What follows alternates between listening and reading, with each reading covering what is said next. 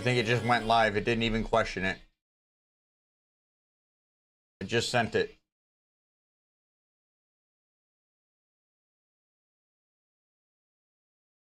Yeah.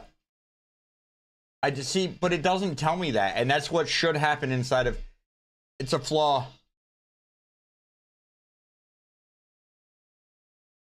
It's a flaw to the setup.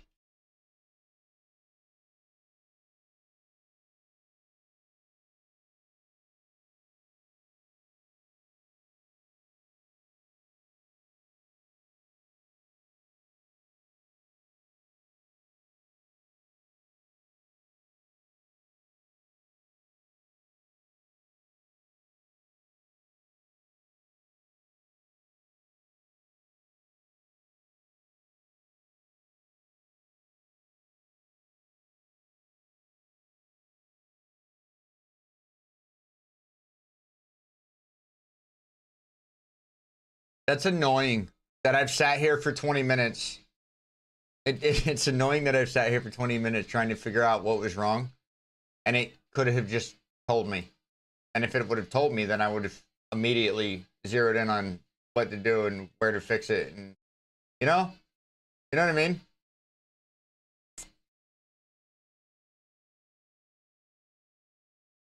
Oh, thank you, by the way. Hang on. That's because I hadn't integrated the chat yet. Should see it now. Yeah, we're good on YouTube there. And we're good on the vertical. I hadn't integrated the chat yet. I apologize. Hello there. All right, we're good to go. All right. I want something else. Now, the other aspect that I have to do here is that I have to go in and I have to set the thumbnails to YouTube. It just happened over time. I don't know what happened, Peach. Even the doctor doesn't know what happened. Like they just said that I have significant bone gaps in the bones in my ears.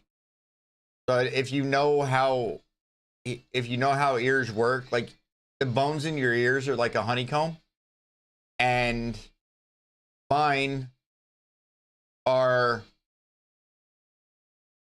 they just don't work right. They're broken. So the vibrations don't.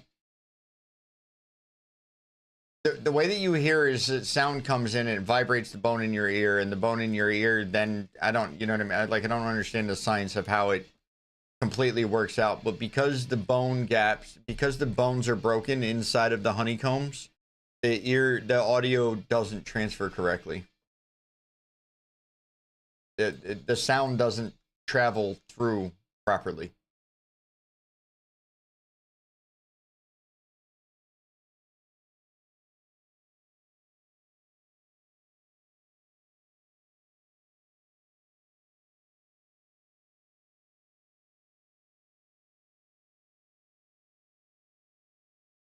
Uh, 80% lost in the left ear and 70% in the right ear.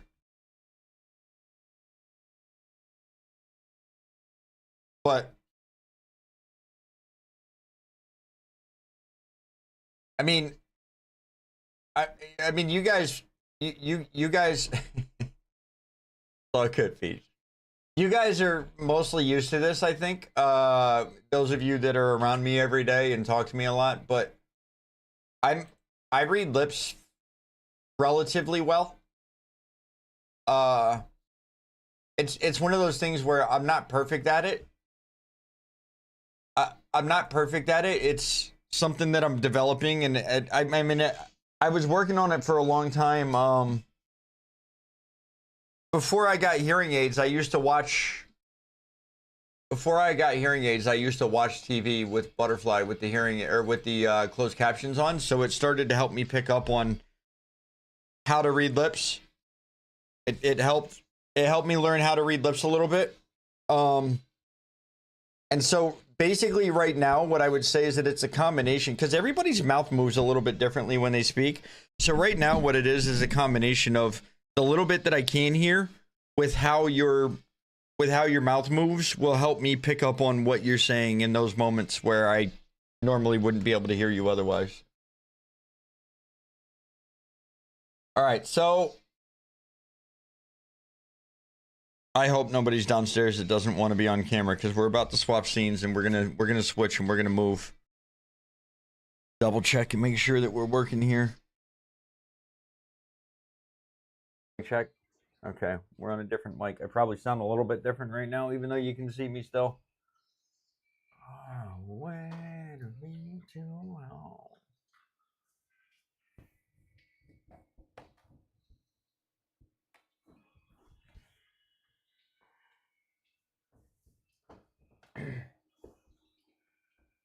Now, we have music, and we should have DMCA free music. We don't.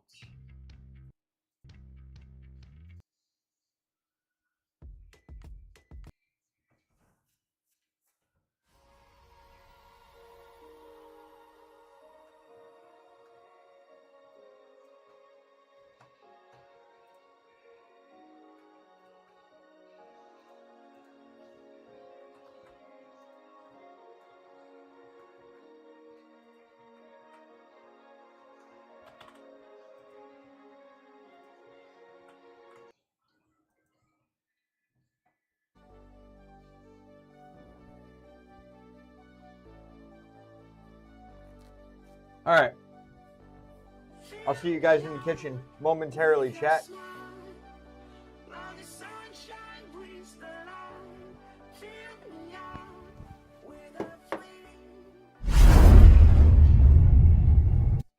Yep. Mic check. We're good to go. Music should be playing still.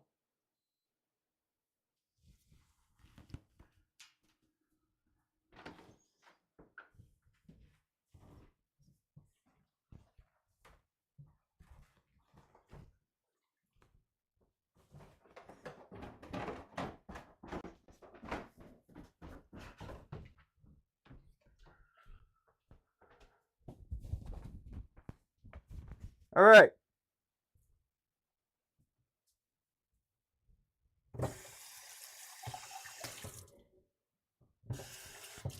So yesterday I did a little bit of a test run. We should hear me now, right? We good? Somebody give me a thumbs up. Yesterday I did a bit of a test run. We made some homemade cornbread. It's my first time ever making homemade cornbread, but that's where we're going to start here. I know it might seem like it's a little backwards. No? Good. Thanks. I know it might seem like it's a little backwards, but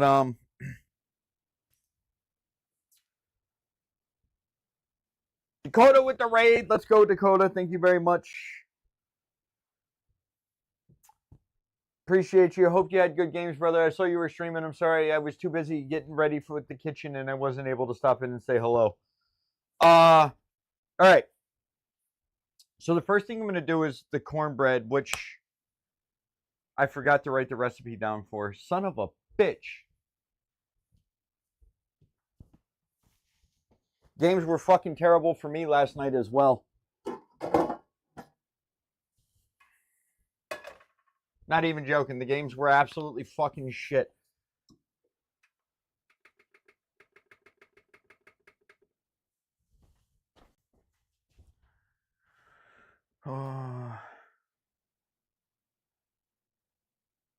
I have to think about what to do here. Oh, I know what to do. Nah, it's all good.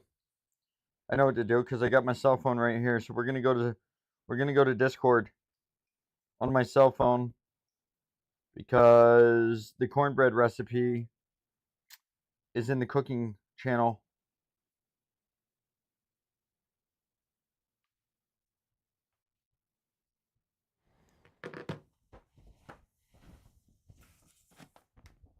So the homemade cornbread, pretty good. It was fantastic because we're doing we're doing an oven roasted chicken with a jambalaya styled type of rice, and I say jambalaya styled because it's jambalaya is typically going to have, you would have things like chicken in there, and then you would also have things like an andouille sausage in there, and then you would also have fucking seafood in there. I'm not putting seafood in there, and I'm not cooking the chicken. I'm not cooking the actual protein inside of the rice. So what I'm going to do with the rice isn't going to be a truly classic. Like the whole, it's like a jambalaya is like a one pot meal basically. It's all everything all in one, and I'm not doing that. It's kind of like a deconstructed type of thing with no seafood. So you think the servers have fallen apart, Mac? Like I I'm I'm seeing desync, Mac, and that's, I mean, on some level the desync is, I mean, on some level the desync is the desync, right? But I don't feel like I've had laggy bad servers or anything like that. In fact, I don't know if you've heard me say this, Mac, but I was running exit lag before. I was running exit lag before I got.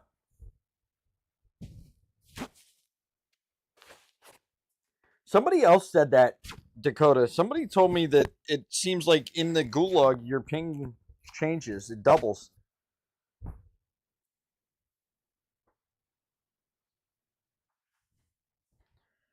You see, I only really play overnight, so I can't speak to what the lobbies feel like during the day. I don't know.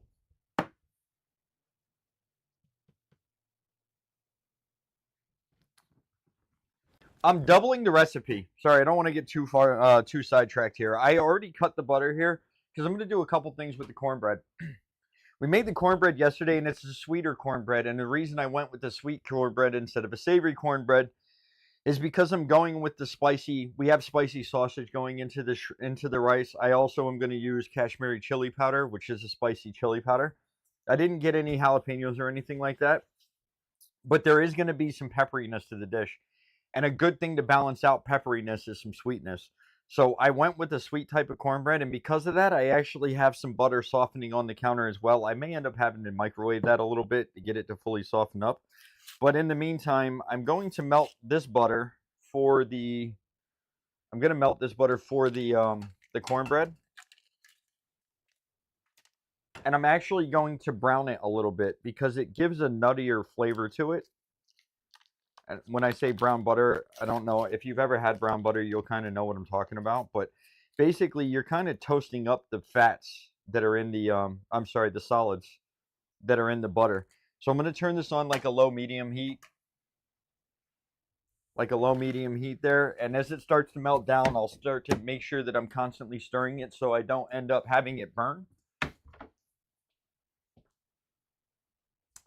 The spicy noodles, thank you very much.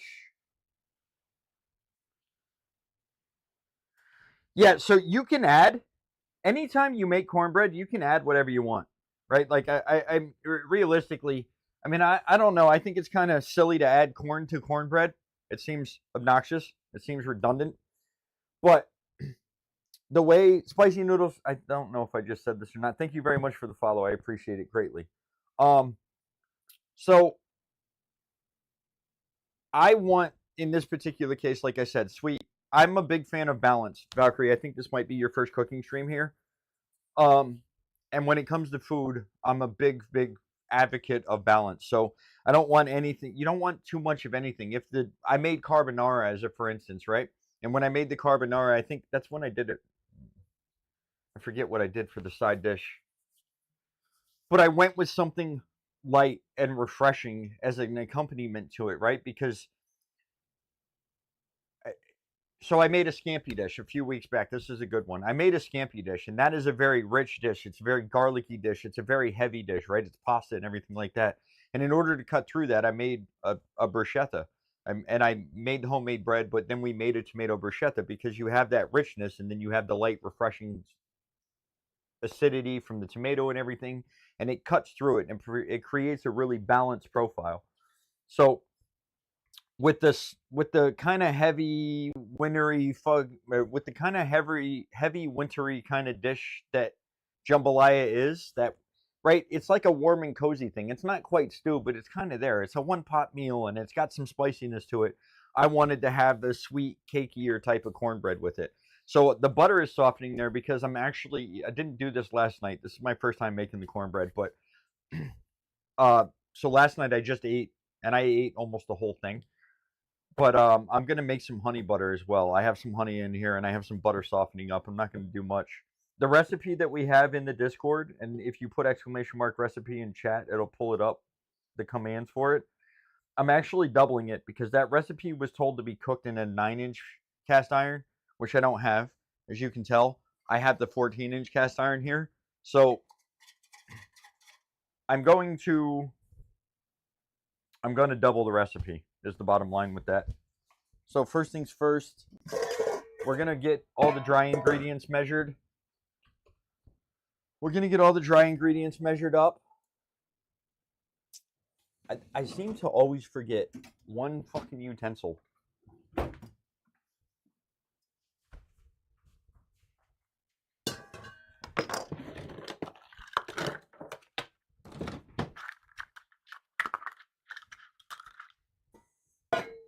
So it calls for 2 cups flour. I don't know if you guys remember this or if you guys know this, but when it comes to baking, which this is, when it comes to baking, you don't want to pack the ingredients or anything like that. You're going to scoop the ingredients and you're going to have a bunch of over on the top there. And you generally want to take the back of a flat knife or something like that and just scrape it across. You don't want to pack it in.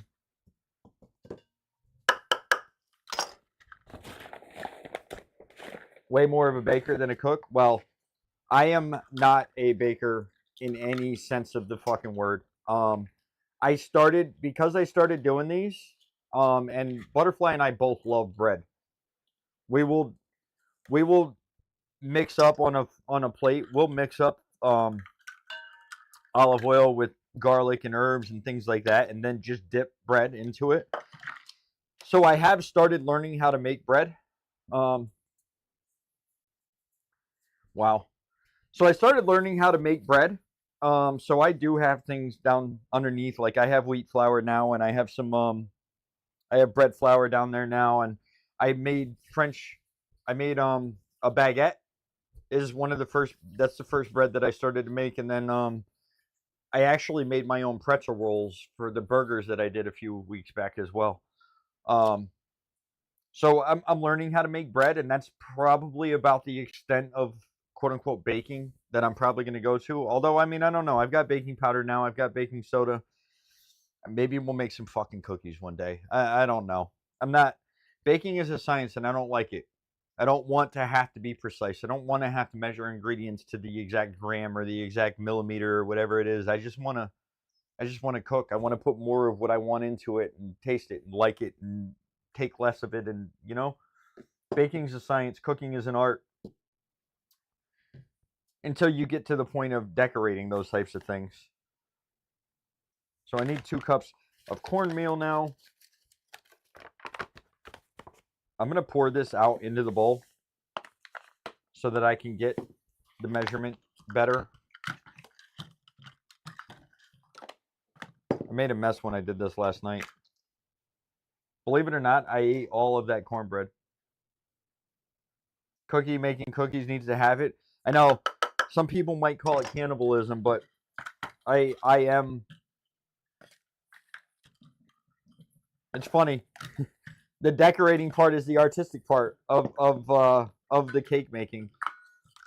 Years ago, when I was still cooking, I made my daughter's birthday cake one year. And mind you, the cake was out of the box, but I actually decorated it. I don't know if you guys know those Bratz dolls. I don't know if they're still a thing, but they were a thing. The Bratz. She liked the Bratz dolls, and so I actually drew a Bratz doll face onto the face of the cake and icing and things like that. So we're mixing ground cornmeal with flour and sugar. It's 2/3 a cup of sugar is what the recipe calls for. So we're mixing all the dry ingredients together first, by the way.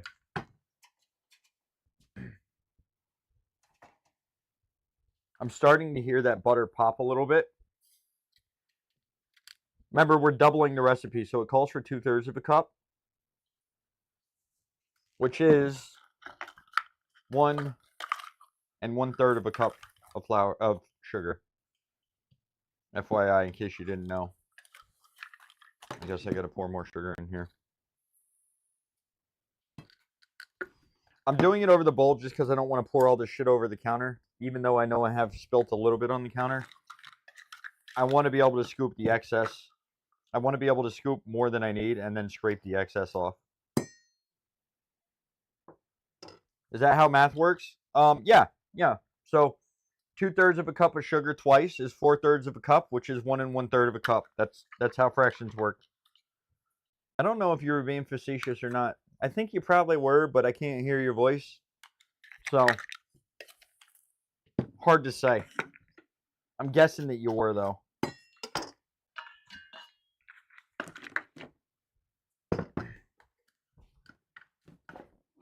I doubt that you guys can hear it, but the butter is starting to snap and crackle. Totally was. I kind of figured that. You can hear the butter starting to pop a little bit. And now that the butter is starting to pop a little bit is when you're going to want to make sure that you're really paying attention to it. So I've got the flour, the sugar. I need to get the salt and the baking powder in here.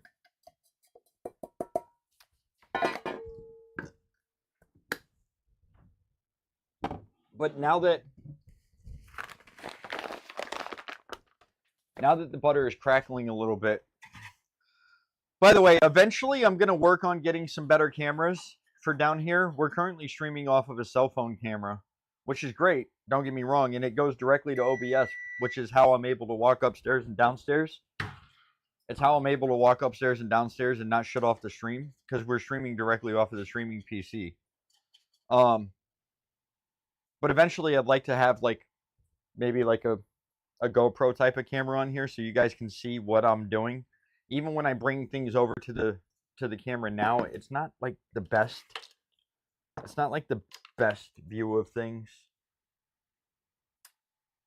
1/2 teaspoon of baking powder.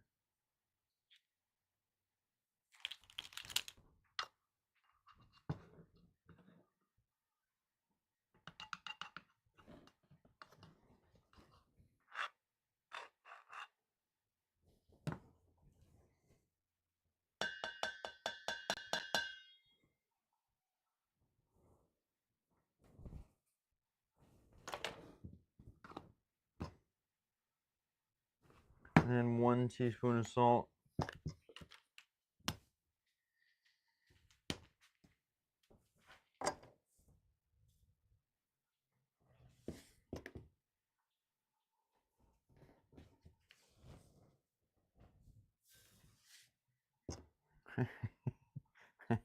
There's a lesson there.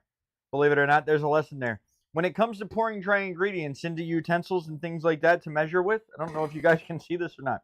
Don't do it over the mixing bowl that you're using it in, because if you do it over the mixing bowl that you're using it in and you pour out too much of it, you end up with too much in there and you've ruined the mix and you can't take it out.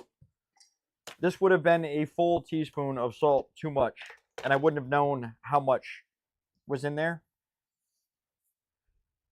That said, I'm not going to throw the salt away because I know my countertop is clean. I am going to use the salt that I just spilled onto the counter.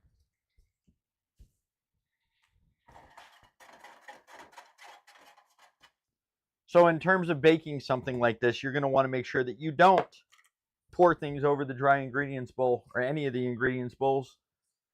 For that matter, I need 2 cups of milk.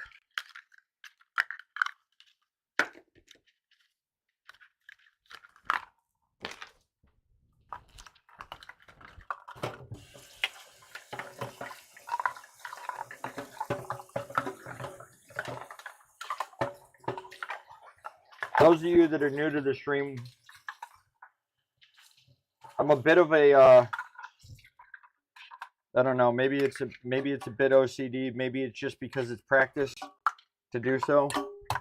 But I can't stand working in the kitchen. I can't stand cooking with a mess around me. So I will be on and off camera occasionally cleaning up some of the things that I've used for ingredients or for dishes. If you clean as you go, the kitchen's a hell of a lot easier to deal with cleaning at the end of it, for one. And when it comes to being neat and organized, it makes life easier and more efficient inside of the kitchen. Can't stand working inside of a messy kitchen. cluttered. It's annoying. So the butter is fully melted over here, but there's solids inside the butter, and you can see that when you melt it down, like the white stuff that ends up floating to the top. I want this to be brown butter, so I'm gonna continue to let the butter kind of melt down in here as I watch it, looking for those things. It's gonna turn into a brown color. It literally is why it's called brown butter. In the meantime, as it goes, we have, I believe it's 2 eggs,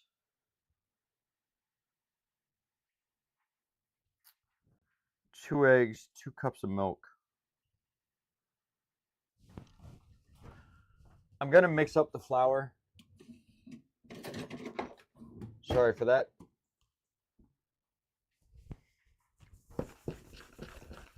I'm going to mix up the flour so that all the dry ingredients are evenly mixed throughout.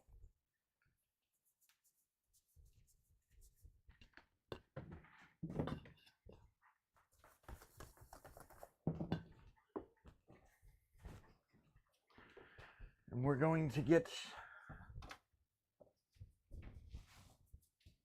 the 2 cups of milk ready to go. Because there's eggs in the recipe, we're not going to want to pour this butter fresh out of the hot pan right onto the eggs, because it will cook the eggs and it'll ruin the dish. So what I'm going to do over here inside this pan is I'm going to put a couple of ice cubes in the butter, and I'm going to start to cool off the butter. I'm just going to whisk in the ice cubes into the butter to bring the temperature down on it. Just a couple of little ice cubes, nothing crazy. So as you melt the butter down, you'll be able to see that it's starting to turn brown, and you can smell that it's starting to brown up too. It becomes nuttier and a lot more aromatic. Normally melting butter down, you probably don't smell much of anything, but as the solids start to toast up a little bit, you'll start to get that aroma. And it smells delicious, by the way. Brown butter is a fantastically simplistic thing to add to a dish that really brings a lot of complexity to the flavor and it just adds a lot of value to the flavor. It's such an easy thing to do. You need to be careful when you're doing it, though. You need to constantly stir, and you need to pay attention to it, because it will go from brown to burnt in the blink of an eye, and it'll be too late. My favorite dish to make, this is going to sound like a cop-out, but it's sincerely not. One of my favorite, most satisfying things to do as a cook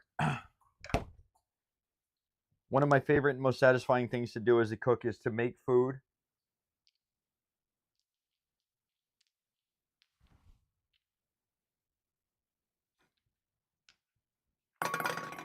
George Hopkins, thank you for the biddy. One of my favorite things to do as a cook is to make food.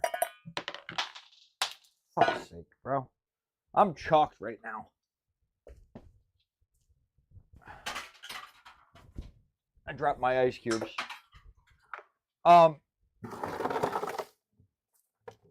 of my favorite things to do as a cook is to make food that you don't like. So Beer Man, as a for instance, you've met Beer Man, I believe, right?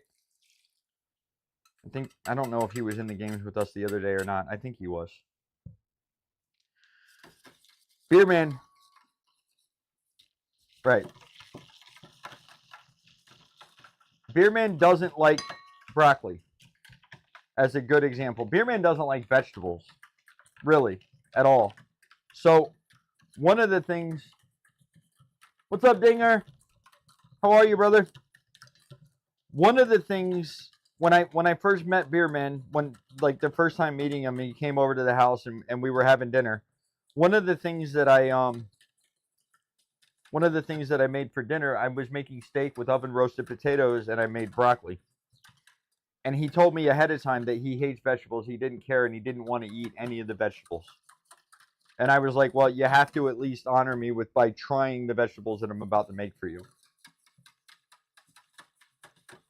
I'm adding, by the way, in case you're wondering what I'm doing here, I'm trying to cool this down. I know I kind of said that, but I'm trying to cool this down so that the butter is not so hot that it cooks the egg. That's the whole purpose of what I'm doing here. So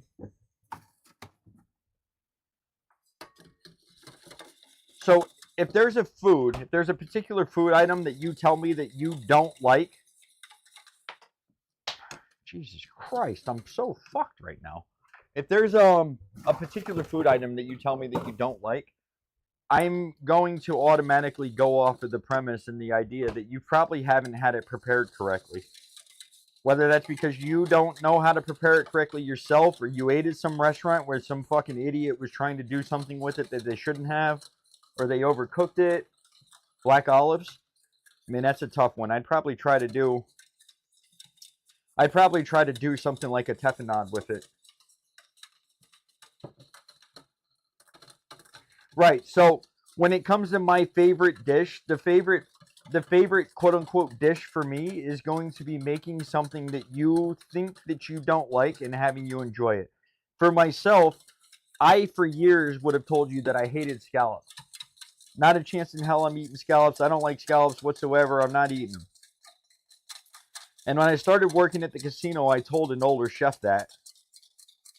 Well, he was a cook. You can call him a chef, whatever. It doesn't really matter. But I told him that I didn't like scallops, and he was like, no. There's no way. And he went onto the line, and he made scallops for me. And I ate those scallops, and they were delicious. And I'm not going to lie to you, I absolutely fell in love with scallops after that. They were sea scallops, so they were the very big ones, right? But I used to hate scallops. There was not a chance I was ever going to order scallops anywhere.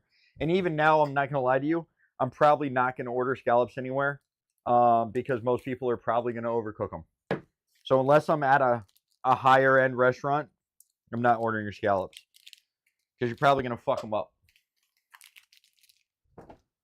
That's my personal take. But so it's making something that you think you don't like and having you enjoy it. Now, I may fail. There are some things, and even myself is going to be honest with you and tell you that, like fennel.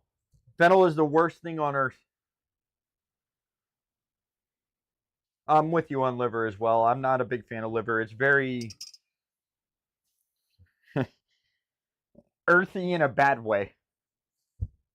Liver is very earthy in a way that is just indescribable. If you've had liver, you know. If you like it, GG's to you. If you don't like it, we're in the same fucking boat. Or we're in the same boat.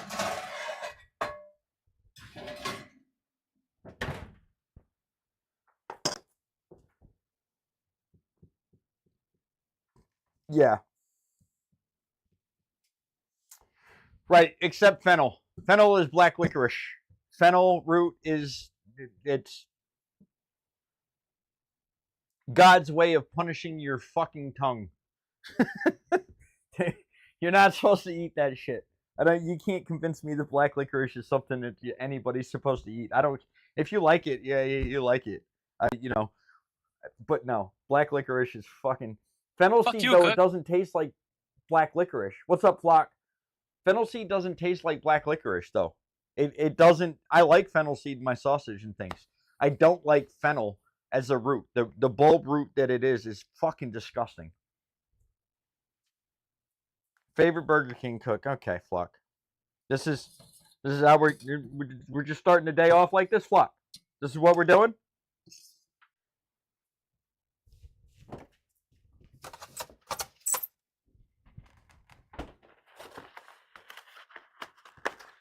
I mean, the fuck you cook, that's just an accepted way of greeting me. I get that, right?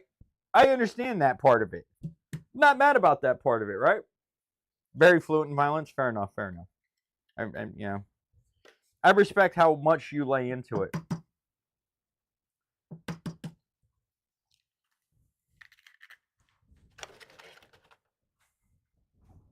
Little tips and trick of the trade. When it comes to cracking eggs, you might have the inclination to crack them on the corner, an edge. Don't crack them on the edge. Crack them on a flat surface. If you crack them on an edge, you're more likely to get chips of eggs inside your fucking food.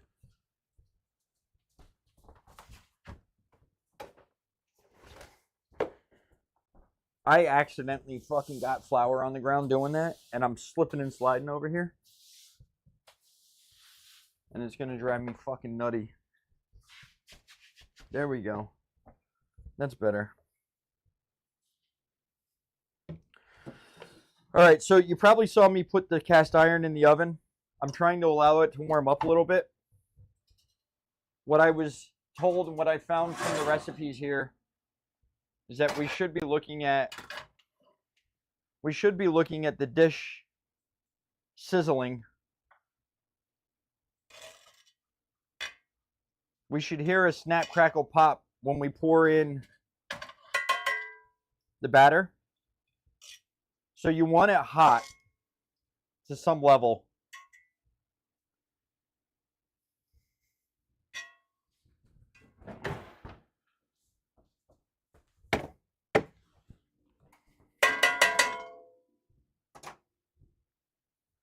I'm kind of waiting. There's flour in this recipe. Some recipes call for flour, some don't.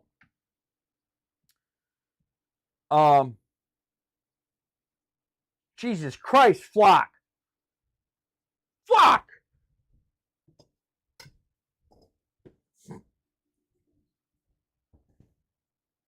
I like pineapple on pizza. I don't know.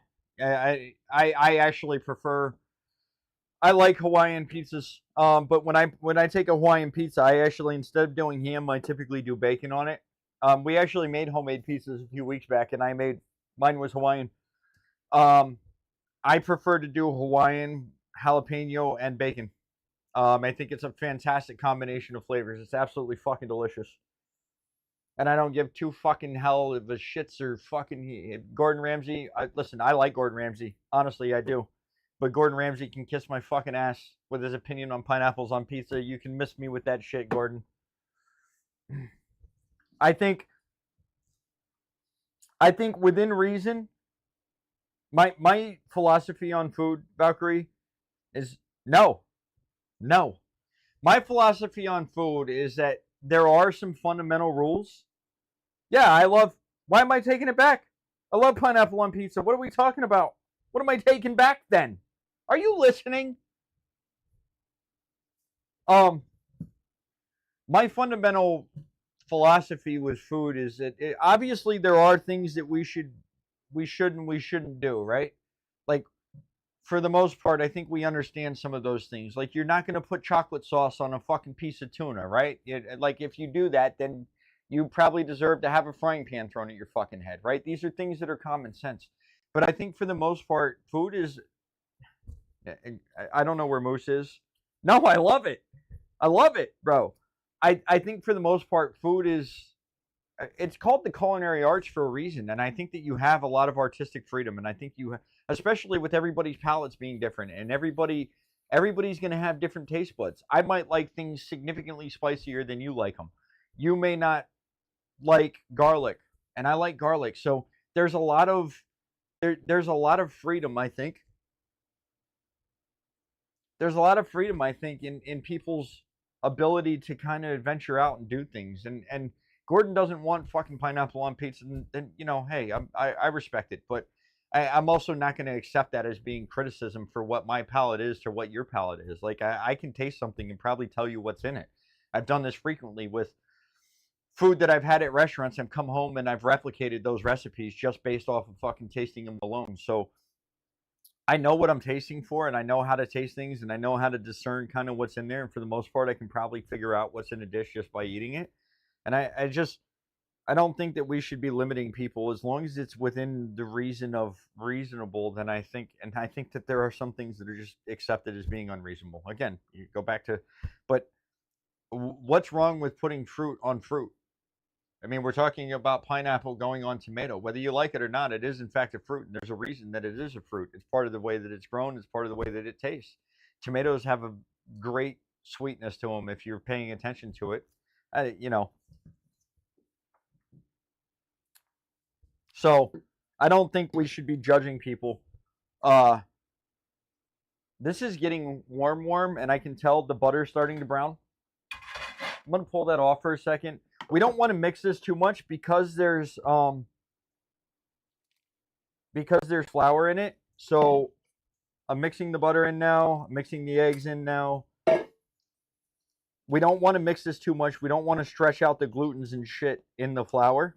So we're really just trying to get this mixed up to where all the ingredients are incorporated, mixed well, and smooth.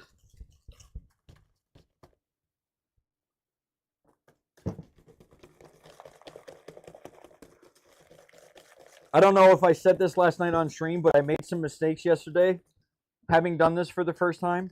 Also doubling the recipe and not having an exact recipe to follow for something like this, which is baking.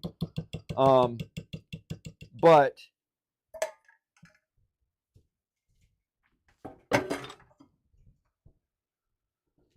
I pulled it out of the oven too early yesterday.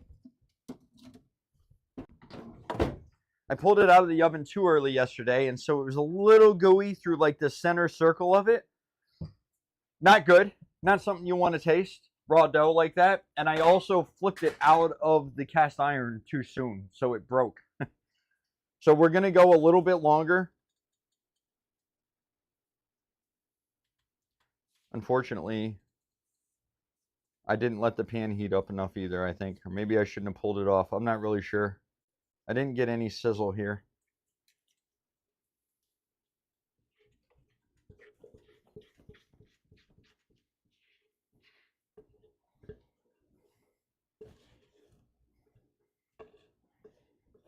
So yesterday I started out with 20 minutes and I left it in there for another 5. So today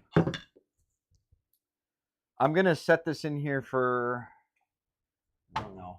Alexa, set a timer for 28 minutes.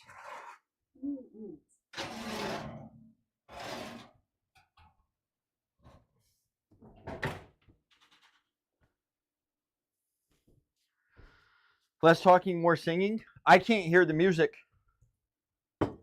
The music is all for you guys when I'm doing these cooking streams, Flock.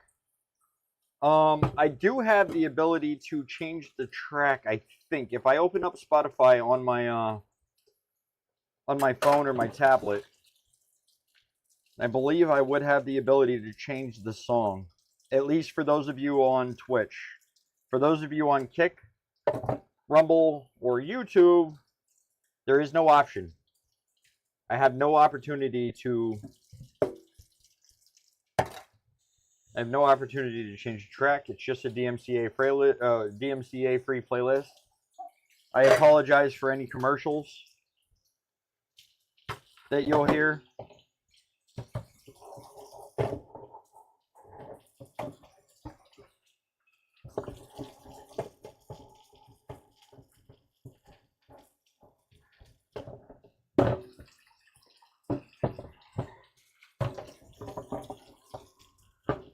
So the next thing that I'm going to do, I don't know if you guys know Flock. I think you probably know him because of Grits and Drade in the community. But OG's Labs is a 59-year-old Warzone player. He also streams on Twitch and now YouTube, actually. But I was talking to him the other day, and I said that I was going to make a little. Said he can't find. He can find boneless chicken thighs, but they all have the skin off. So he's trying to shop, and he can't get. What he wants is boneless chicken thighs with the skin on. But everywhere that he's finding them is with the skin removed. And I asked him how his knife skills were, and he was like, nope, that's not me. And I was like, well, surely he's a former professional angler. Actually on ESPN and stuff. I don't know much about that aspect of it, but I said, well, surely with your fishing experience, you know how to fillet a fish. And he's like, yeah. I'm like, well, I would imagine that you can do it then. So one of these pieces of chicken I'm going to debone and then make a clip of it to send him. Go to a butcher shop is probably 50 years old, 59 years old, and still not as big of a boomer as I am. Okay. Okay. You know what, Flock? I'm gonna ban you. But I'm not gonna ban you like ban you, Flock. What I'm gonna do is I'm gonna ban the word boomer in my chat, so it automatically body slams you every time, and it just deletes your fucking message. I'm gonna figure out the keywords. I'm gonna figure out the keywords that you want. I'm gonna start adding them to the banned block or the banned word list. And Stream Elements is just gonna do what it does. You know that thing where you call me? What is it? What is it that you call me? A fascist? I believe you call me a fascist pig because you can't say I stream in my chat, right? So the rest of your messages will come through except those. So you're gonna feel like you're able to talk freely. Yeah, commie. That's what you call me, a commie. Right. See if this butter is softened up for the honey butter. I'm gonna set it. That's a paper plate on an oven. Don't do that. All right. So next step, I'm gonna start prepping up the veggies for everything. The rice, the Brussels sprouts, the onion that Butterfly destroyed. I'm gonna throw some peppers, some tomatoes. I'm gonna put the tomatoes in the rice at the end. I forgot to buy tomatoes, but Butterfly did. Love you, babe. I'm taking her tomatoes. I don't know if she can hear me, but I'm stealing the tomatoes.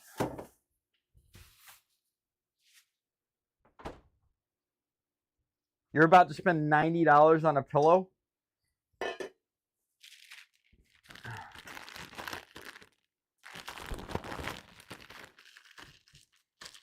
You care to elaborate on why you're spending that much money on a pillow? Something wrong with your neck? Something wrong with her neck?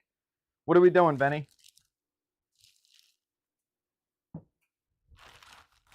Right. Sorry. I wasn't thinking about the conversion. I won't lie to you, but yeah. What are we doing? Your neck and shoulder is fucked? From what?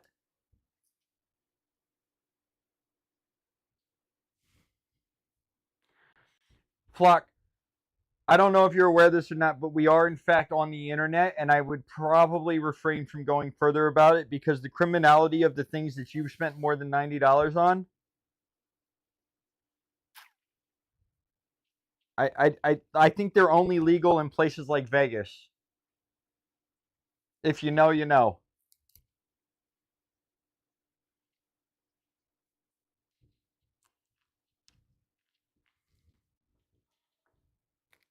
What's up, Shots?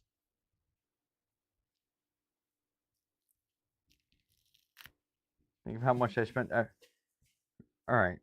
Vinny, I wasn't saying anything. I was talking about, but I was talking about Flock, Benny, not you. I don't know why you decided to come attack me, Benny.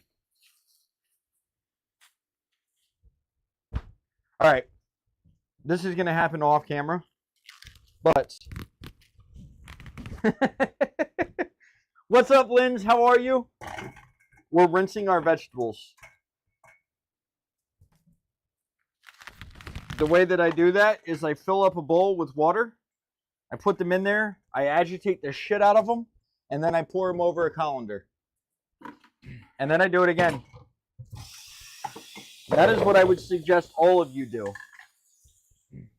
Whether you're cooking the vegetables or not cooking the vegetables, it doesn't really fucking matter. You should still rinse them. You want to get the dirt off the veggies.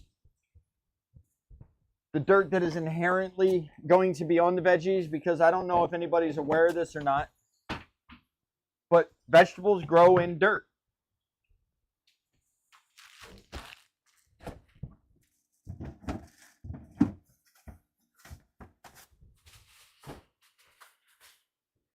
Well, so there, I mean, there's a another note to go off of right there, Flock. But the truth is, when it comes to washing vegetables, all you're really going to remove is going to be the dirt. I mean, maybe some germs are going to get removed off of it, but I don't know if you guys remember hearing about the E. coli outbreaks that happened on romaine. I don't know, 10 years ago now. It's hard to say.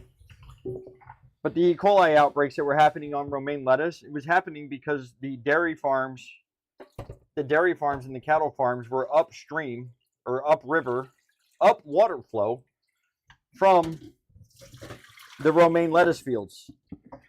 And so the water runoff was going downhill, and that's how the E. coli ended up getting into the romaine. Tricky thing about E. coli is you can't wash E. coli off. Lemon juice won't do it. Vinegar won't do it. The only way to get rid of E. coli is to fucking cook it. So, as much as rinsing your vegetables is only going to provide you some removal of, insects and some very minor germs and things like that, I would still advise that you do it. It's still in your best interest to wash the bugs and the dirt off.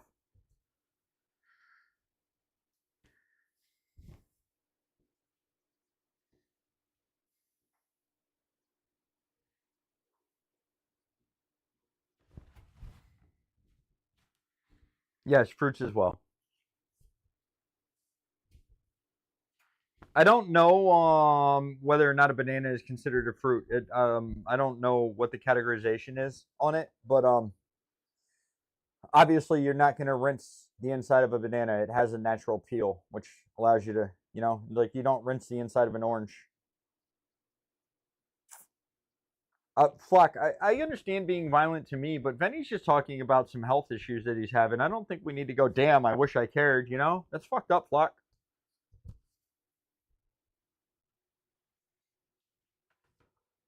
Assaulting me is par for the course, but Benny's done nothing to you, Flock. No, I think you were unprovokedly attacking Benny for no reason, Flock.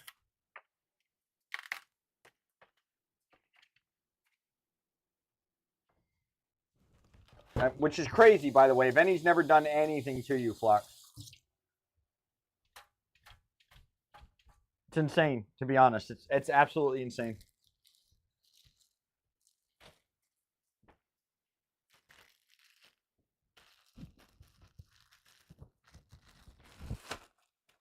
Wait, I don't. Now, see, now I don't. Now I feel like Valkyrie's being sarcastic, but I don't even know what about at this point.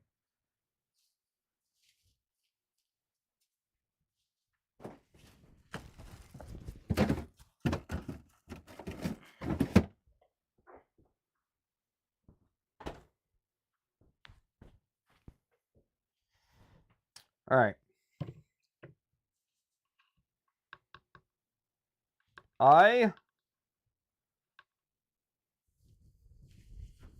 going to grab a bowl to put these. We're gonna cut up the asparagus. We're gonna cut up the Brussels sprouts first.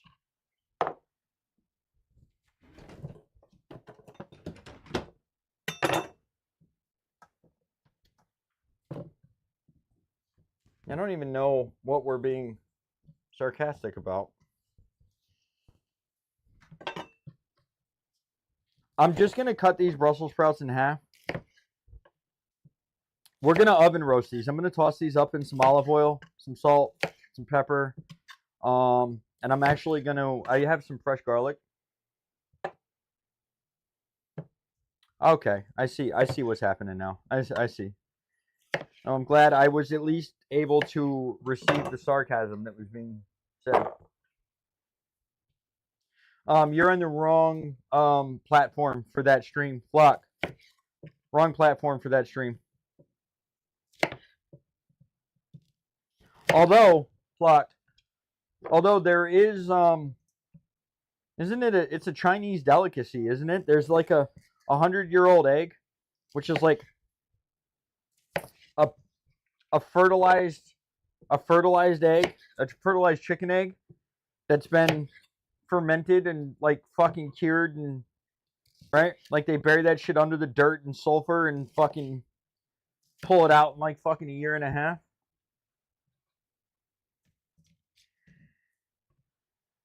Yeah, that egg is disgusting. Century egg? Thank you, Smitty. I appreciate that. Don't they bury it in the dirt? It is black. It is black. I've seen it. I think those of you that are older might understand or might know what I'm talking about, but Fear Factor as a show, I swear to God, they had to eat that egg on Fear Factor. I do believe it is black, though. It's been a minute since I've seen one.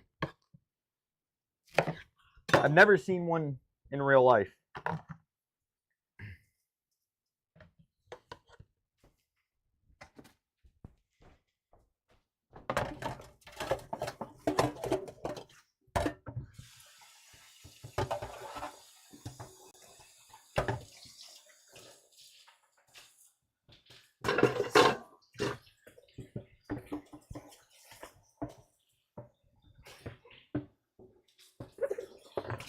It's not actually, it's funny they call it a century egg, but it's not actually 100 years old. Fear Factor was gross. I concur.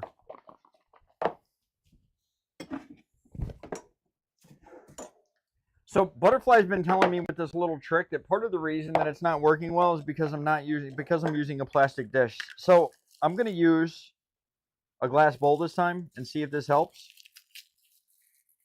for removing the peels off of the garlic here.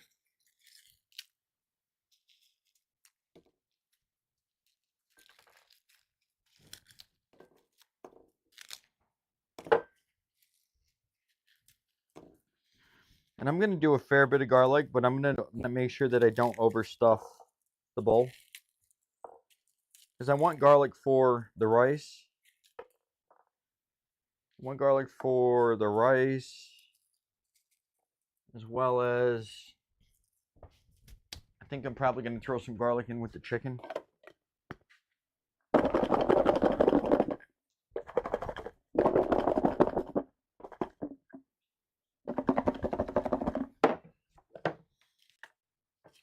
She might have been right. The glass might be the fucking W. That does seem like it worked better. Not gonna lie. But if you overstuff it, it still won't work.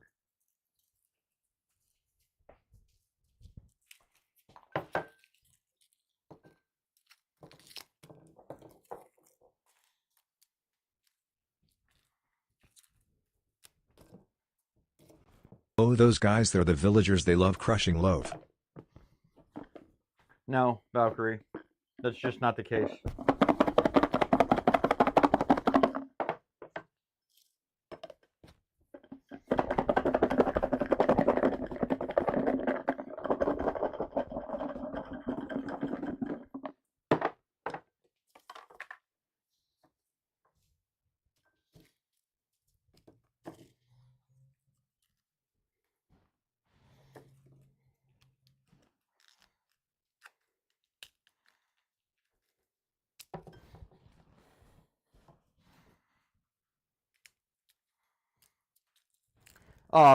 Poggers, that's also incorrect too. The customer's not always right. In fact, I used to have this chef that would say, the customer's not always right. And if they've had more than one drink, they're almost never right.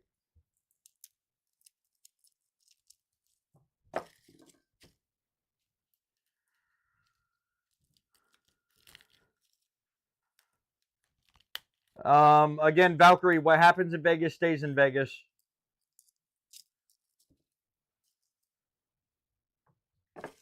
Flock might be interested, though.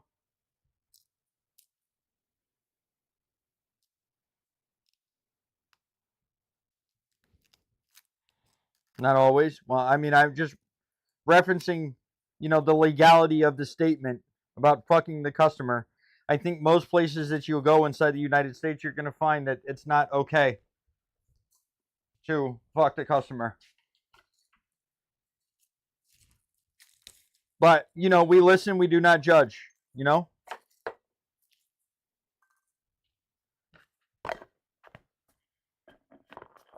Your Warzone customers, wait. What do you mean your Warzone customers, Poggers? Are you out here writing fucking exe files? Are you the one creating the fucking hacks, Poggers?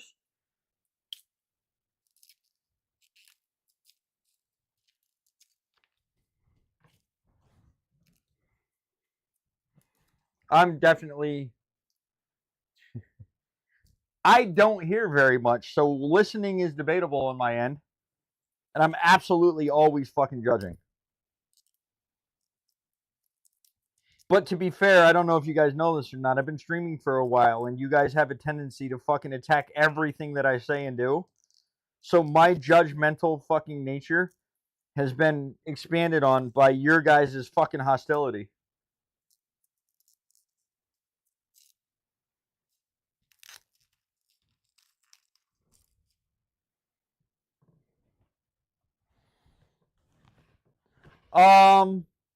You know, I know we get a lot of jokes about, can I come over and have dinner? Can I come over and have dinner?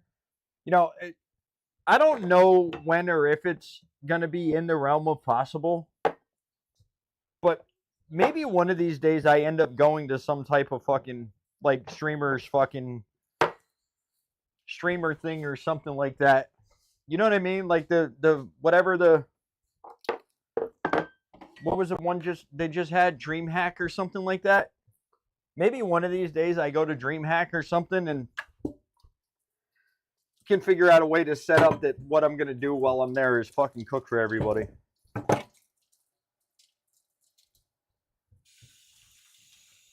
I don't know. Down the road, long-term plans, you know? Alexa, how much time on the timer?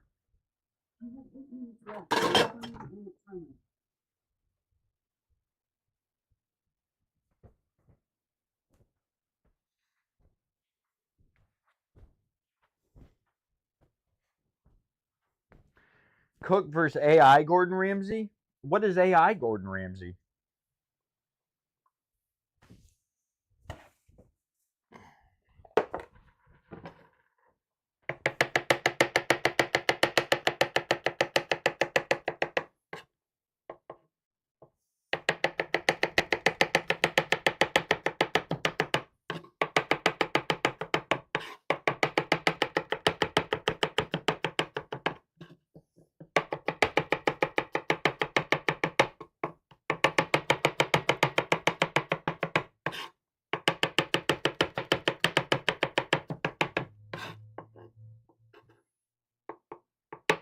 It is a Louisiana thing. I mean, I don't know if I would categorize it as strictly Louisiana, but I would categorize it as Creole. Like it's a Southern Creole type of thing.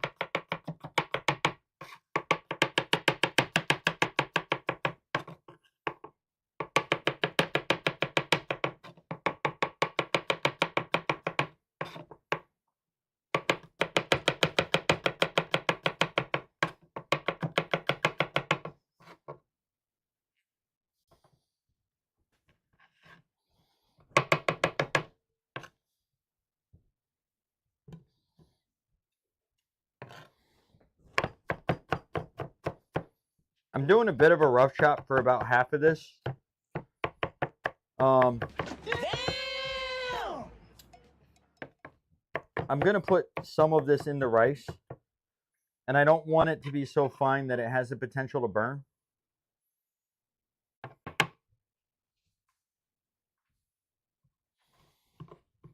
So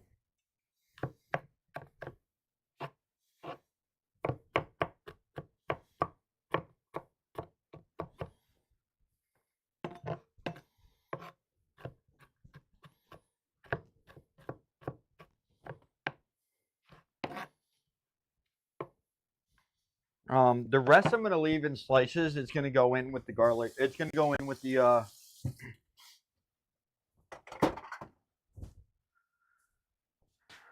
Well, it's not the rest. We're going to put that in here. It's going to be part of the roasting process. Maybe it will be the rest. Skylab, thank you very much for the follow. How we doing? What's up, Unrated?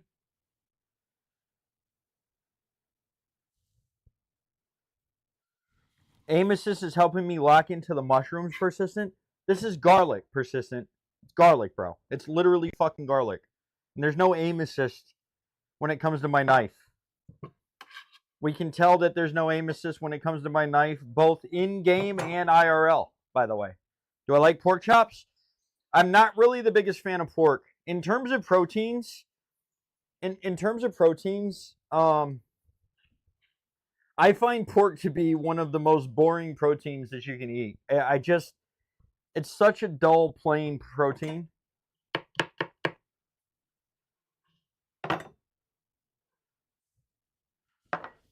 I don't know. I've never been the biggest fan of pork.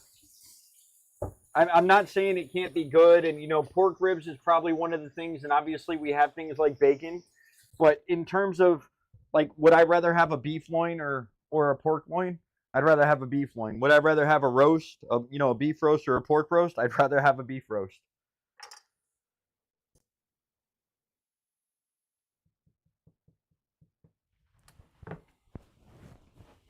Yeah, I mean, for me, if we're going to assume that all the proteins that I have had are available for me to have, we're just going to like rank proteins of the ones that I've eaten. I'm going beef and venison at like 1A, right? Those two are right top tier. Beef and venison are going to be right up the upper echelon of fucking vegetable or of proteins. And then I'm probably going to go right behind that with, and now, mind you, I've never had anything other than ground bison, but I'm going to go with bison being third. And then, and this is just land proteins, by the way. This isn't including fish like shrimp and lobster and anything like that. But, and then I'm probably going to move into poultry. That I'm going to go with duck, chicken, and turkey. Those are all basically in the same category. And then I'm going to go with like wild boar. And then I would put pork. Like if I have all of them available to me, pork is going to be the last one that I'm going to pick. It's just me. I don't think bison is. I think bison is more similar to deer in a way, because it's so much more lean than a cow is, and because of the gaminess that comes with it, because there's. If you know what gaminess tastes like, then you know what gaminess tastes like, and I can't really I can't formulate what gaminess tastes like, but there's something about wild game that tastes different than domesticated stuff, and I don't know. There's something in the flavor. I don't know how to like articulate what it is, but I think I would say it's closer to venison than it is to beef. In a way, you think, yeah, it's close to beef, and in a way, you're right. It is close to beef, and it's a red meat, but venison's a red meat too, and so I think it's closer to venison than it is to beef. It's significantly more lean. Were you running a shoddy unrated?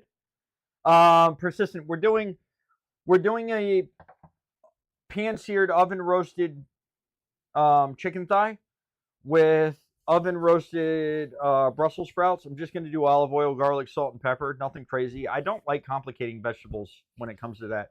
I think vegetables have this amazing uniqueness, and each one of them is great in its own right, and I don't like complicating that. I don't like messing with that. I don't like changing up what it really brings to the table in that term. So,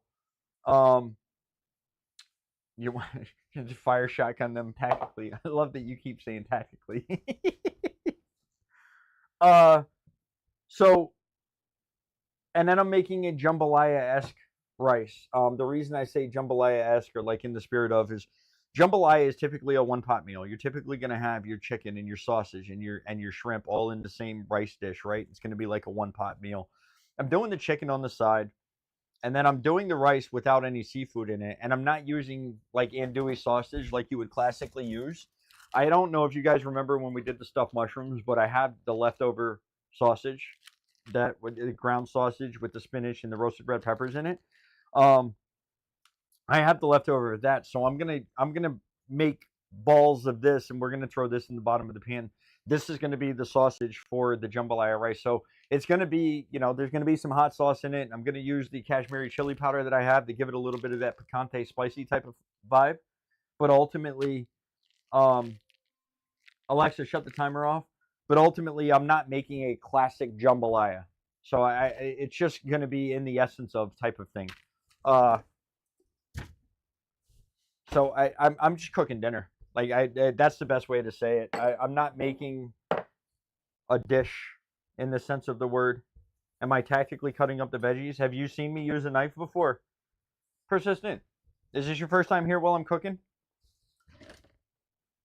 I don't know if you guys heard me mention this the other day or not. Both of my towels have a little bit of moisture on them. Both of these towels are a little damp. There's some water on them. Do not grab hot pans with wet towels, ever. Grabbing a hot pan with a wet towel is as bad, and I think it's actually worse than grabbing a towel. If I grab that cast iron out of the oven barehanded, it would hurt less than if I do it with a wet towel. Don't ever fucking do it with a wet towel. Always a dry towel. I'm actually just gonna cut up some more vegetables here, real quick. I'm gonna give that garlic bread another, I don't know. Yesterday I did 20 minutes. The timer was on for 20 minutes. I probably let it go another 3 or 4 minutes, and then I pulled it out, and it was still too soon. Today we did 28 minutes, so I'm probably gonna let it go another 2 minutes. And then I'll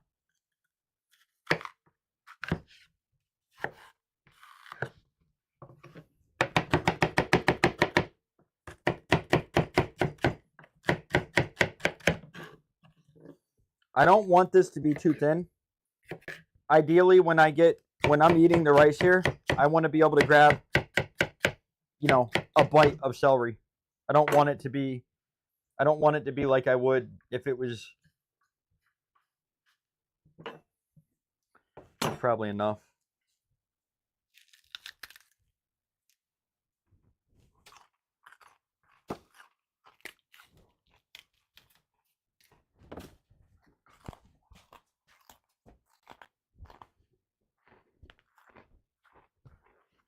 I don't know what that is. Valkyrie, no idea what that is.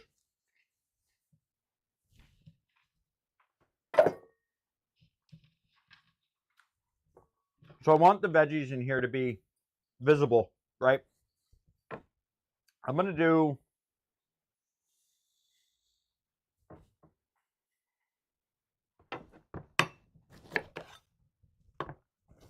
do red and yellow.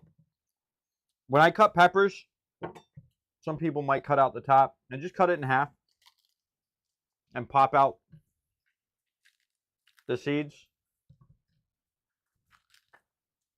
and the stem on the top.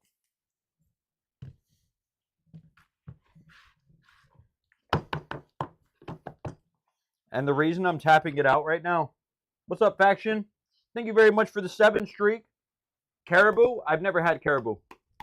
Is that what tuk-tuk is? Oh, yeah.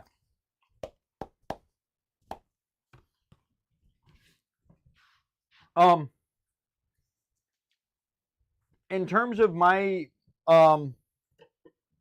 adventurousness, Valkyrie, I'm willing to eat pretty much anything. And I think that unless a chef is allergic to something, even if they don't like it, they should always be willing to taste it.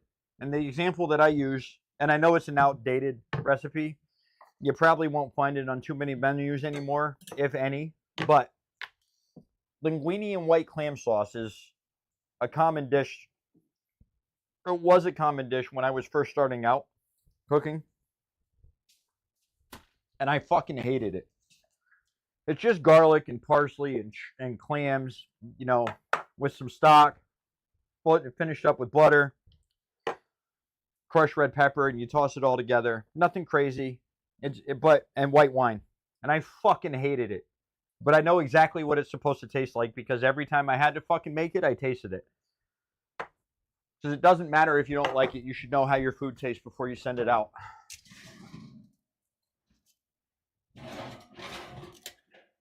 This looks amazing, and hopefully it's completely finished. I don't know if you guys can see that, but I'm not going to shut the oven off because of the fact that we're going to be roasting vegetables and shit. So we're going to leave the oven on. I am going to get this pan away from the heat though. In about 10 minutes after this is cooled down a bit, we're going to get that, we'll get that out of the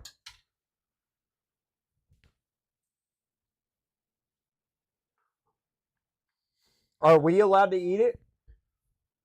Valkyrie? Let me rephrase that. Are we allowed to hunt caribou?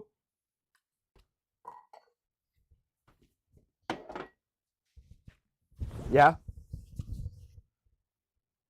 Oftentimes those dishes or those foods are only allowed to be hunted by natives during certain times of year, and you know what I mean?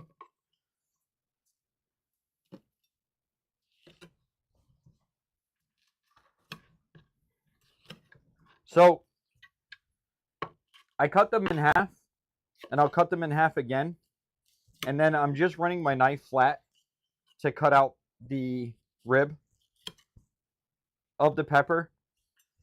And I'm going to be honest with you, it's not really because it's an inedible aspect of it, although the white part will be more bitter. It's really about trying to get it flat and easy to cut and easy to work with.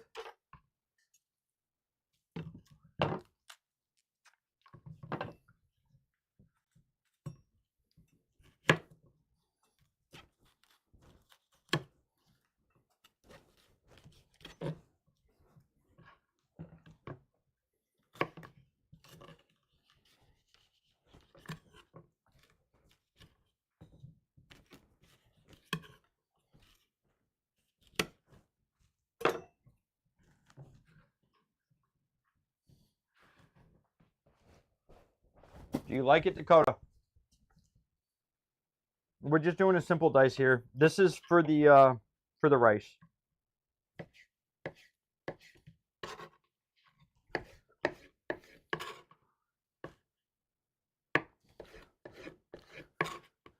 There's no way you're actually excited about that, bro. I saw that news just before I went live. There's no way you're fucking excited about that. There's no fucking way. I refuse to believe that you're not fucking trolling me right now. Persistent. There's just no fucking way, bro.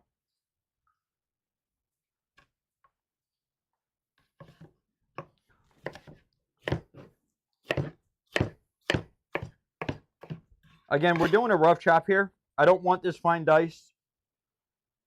I want to be able to see and bite into these onions and peppers and celery. I've never had that shit, unfortunately. I've never had gator. I've never had frog legs. I've just never had the opportunity.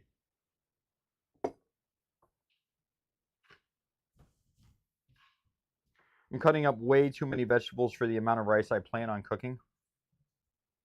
But we love it.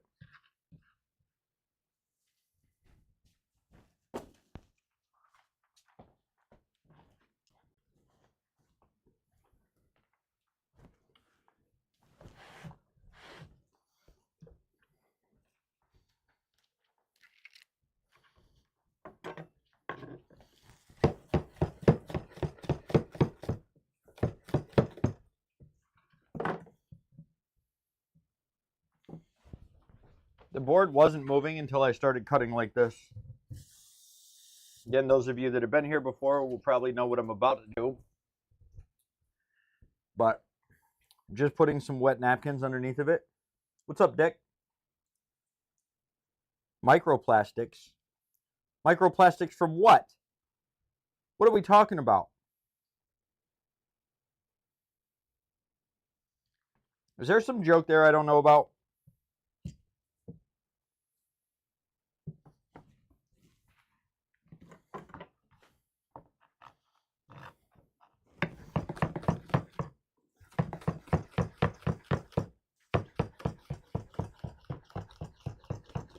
Oh, the cutting board? What are you going to try and convince me I should be using? A wooden cutting board that is nearly impossible to fucking clean efficiently unless you have a fucking steam cleaner? Or are you going to tell me I should be using a glass cutting board, which is just going to fucking annihilate and eviscerate my knife?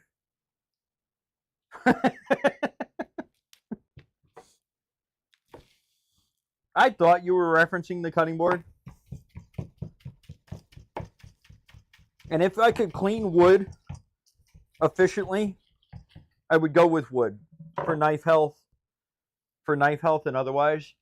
But the truth is that even though I don't have like a super expensive knife, I have had this knife for fucking the better part of 10 years. And it's reliable and it's heavy and I like it and it's comfortable.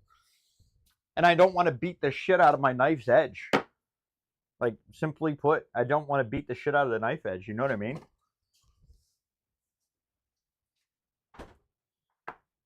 Glass, there's no chance in hell I'm ever using glass. Which brand is this? I believe it's like a Faberware or something like that. Give me a second. I'm going to clean up the counter real quick because the counter is starting to annoy me.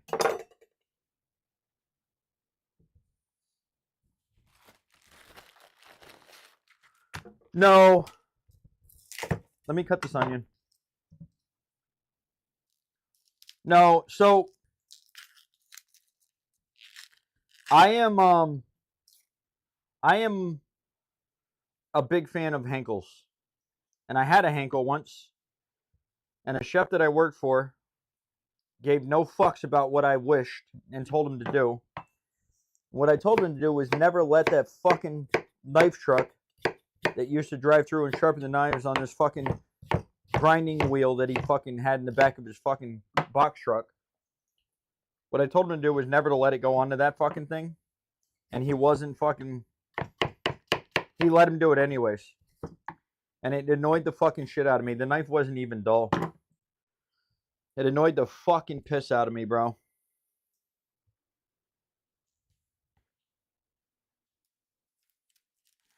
So, I'm a big fan of Henkel. I mean, it's just a good knife. But part of the reason I prefer Henkel over somebody like Wusthof. Part of the reason I prefer Henkel over Wusthof is because Henkel, for me, anyway, the balance, and in particular, the handle. The handle of the knife is significantly better than the Wusthof.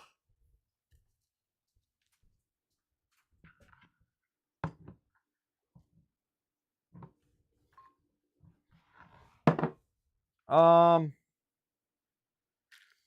don't know. I mean, I only worked for a handful of chefs. I didn't hate all of my chefs. In fact, I think I loved most of my chefs on some level or another. I mean, all of them taught me one thing or another. There was a couple that I worked for that were just fucking morons. And this isn't some fucking cocky fucking know-it-all fucking attitude type of thing that fucking all cooks have. But, you know, when you've been cooking for fucking 20 years and you're working with a guy who went to fucking college and he tells you something as fucking stupid as we don't have time to make chicken stock,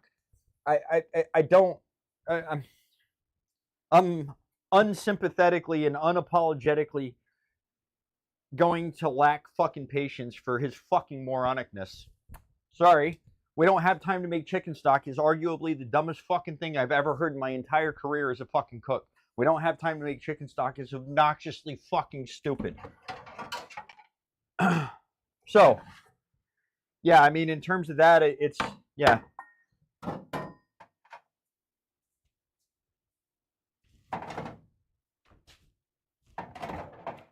It's about time to get this out of the What you does anybody else know how to make chicken stock?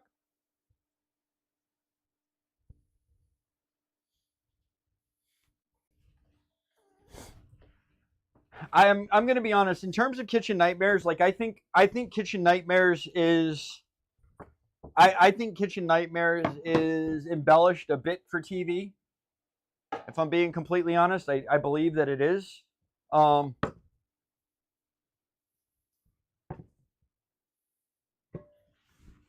wish I had gotten this pan hotter.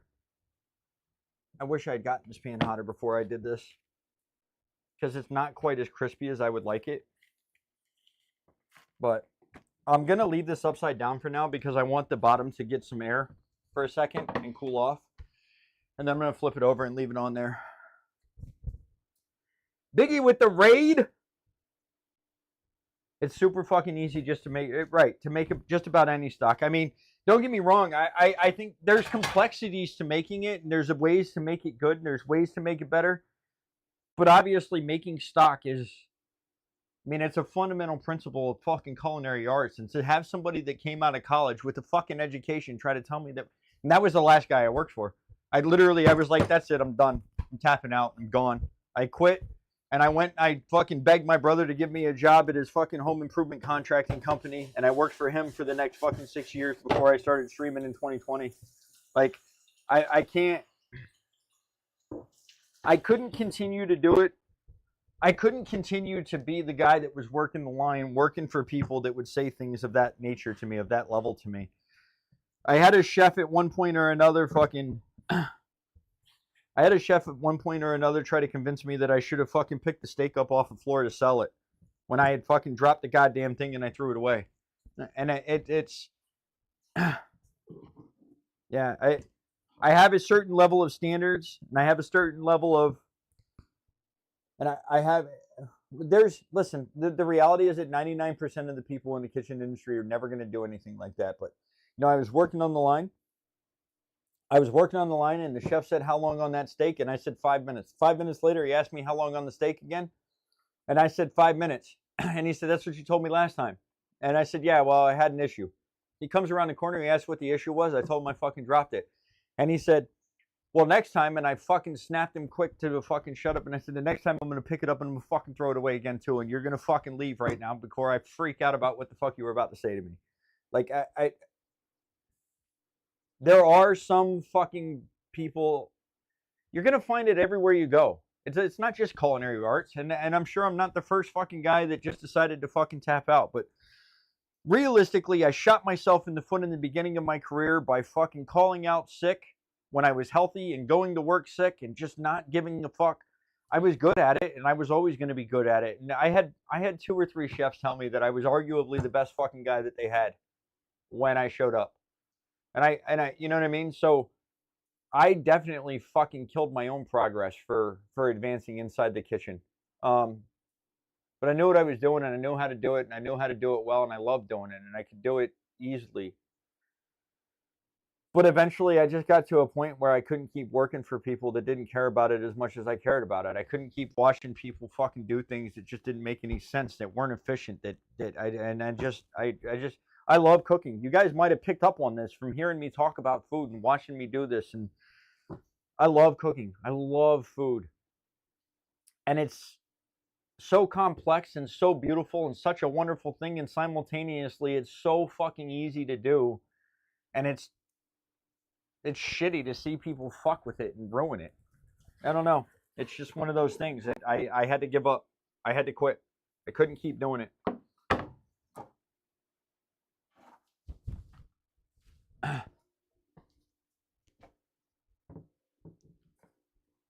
It just is what it is, man. It is what it is. You know, some of it's self-inflicted. Some of my yeah, I mean, it's just some of my consequences. I did it to myself on some level. I should have been a chef long before I got there. I should have been a chef long. I had the talent and the ability to be a chef long before I gave up. Well, like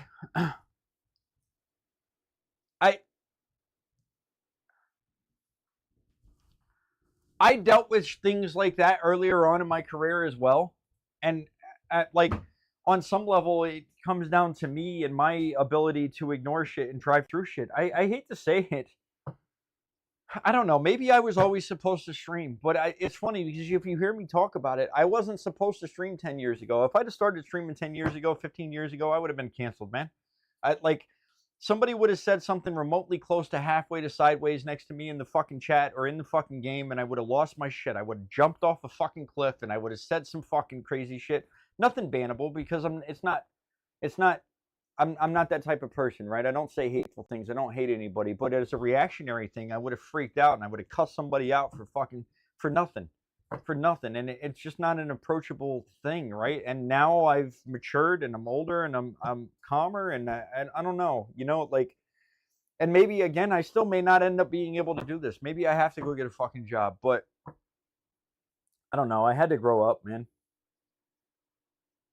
I had to grow up. I don't know. I don't know. I don't know, Dick. I'm just learning as I go. Still to this day at 44 years old, man. I'm just trying to figure out every day how to do today the right way, man. And tomorrow I'm going to wake up and try to figure out how to do tomorrow the right way. I don't think I did anything inherently right or wrong. I just made some mistakes. And I don't regret those mistakes because all of those mistakes ultimately led to my current perception on life and my current philosophy about life and how I am now. And I smile and I want to spread joy and I want to think about things and I want to have deep conversations about things. You know what I mean? I had to walk down that road to get here. So it just is what it is, man. Yeah, I mean, it just is what it is. I had it rough growing up, and those things kind of fucking stunted my growth a little bit. And I had to learn how to let go of shit. I had to learn how to forget about shit and just be happy. But again, I don't want to change any of it. I want all of it. It's all mine. It's all my story. It's all my life. And I just want to continue to, I don't know, try to spread positivity and fucking joy. I'm cutting up, by the way, these tomatoes. These tomatoes are going in the rice at the end. At the very end, I will fold these in. I don't want these to cook at all. I want these to be room temperature. Fuck no. Fuck no. I don't, somebody asked me a couple months ago that their parent does a podcast and it's just kind of about life and how people have come to be where they're at and just talking, from a point of and I thought about it and I talked to Butterfly about it and I mean ultimately I decided that I don't really like I don't know, man. Even you, Peach, how long have we known each other? We've met each other in real life. And even you, Peach, only knows that I've had it rough, right? That it wasn't easy. That there were some things that were fucked up. Some things that I still fucking live with that never go away, that I've just learned how to accept and I just had to learn how to live with and I don't talk about it, right? But I don't talk about it. So when it comes to writing a book or when it comes to fucking I appreciate that you think maybe I could or should, but that feels like there's a couple things with that. It feels like arrogance. It feels like I think I know something and I don't think I know anything. I don't think I know a fucking thing at all. I'm just like everybody else. I'm just trying to fucking get through today the best way that I can. I don't know anything. I don't know a fucking thing. That's the only thing I know for sure is that I don't know fucking anything. I don't know anything. But whatever happened in my life and whatever happened in my childhood is mine, and I don't want any of you guys, or anybody for that matter, to look at the people that impacted my life in a negative light, because I don't, because I've let it go, and it's not for you to carry that feeling for them. And so like I also don't want sympathy. I don't want you to feel bad for me. Thanks, Benny. Thanks, Benny.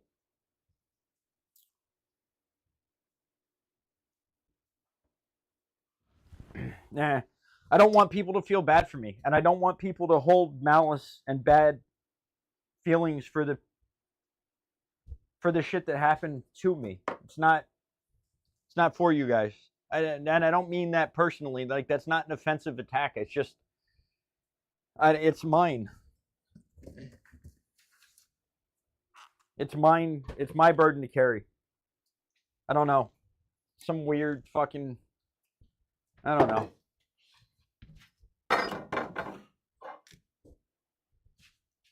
I'm moving all the vegetables off of the counter now. I'm moving everything off of the counter because I'm pulling the poultry out, and I don't want it to contaminate anything.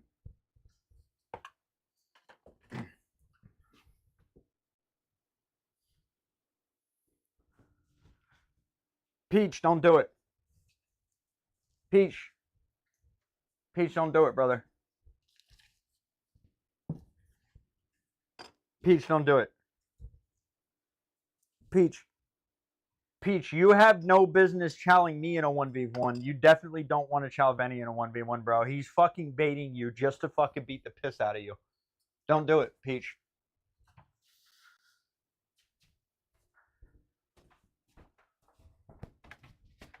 He's a bully, Peach. He's a fucking bully. I don't know where.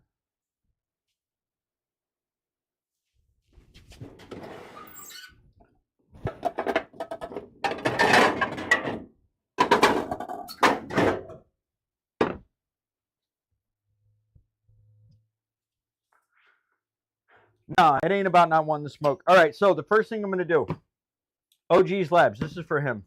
Do we have a clear view of the cutting board here, right?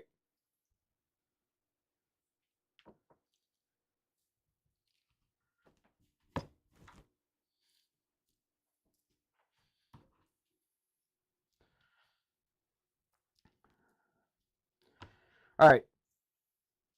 So, OGs, you were talking about wanting, I'll end up having to make a video out of this. I'm cutting this excess skin off because it's just going to end up being soggy and dangly shit. I'm going to save it, but, oh, Peach got gunny though? That's what we're saying? All right, so if you can see this chicken here, we got the bone, the chicken thigh. OG's was telling me that he can't find boneless chicken thighs that have the skin on them. Everywhere he finds a boneless chicken thigh, it's been de-skinned. So I'm going to do this on the board, but you're going to want to cut down directly on the bone. You're going to put the tip of your knife in, a very sharp knife. You're going to put the tip of your knife in. This is the only one that I'm deboning, by the way. I want the bones in these chicken thighs. Right down this little muscle fiber. If it's there, use it. If it's not, you know. But you're going to cut straight down this, and then you're going to take the knife and you're going to go down on either side of the bone. And then you'll come in behind it. In many cases, you can just fucking reach in there and you can pull it off. But you're trying to connect. The spirit of what you're trying to do here, I don't know if you can see that. You're trying to cut the connective tissues that are connected to the bone off the bone. I'm going to wash my hand because my right hand is dirty as fuck now.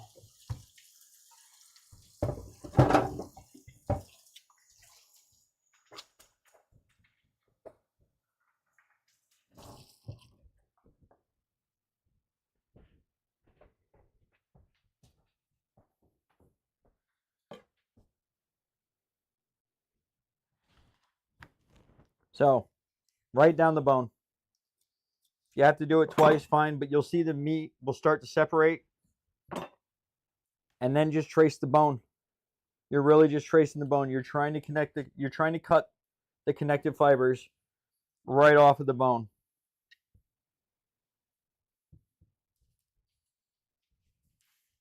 Once you get to a point where it's kind of flat, You can get underneath of it completely, like you're not cutting multiple angles. You're just holding the edge of your knife, and I'll pull this over and I'll show you again.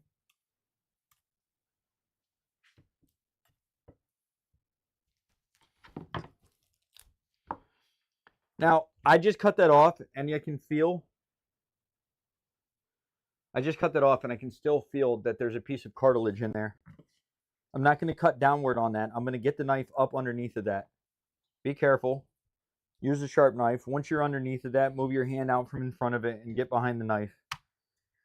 And bada boom. So, ideally, you're not taking much of any meat off of that bone. When I say, I mean it, I don't know if you can relate this to fish, but when I'm cutting down this, you're just running the edge of the knife on the bone. It's always in contact with the bone. As long as it's always in contact with the bone, don't deep it, don't angle in. Just let it run on the bone. And as long as you're doing that, you're always going to end up taking minimal amounts of meat off the bone. What's up, Tearful? Oh, that's fantastic. Wait, on YouTube vertical, Tearful?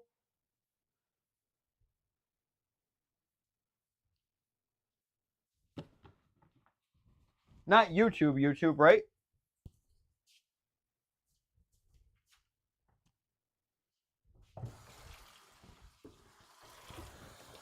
I gotta wash my hands and go fix that.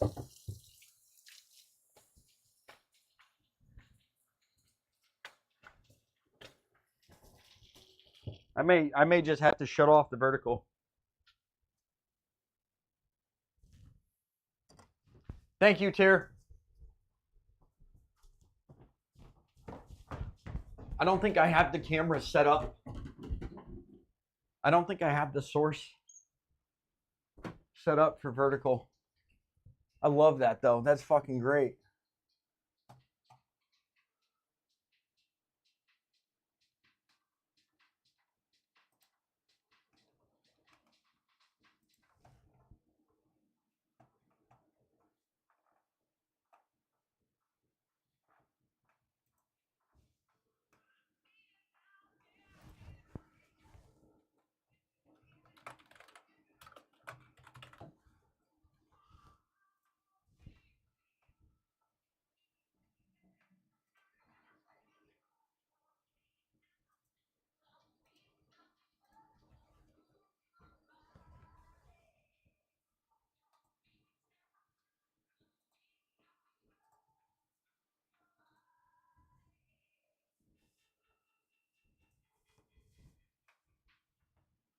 All right, we'll stream.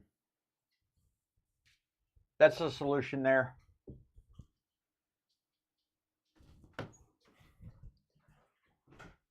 Did I say connective fibers? I meant connective tissues. I may have said connective fibers. I didn't mute my mic, right? Mic check. Mic check, mic check. Okay.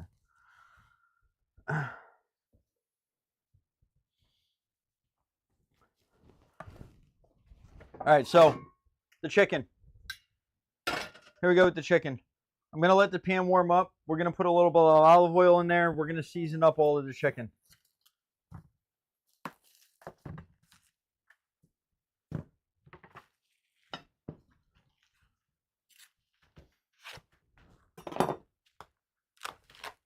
Nah, he's still on Xbox.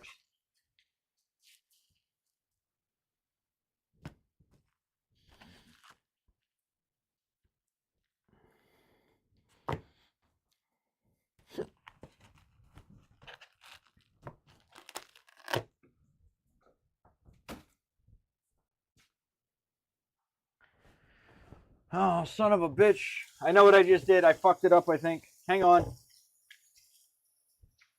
Wait. Untearful. You're still trying to wash on vertical?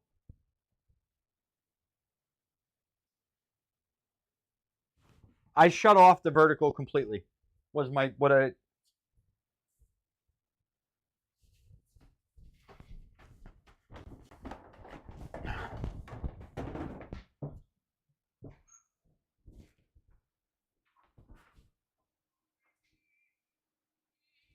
We're good? Okay.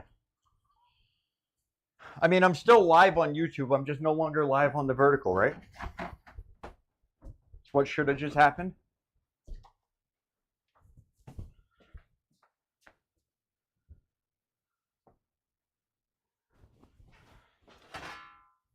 All right. This is a very thin pan. And I have the pan heating up. We have all of the herbs, all of the spices that I want to use for the jambalaya. I'm only cutting off the significant excess on this stuff, by the way. That shit's not going to get seared well. It's just going to get out there and get fucking soggy. It'll render a lot of fat into the pan that's not going to be necessary for anything. And there's no point in leaving it on there. I'm going to shut off the stove for a second.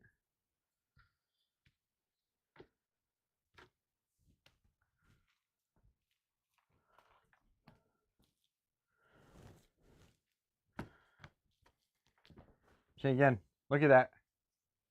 All of that is so much. It's so unnecessary. There's no value to that. So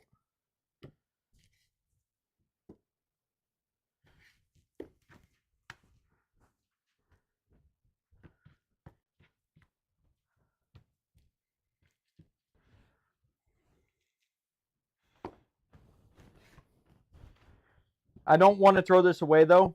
I'm keeping all of the extra bits.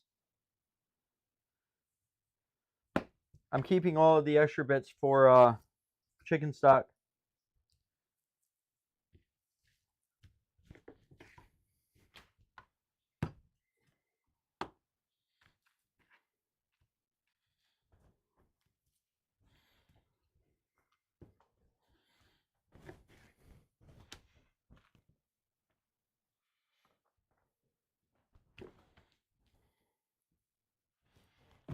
All right.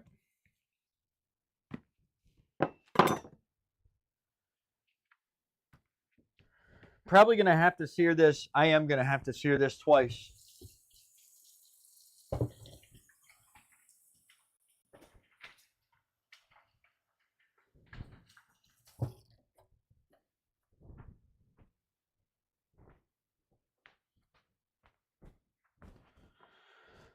I have too much chicken for one pan.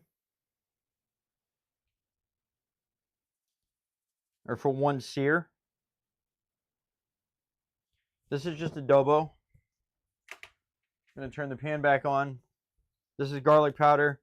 Adobo is going to have many of these herbs and spices already mixed in. I don't know why I'm saying herbs, but because there are no herbs here.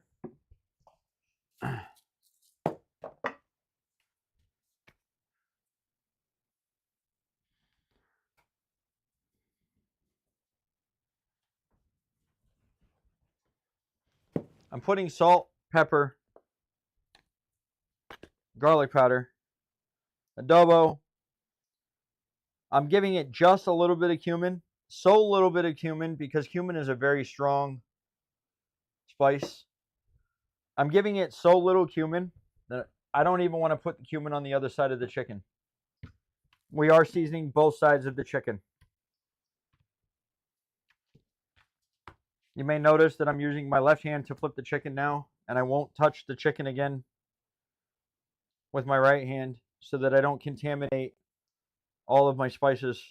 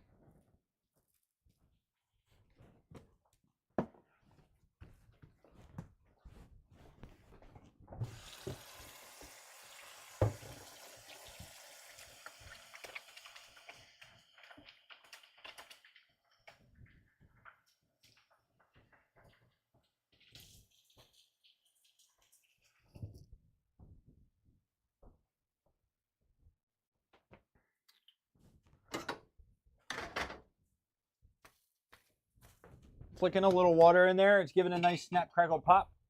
I'm going to put some oil in here.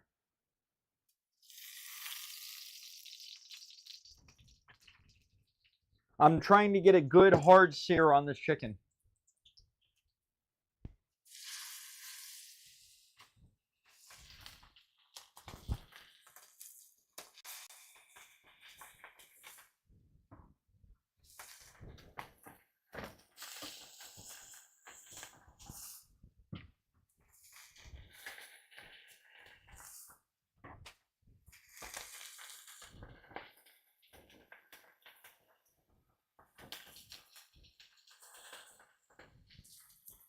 I want good caramelization in color here.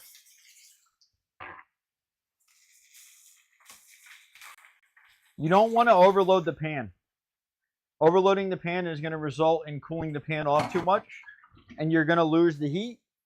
And once you lose the heat, you lose the ability to apply color to it. You're going to lose that caramelization. You're just going to boil the chicken. You're not going to get that good crispy skin. What up, Velo? How are you, sir? Swear to God, I saw your name in game yesterday. And they were like, nah, Velo retired. And I was like, I'm telling you right now, Velo was stream sniping. He just left the lobby. It was Velocities with a fucking smiley face or some shit.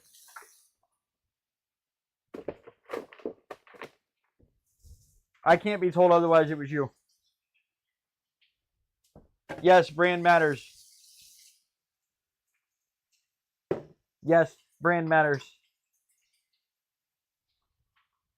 I would argue that if you can afford it,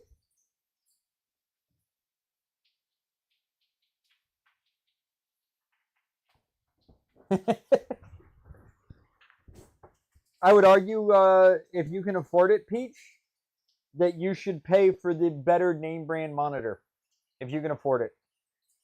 You're going to get better color quality. You're going to get better warranty. You're going to get better longevity. That said, I'm on a Corey monitor. My 240 monitor is a Corey. It's a smaller company.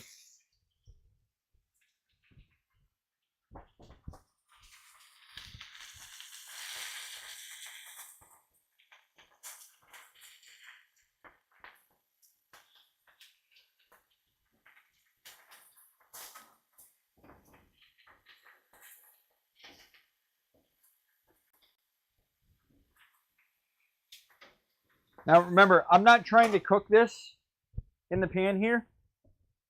I am simply trying to, I have some Kansas stewed tomatoes here.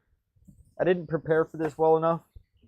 I also have a jar of chicken stock. I mean, a box of chicken stock. Unfortunately, I do not have any frozen chicken stock. And the bones that I was accumulating to make said chicken stock, Butterfly pulled out thinking that it was chicken. Technically, it is chicken, but it's just chicken bones and bullshit. I hate this fucking... I hate this thing.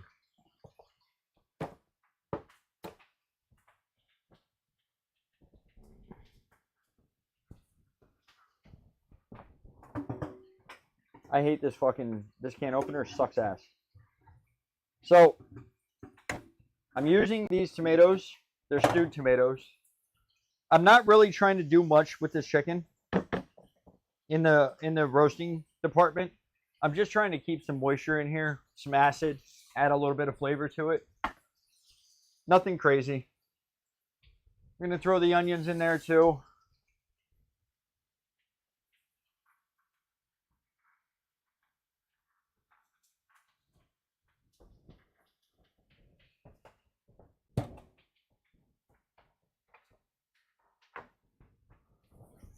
Some of the garlic.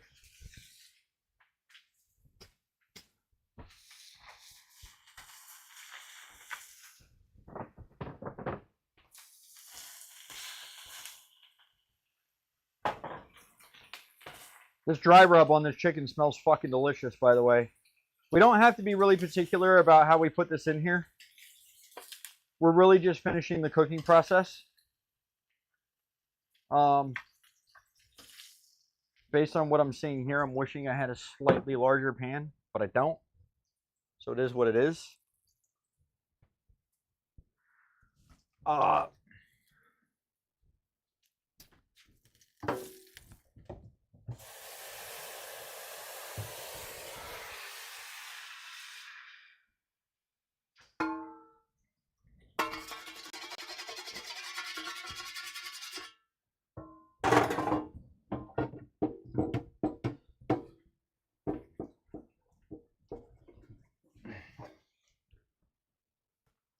So, in case you're wondering, I started over. I just scraped all the bits out of the pan. I just scraped all of the caramelization and the fat bits that are left over in the bottom of the pan there.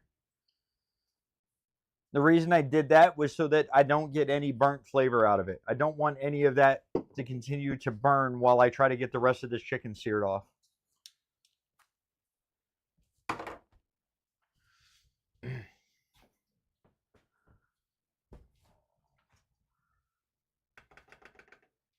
So, Velocities, Velo, did you just not like what they did with Verdansk, or did you uninstall during Urzikstan?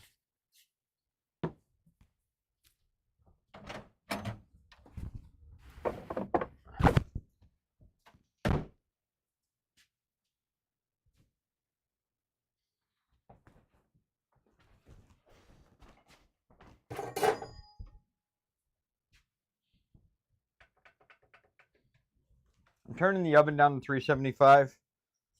Not because I have a recipe for this, just because I feel like it's the right thing to do.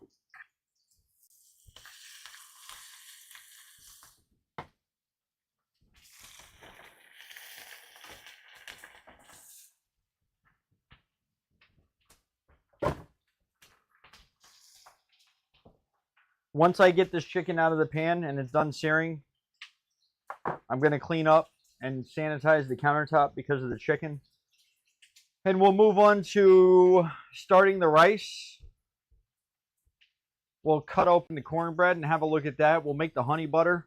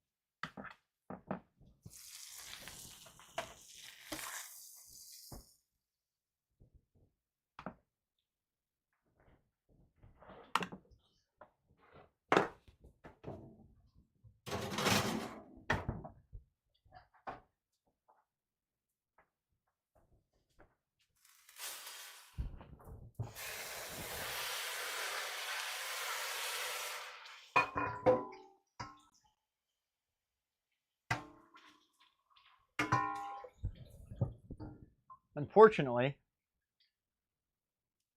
I don't have a hood in my kitchen.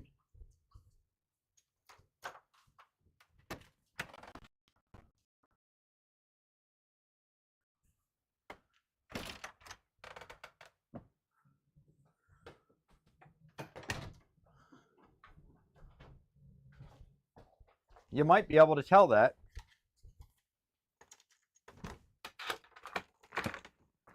current fog cloud.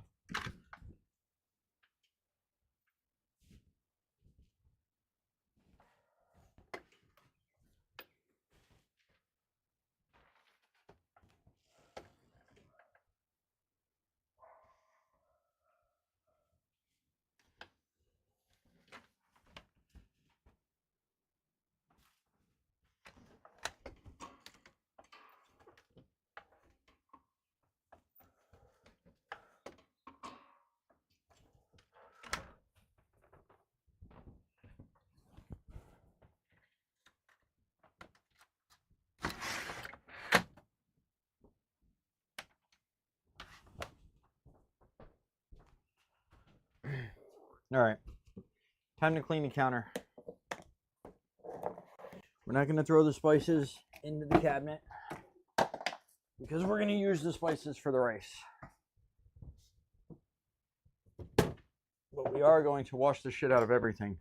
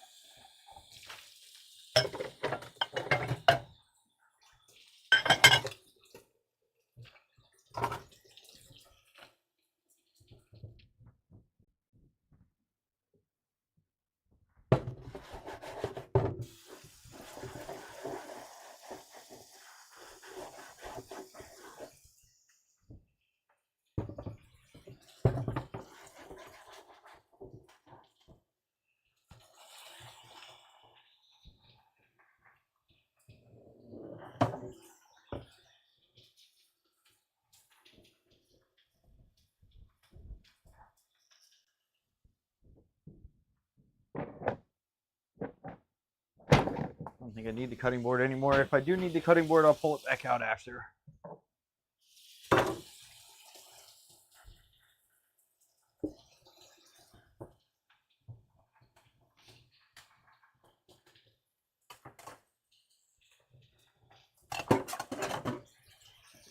I know my stomach's fucking growling. I am fucking insanely hungry right now. The irony is that by the time I get done cooking, I probably won't want to eat.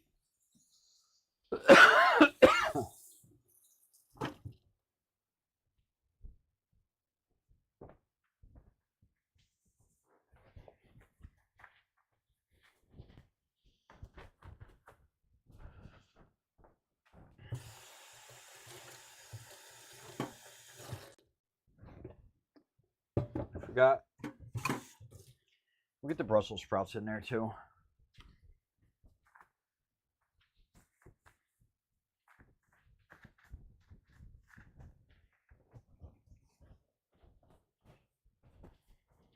I'm still have my guilty pleasure. Although I did notice that by the end of last year, when I was getting my bike rides in consistently, before it got too cold, I noticed by the end of last year that I wasn't wanting any sugar. Like, my cravings for sugar had gone down. I was still hungry. Like, snack-wise, I still wanted to snack. In fact, I would argue I might have been even hungrier. But I was eating things, like, my cravings weren't... It's funny because it happens almost instantly, I swear to God.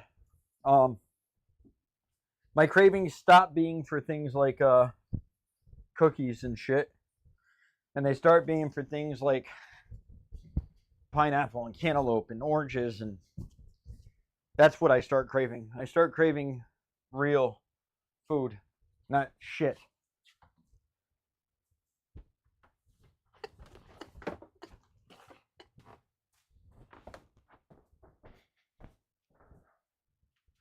And it happens quick. Like the other day when I went out before I got sick, before I got that cold or whatever I had gone to the gym and I had started to work out that week, try and get back into it. And immediately I started craving. I didn't want my cookies. I wanted good food.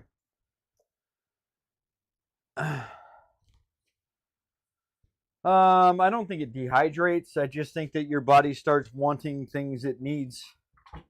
You start doing things like that and your body's like, I need this.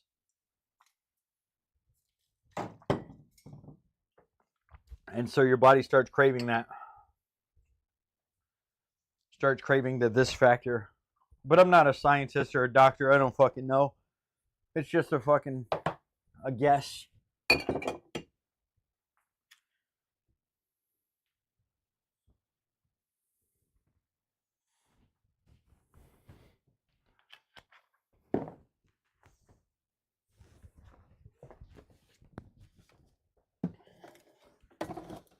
Pull the spices back out.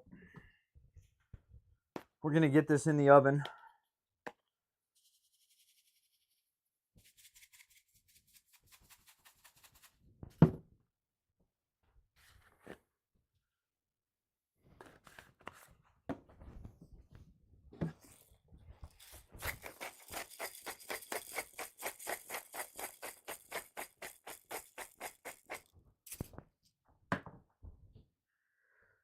No, and I think your body doesn't want it. I think that's the, your body craves things that it needs. It's just natural human shit, right? Like, you're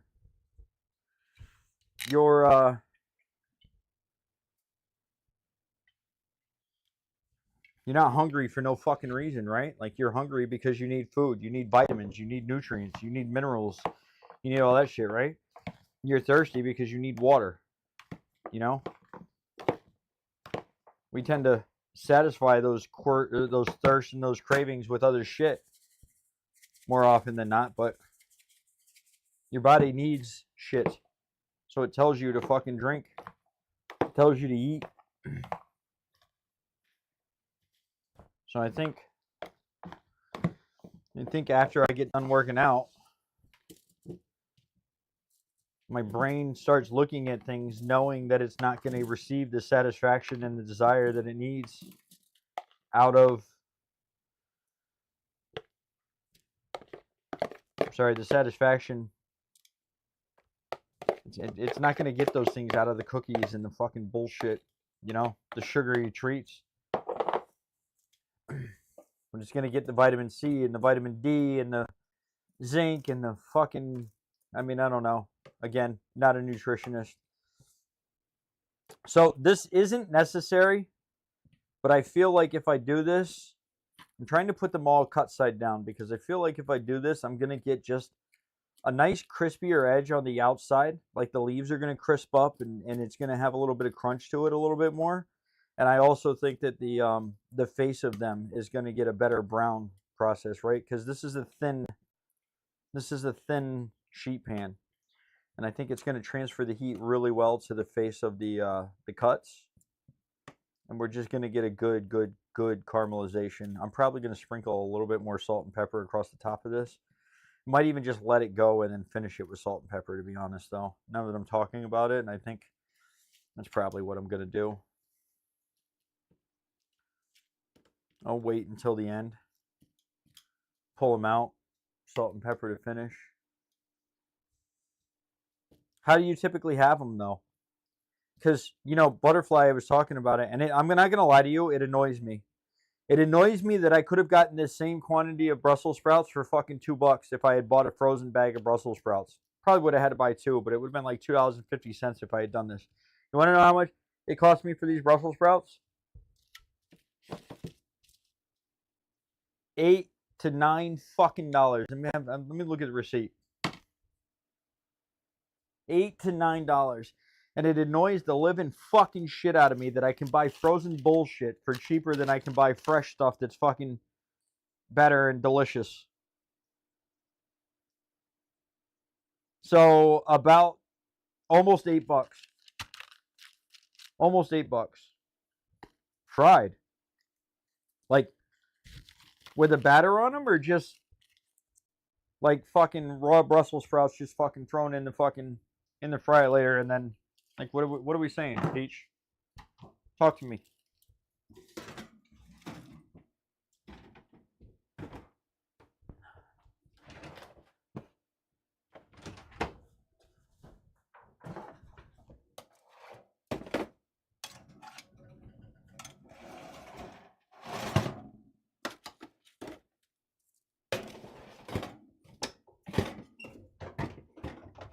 Fuck's sake.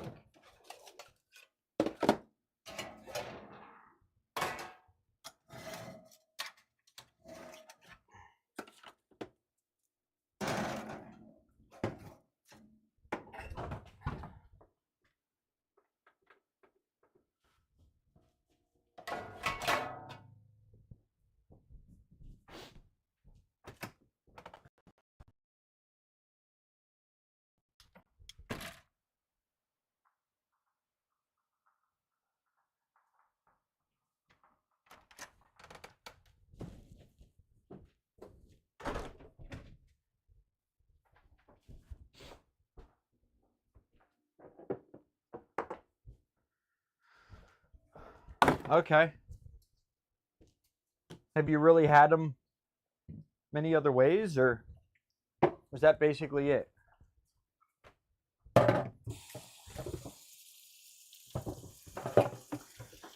Because I think, and I didn't do it here because I wasn't trying to spend tons of money, but I think there's a couple ways that I prefer to have them. One is what I'm doing here, which is just a simple olive oil, some fresh sliced garlic like we have, some salt and pepper. Nothing crazy, right? Just simple, straightforward. And I'm going to be honest with you, Peach, when it comes to veggies, I generally speaking prefer them pretty simplistic and straightforward. I don't want anything complicated. I don't know if you heard me say this to start the stream. Anybody that did, I apologize for the repetition, but I think all these vegetables have, you know, brilliant personality and flavor on their own. And I think we tend to complicate them, and you tend to see chefs do that. They complicate them. They add too much shit to them. They just, and you drown out what makes the veggie. What adds to that? You know what I mean? You're not highlighting the flavor of the vegetables. You're muddling it. You're covering it. You're burying it underneath the fucking bullshit, and it's not what you should be doing.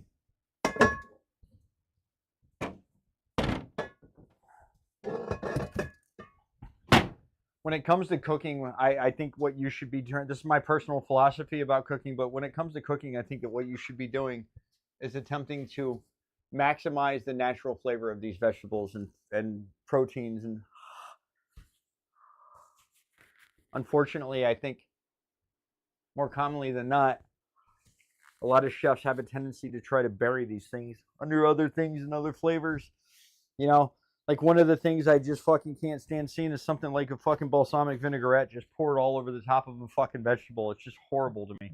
Makes no fucking sense, man. So, you know, salt, pepper, garlic, olive oil. I'm probably going to drizzle a little bit of lemon juice on these and toss them all together at the end. And they're just going to be the perfect fucking texture, the perfect tenderness. It should have some crispy leaves on the outside of them, hopefully with a golden brown face on them. I don't think I've ever actually made Brussels sprouts in this fashion. I usually would blanch them, shock them, and then saute them with garlic and roasted red peppers. Same seasoning though, salt, pepper, garlic powder, you know, straightforward and simple. But beyond that, I don't want to add a whole bunch of shit to the vegetables. I want to taste them. I want to taste the vegetable. I don't want to taste whatever the hell else it is that we're trying to fucking throw on top of it. All right, so we got the cornbread done. We've got the Brussels sprouts in the oven. I think first things first here. I wish my glasses. I wish I brought my fucking glasses cleaner down here. I can feel the smudge on my lenses. First things first is we're gonna rinse the rice. I think I'm gonna do a cup and a half of rice. So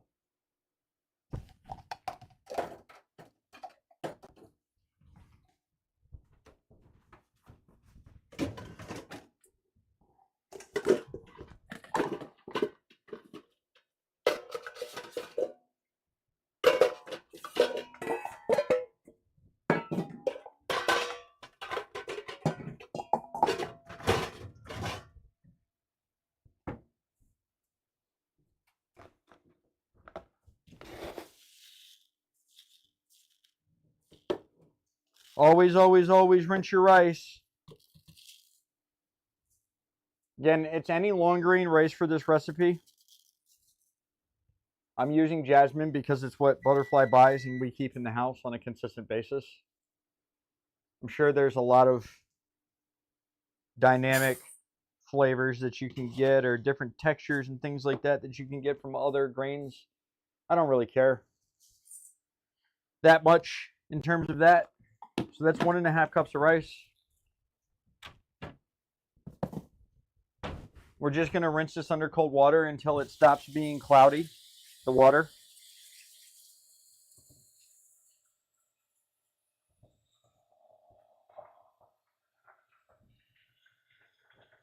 There's a cloudy murkiness to the water. I'm going to fill it up with cold water, stir it around, agitate it, pour the water out.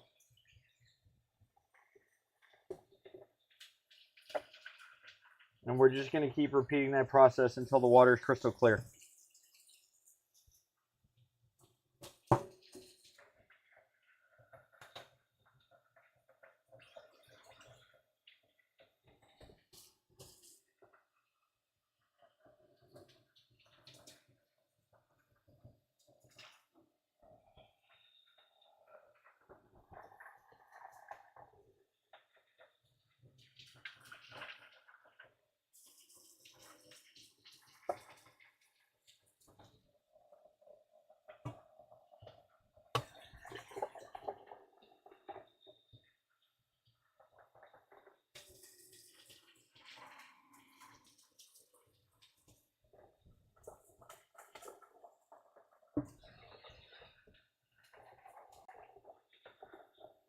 Again, if you've done this before, if you've been here before, sorry that you have to hear this again, but the reason that we're doing this is so that the rice doesn't end up clumpy and all stuck together. You're trying to rinse off the excess starches that are going to make the rice clump and stick together if you don't rinse it off. It's also dirt and fucking processing dust and whatever bullshit else ends up on the rice. Rinse it, clean it.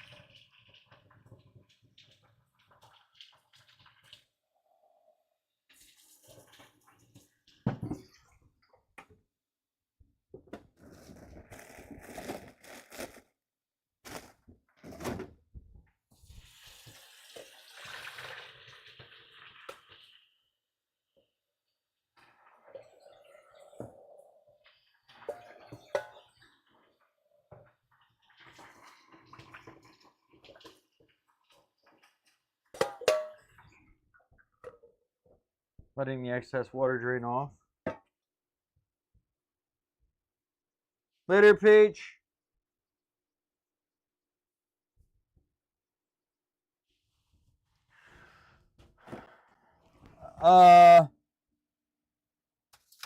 Me and karaoke, people are not prepared for, you know, the voice of an angel type of fucking experience that they're gonna get with me singing like that. We can't do that. We can't do that. It's just not gonna work. You know? I'm gonna make some honey butter here real quick. I don't know. The rice takes about 15 minutes, maybe 20 minutes. I'm not really sure, Peach. I don't really time it, bro. I don't have a rice cooker. I just do it right on the stove. I know you said you're leaving, but I'm going to answer your question anyway. So that's the butter that we've had softening.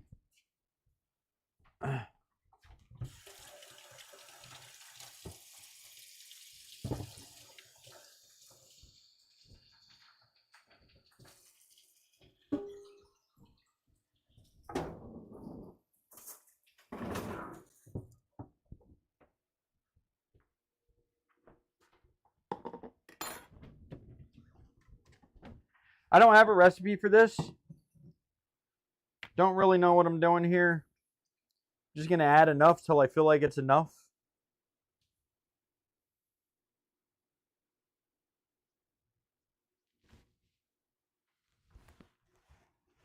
Meh. Seems like a fair bit of sugar there. If I have to, I'll add some more butter.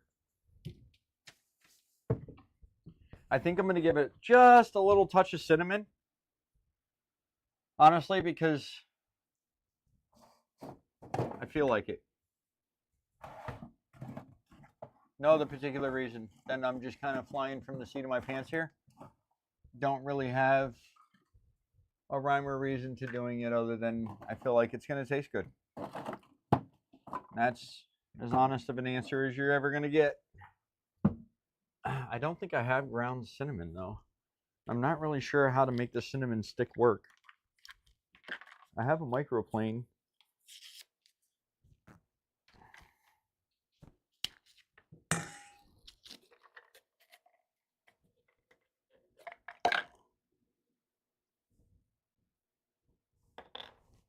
I don't know what to do with this. I'm not even gonna lie to you. Not a fucking clue.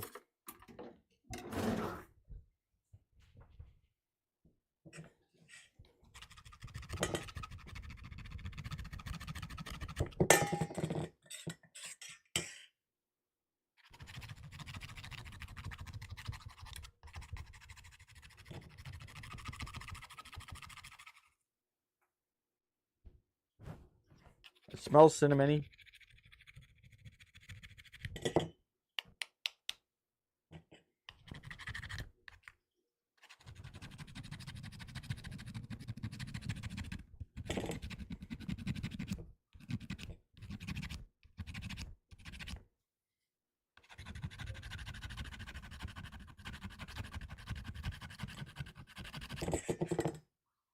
I don't know. I don't know.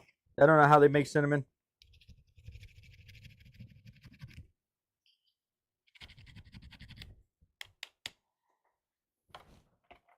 Smells cinnamony and cinnamony. Smells cinnamony enough.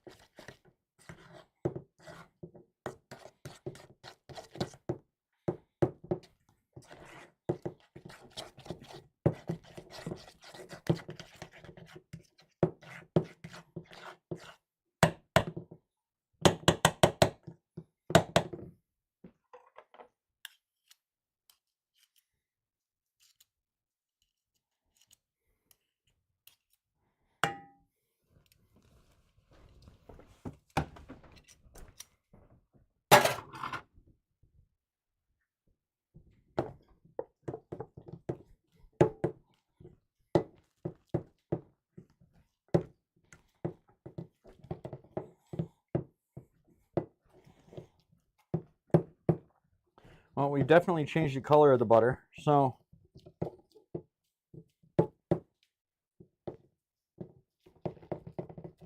and I can smell it. All right. First things first.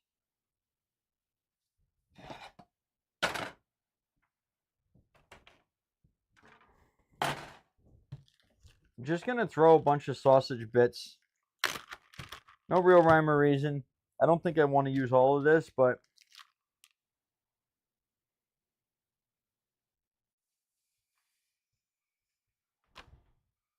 now that I'm thinking about it, I'm just going to cook this in the pan. And I'll break it up as it cooks.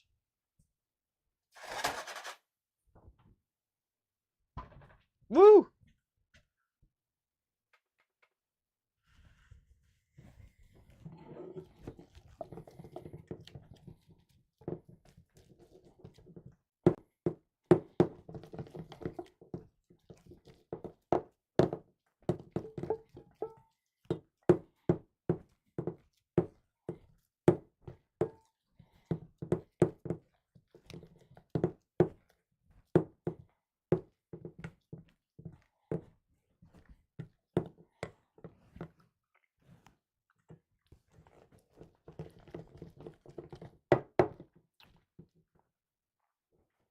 Well, there's just a light finish of cinnamon. It's actually kind of good. It's actually fucking delicious. We're going to try a piece of cornbread here. Hopefully,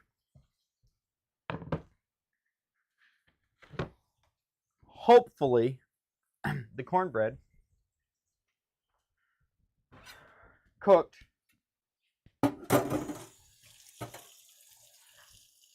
through. I think we went about 8 minutes longer. The crust up top is a lot better. Unfortunately, I didn't get the good crunchy crust on the outside like I wanted to. I should have let the pan heat up more for sure. But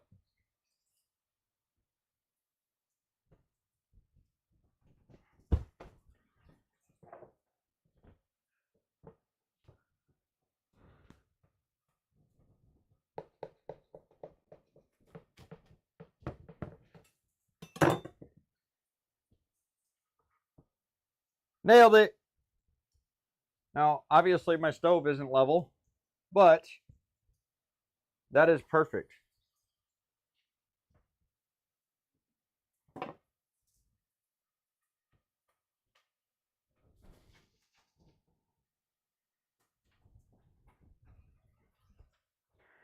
Before I cut this more, I want to think about how I'm going to plate this.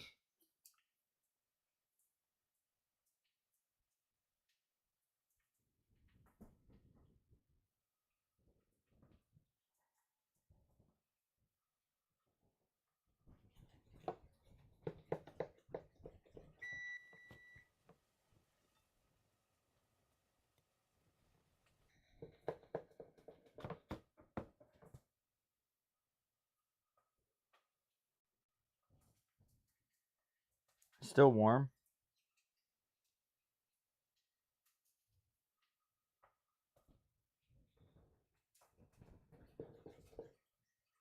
Moose with the resub at tier 3 for 50 fucking months.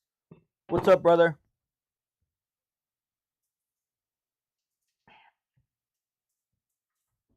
All right, so I'm going to slide a bit out here because I want to taste this with the honey butter on it. But I feel like I want to use the curved bit. I want to use the curved bit for the plating. Like I think I'm going to use like these pieces out here. So, what's up, Sean?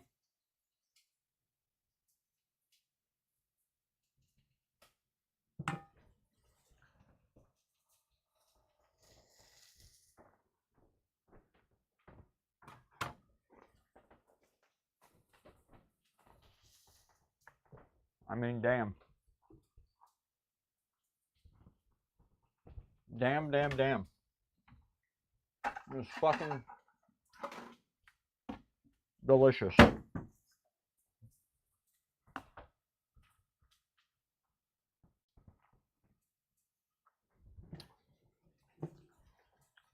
I explained this to you when we talked about this recipe, or when we talked about this menu, that is. I don't know if you recall, but I did talk about my desire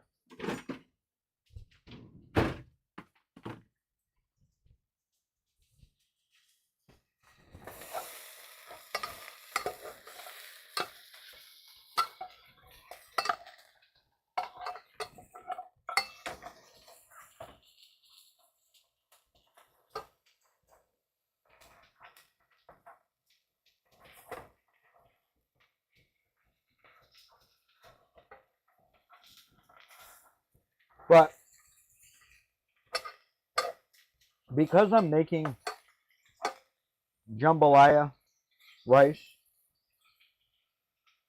you know, gonna have some sweet and spicy sausage in here, as well as some Kashmiri chili powder. So we're gonna have a little bit of that picante. That picante flavor to it.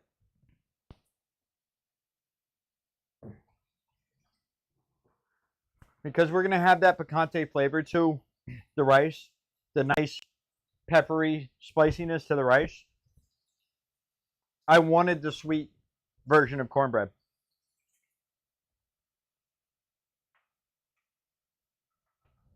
I wanted the sweet version of cornbread. It's also why I went with a recipe that was a combination of cornmeal and flour as well. I didn't want this. I wanted this to have some. I wanted this to be what it is.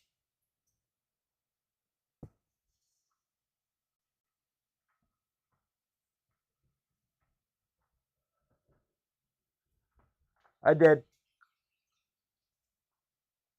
You mentioned it because you said the cake. I don't know if you were in game chat. I don't know if you were in Discord or if you were just in chat. But you mentioned it when I started talking about this, and I said that I was going with the sugar recipe, and like I wanted that balance of sweetness to the spiciness of the rice.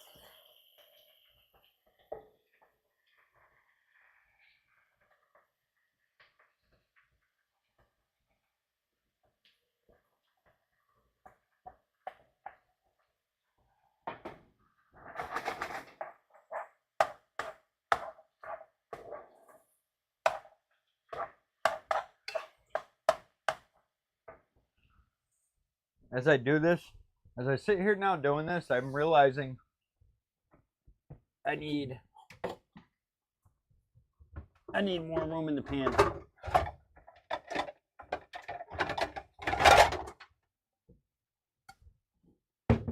So as much as I would like to one pot this pan is perfect for rice. The saucepan that I have on is perfect for rice, but it's also not big enough for me to saute up all these veggies. So I'm going to heat up the saute pan, and I'm going to cheat a little bit.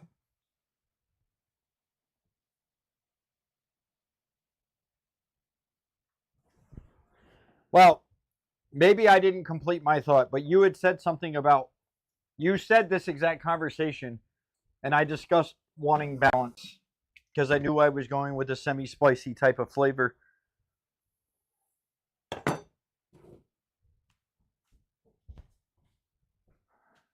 No, and I mean, it would depend on the meal. It would, you know me when it comes to this type of shit. I'm going after balance above all else.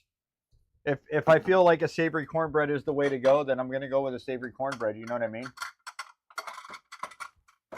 But it just depends.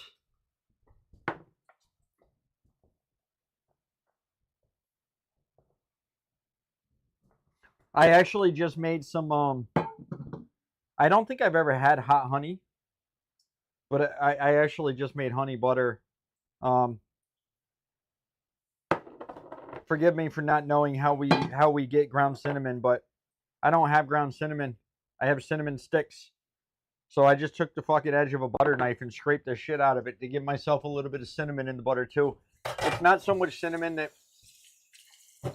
it's just enough cinnamon that you're getting the hint of cinnamon. It's not so much cinnamon that you're gonna be like, oh my god, he made apple pie. It's just enough that you know that there's a hint of cinnamon there. I think it actually tastes pretty good on the cornbread too. Although this cinnamon or the honey butter that I just made, literal fucking spontaneous. I don't know what the fuck is wrong with my fucking mouth.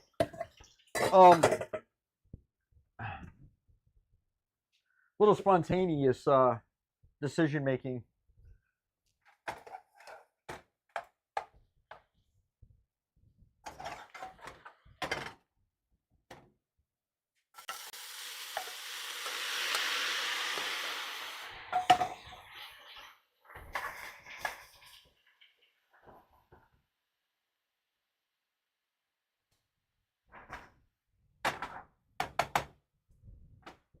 Little spontaneous decision making there to come up with it at the end here.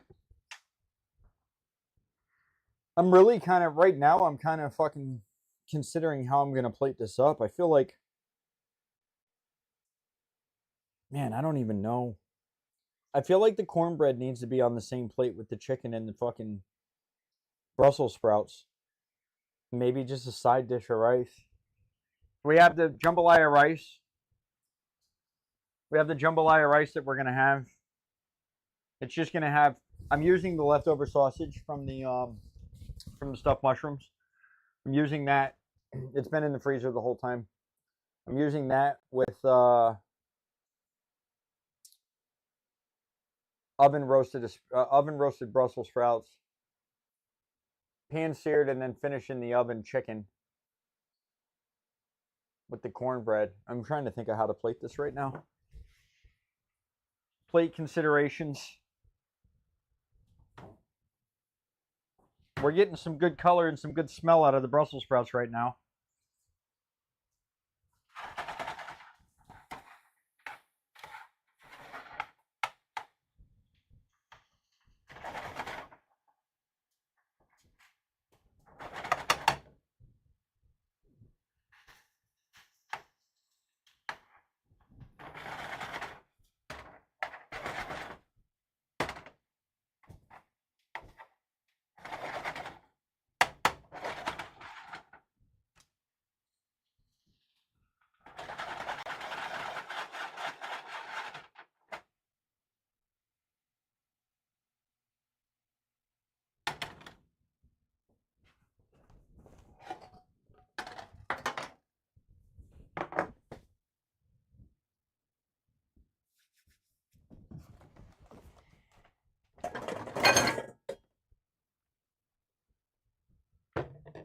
Unfortunately, some of you heard this already, some of you hadn't, but unfortunately, Butterfly threw away my chicken bones and shit. Well, she may as well have thrown them away, so I have to use this fucking chicken stock.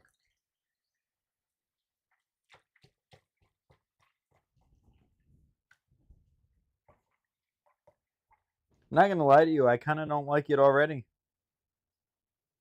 So much of me is nervous about this because I didn't make it. Hi, babe.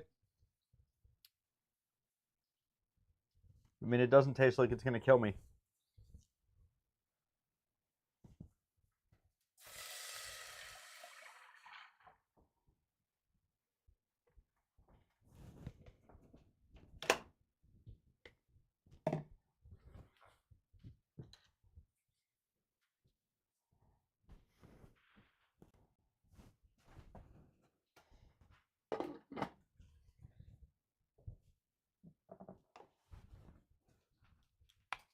Appreciate that, Valkyrie.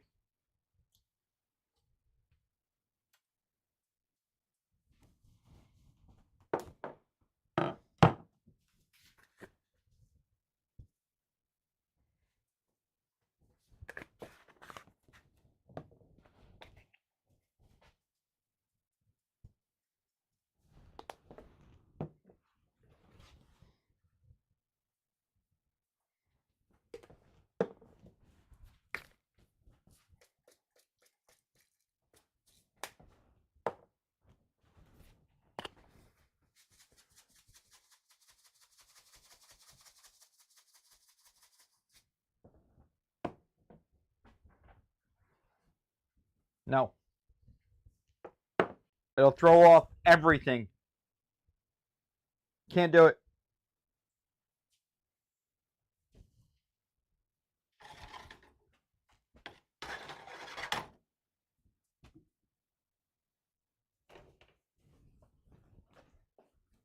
It'll throw off everything. Everything. The house will smell different. I'll have to get another pan.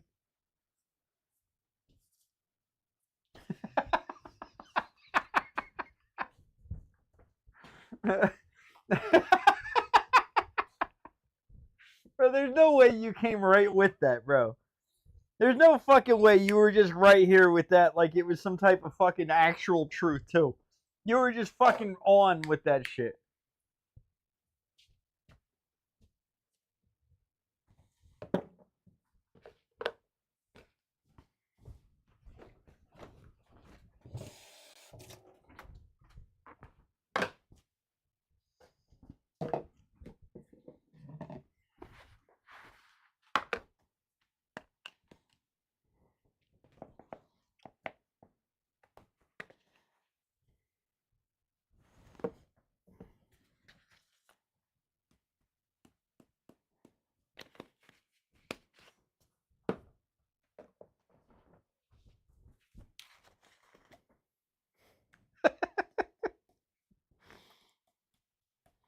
This motherfucker's confusing me with Basil.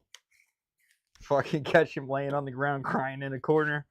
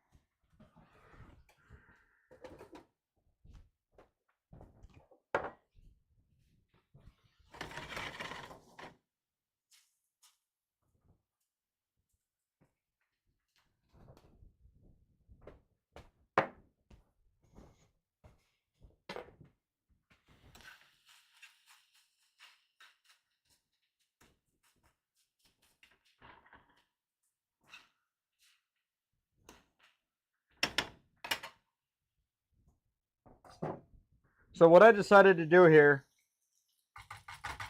by the way, was I took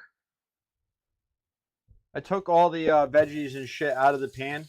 You may have noticed that I still added the water into the same saucepan for the rice.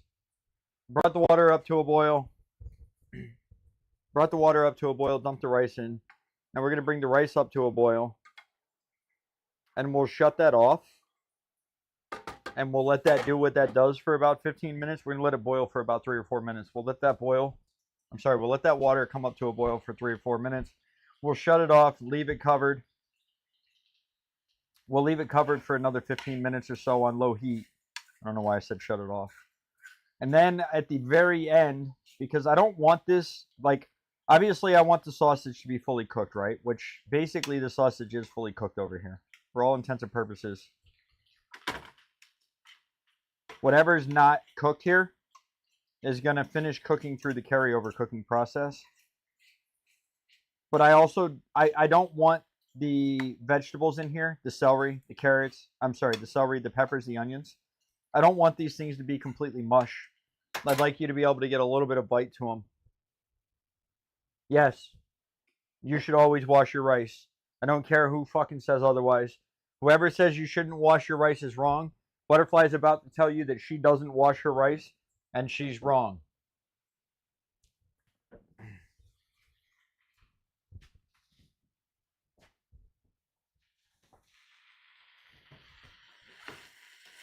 Your rice won't stick together. Your rice won't stick together. Your rice will cook better. There's less chance of you having dirt and rocks in your fucking rice.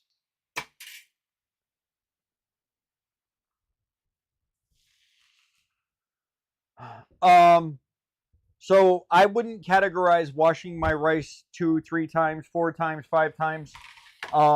And maybe there's a variety of ways that people will do this. I don't know. Moose might even have a different answer than I do. I'm not even joking.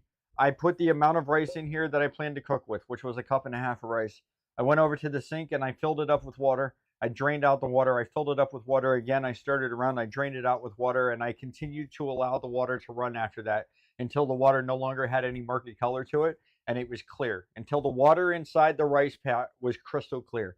And it probably took about 5 minutes of just constantly running water and cycling it through and stirring it up and agitating it to get all of that dust and dirt and factory processing fucking shit.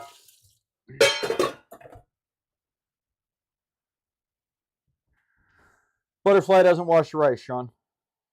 My daughter doesn't wash her rice. I believe Butterfly and my daughter made sure to find recipes indicating to me of not washing rice type of shit. They tried to convince me that you don't have to wash your rice. And mind you, I eat the rice. Funny enough, I do it the same way, right? I mean, maybe, I don't know, because maybe somebody just runs it over the China cap, right? Maybe somebody runs it over the chinois for fucking 10 minutes. I do it over the bowl. I do it over the bowl because it allows me to see the water. When I can see that the water is crystal clear, then I know that I've washed off all the fucking bullshit that's on the rice. So that's how I do it. All right, so we've got the rice reduced and simmering. That is ready to go. I seasoned the water for this. I've never done this before, by the way. Typically, I don't know how this would be done. I don't know why I said typically first. I don't know how this would be typically done. I think generally speaking, they would have cooked it. So there's an aspect about the way I saw this recipe going that I didn't necessarily love.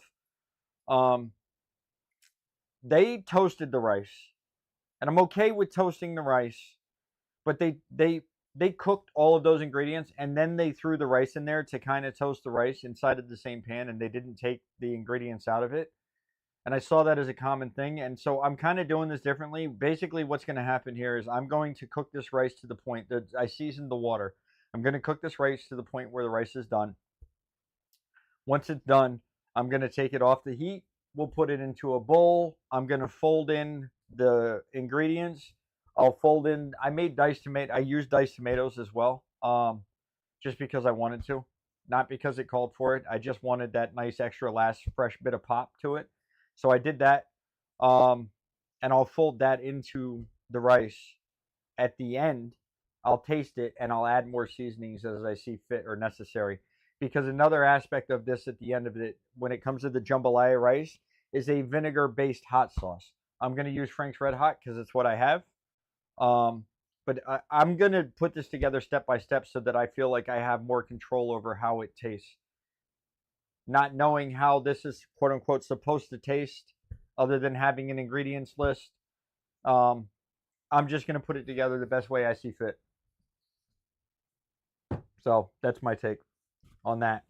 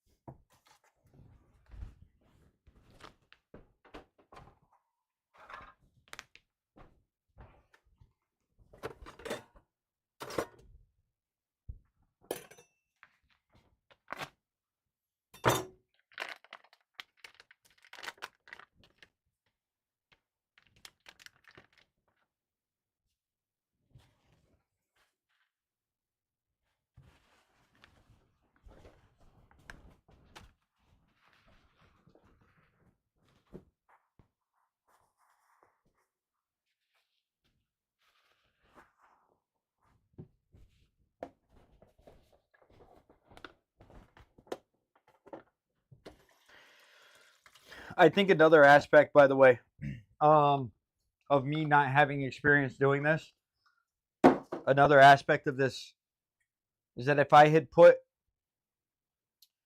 rice is 2-to-1, this rice is a 2-to-1 water to rice ratio. If I had put that in here and allowed that to cook, that would have inevitably taken some of the moisture from the rice, and I may not have cooked the rice properly. So that's another part of it. I'm bypassing the inexperience by using my experience. If I have to incorporate everything at the end with a slightly less, I probably could have just put like a 1/4 cup more water. But again, rice is such a finicky thing.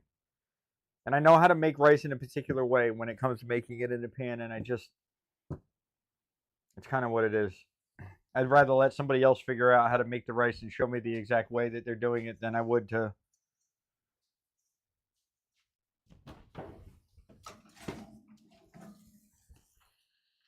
Well, I can tell you that this is looking fantastic. And they're done. And I got exactly what I wanted here.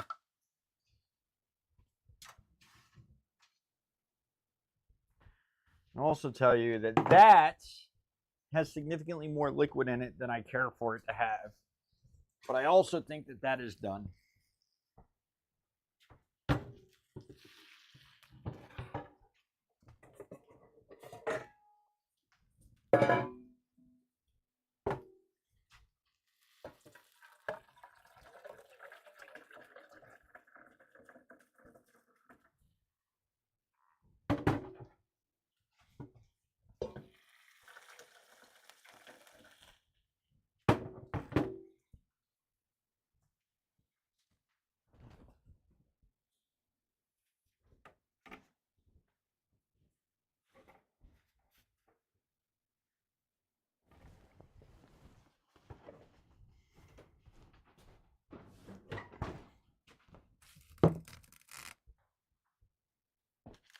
How we doing, Dan?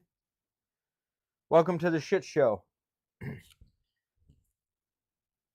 Chicken feels like it's done. Just because I'm going to go ahead and temp it. I'm going to use the biggest piece of chicken we have here. The thickest piece of chicken we have here. I'm going to stick the thermometer down to the little dimple. I'm never going to be able to show you that. Away from the bone into the fattest part of the chicken that we can find.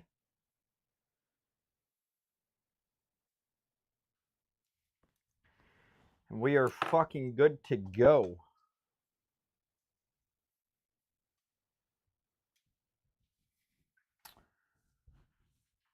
What's up, Agri Chef? How are you? I am not a chef. I used to be a cook, but I don't cook professionally anymore.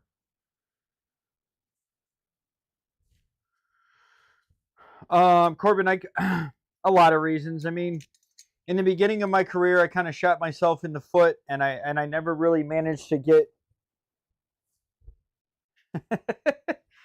I never really managed to get into the management side of it. A lot of ways, yes. Retired is a fair way to say it, chef. A lot of ways I didn't help myself in the beginning of my career. As I said this earlier, I used to call out of work healthy and go to work sick. I had one of the better chefs that I preferred working for. And I liked him. I don't know how you felt about Eric, Sean, but I liked Eric a lot. It's funny because he was I think he was the one that really tapped in and clicked into it. And it's funny, it happened so late in my life that he, I had a chef talk to me and reach me on that level. But I think Eric was probably, of all the guys that I worked for, I think Eric was probably my favorite. Whatever you felt about his personality or anything else like that, I don't know. I liked working for Eric. And he was actually the one, he said, you're one of the best guys I have when you're here. You're absolutely hands down one of the best guys. Did they? Well, yeah. Well, but he was the one that kind of motivated me to stop calling out of work. And you know what I mean? It ultimately led to the one promotion I did get. But I think at that point too, I had already shot myself in the foot at Foxwoods. I was never going to get further than I got at Foxwoods too, because my track record, I would have had to work there for another 20 years for my beginning track record to have fucking gone. I used to call I had a rolling 7-point balance because it took 7.5-point balance. You get my point though. Like there was such a dynamic, and I had hurt myself. That's the point. I had hurt myself in a lot of ways. Yeah, but you had a better track record than I did. I think you had, like, even though your attitude was on the surface worse than my attitude ever was, your attitude was also better because you didn't outwardly express your dissent. You just kept your mouth shut and went to work. You didn't fucking care. I fucking yapped. I fucking talked back. I know, but the reason that happened, the promo happened at all was because of fucking Eric talking to me. Okay. The reason that happened at all was because Eric, you know what I mean? He influenced that. But I think on some level, I hurt myself early on in my career, and I fucked that up. And then as it continued to go on, it's like Corbin, I love food. I love food. I love eating food. I love cooking food. I'm passionate about food. I don't care that Moose will bust my balls about how cooking is an art form and you should be doing it with your heart. I don't care. And he'll probably fucking say it right now, and it doesn't fucking matter. But I have so much passion and love for food, and I never got to work with a lot of guys that had that same passion. In fact, I worked for a few people that were complete fucking morons, and I couldn't keep working for idiots. I am. But your is YOU''RE, you dumb fucking Englishman. Fucking knob.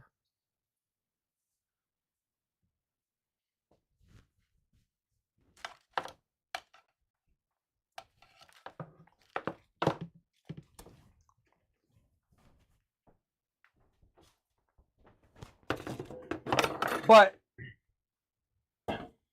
and again, and I always go back to the same example.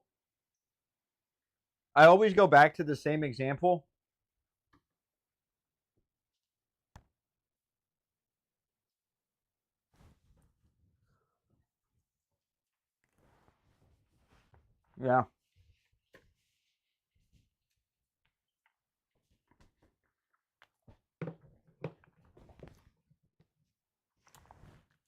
Well, we joke a lot about it, but the reality is, I mean, if we're close enough to have you over for dinner, then you don't have to pay. You know, maybe one of these days I go to one of these conventions for gamers/streamers and I end up being able to cook for a bunch of people that are able to show up. But the reality is, the only person that I cook for these days lets me touch her butt, bro.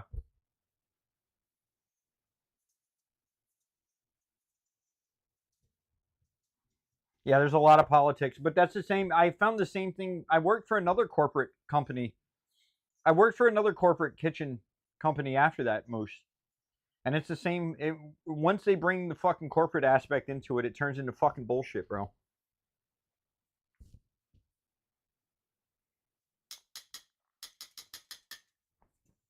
I appreciate it though, Lotto. I really do. I mean that sincerely. But no, I mean, I always go back to this reference.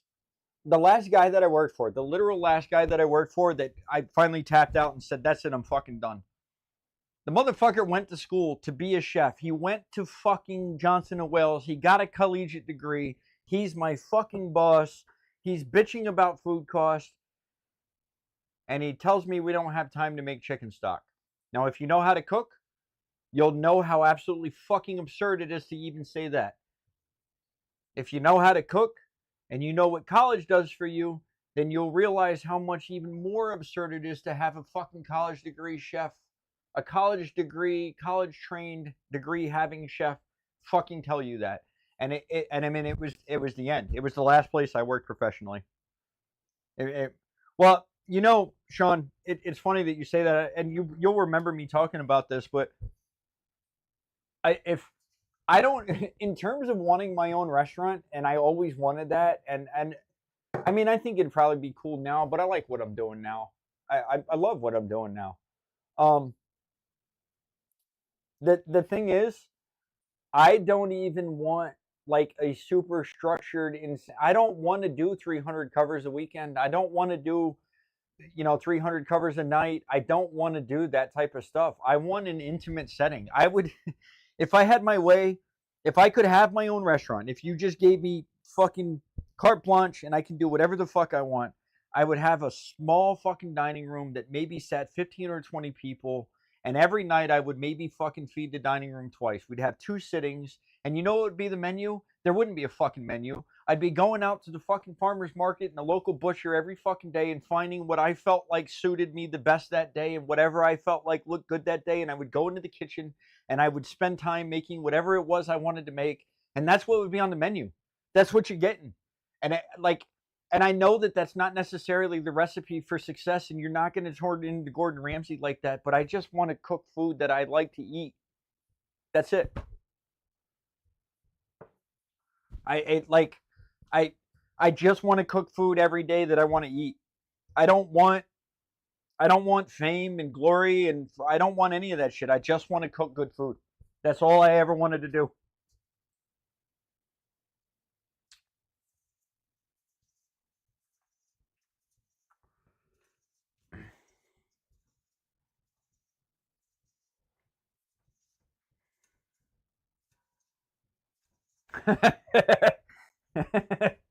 You're not wrong. You're so not wrong. It is one of the most rewarding things to learn how to do this stuff and learn how to taste food and appreciate it and fall in love with it. And simultaneously you get paid in fucking shillings, whatever they're called. You get paid nothing. It's not a place to get rich. Outside of doing what Gordon did, and I want to touch that, and I shouldn't touch that because it's not done. I don't know how long ago I put that rice in, but all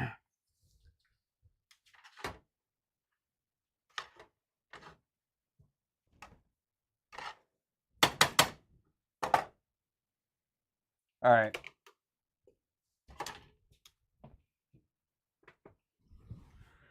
All right, the chicken's done. The Brussels sprouts are done. I got to get this on for butterfly. The rice is nearly done. I got to start thinking about.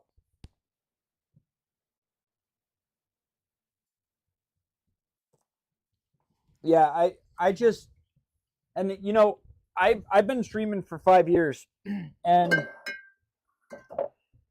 my chat for years told me that I should be doing these cooking streams. I should be doing cooking streams, and I never wanted to do them. I never thought, I'm like, nobody's gonna watch that. Nobody wants to see me fucking.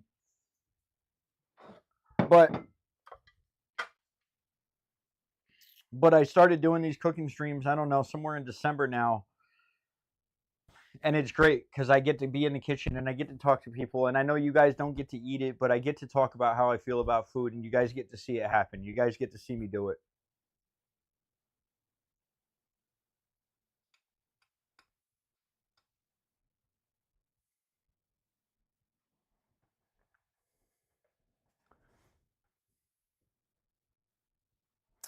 Yeah, I mean, normally, Archer, thank you very much for the follow. I appreciate it. Agar Chef, I'm not sure what platform you're on, but I appreciate you being here. I only have one chat window down here on the tablet. Unfortunately, I'm up at the computer. I'd be able to see it. And when I'm done, normally I'm a gaming streamer. But for years they talked me into doing it. For 4 years, my community has talked me into doing these cooking streams, and finally I started doing them. So we do them every other Friday at 5 p.m. I know that the meal, if you guys cook for a living, you know that the meal doesn't take as long. I mean, I've been doing this for 3 hours now. We've been live for 3 hours now, but I'm hanging out and I'm talking. I did a clip earlier to show somebody how to debone a chicken because they can't find boneless chicken thighs that have the skin on them. So I just showed somebody how to debone one. I'm going to make a clip of that and send it to them. And I'm talking. I'm doing this. I'm just killing time and hanging out and having conversations and talking about how I feel about food and what my opinion is. Somebody earlier asked me what my favorite thing to cook is. And you're not getting, that's not what we're doing here. We're hanging out. We're being in love with food. That's what I'm doing.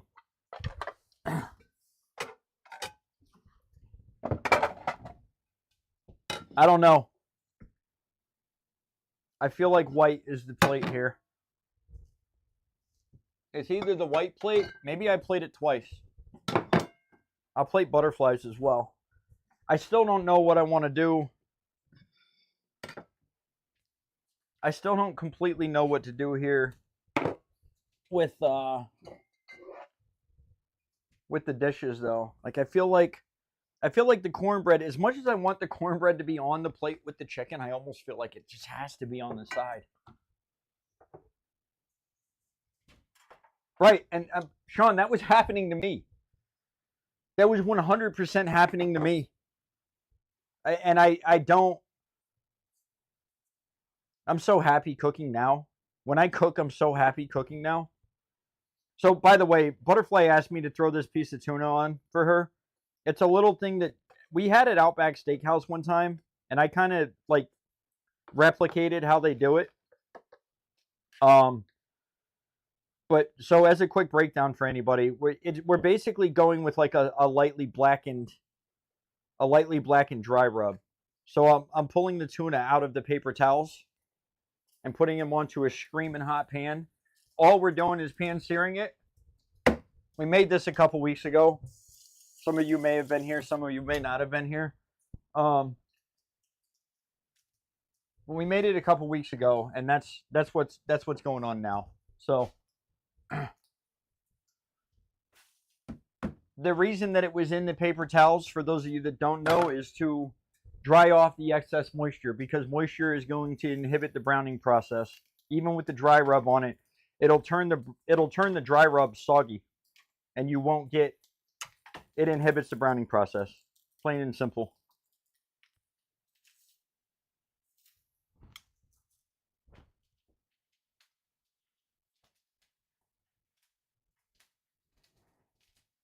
So, to be fair, Chef, I would like to be clear on this.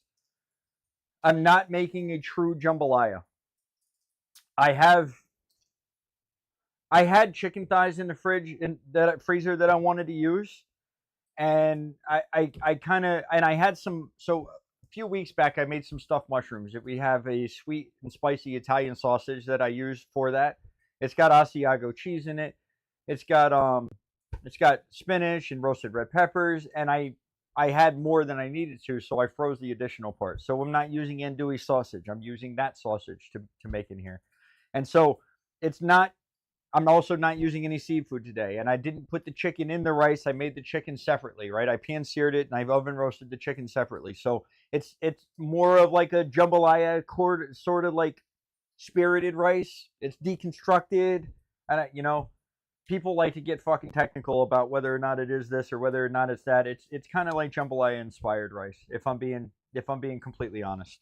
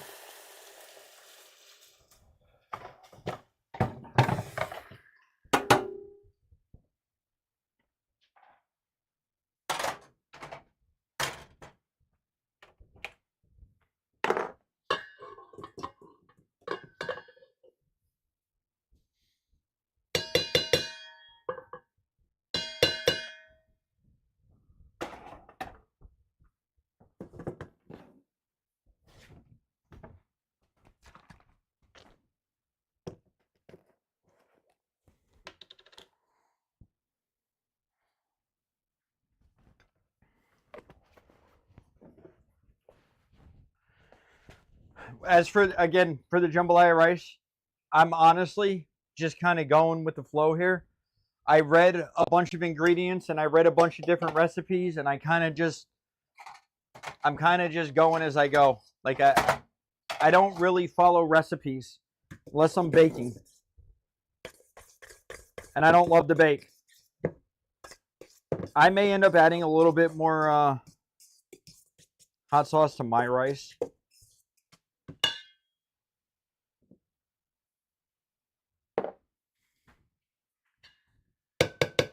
This is tricky. I want to add more Kashmiri chili powder. It's hot, and I want to add more, but I don't want it to bother butterfly.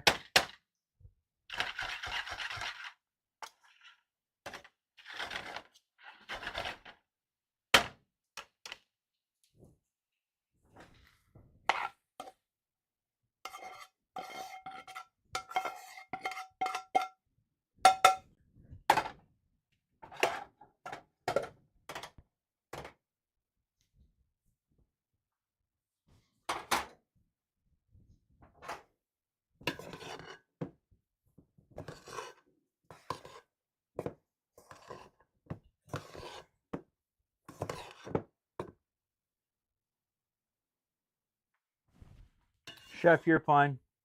If you speak Spanish, yo puedo hablar español, pero no. If it's not Spanish or English, then you're good though. Nobody's ever gonna fucking talk shit about your sentences outside of Clark, but he's a fucking pompous Tory prick. Clip it and ship it. Benny's probably right there, ready to fucking clip that shit. Not gonna lie to you.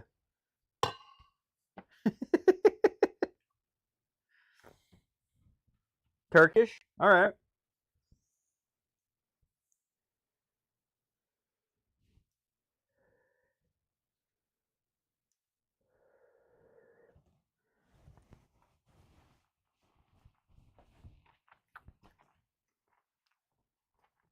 I'm glad I did what I did.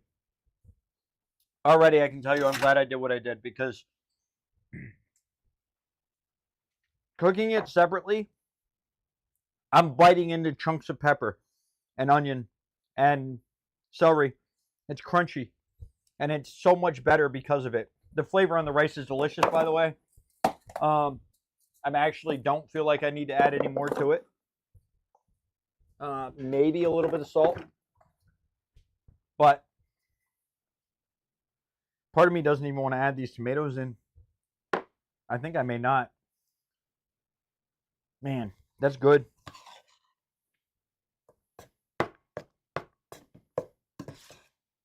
See, I feel like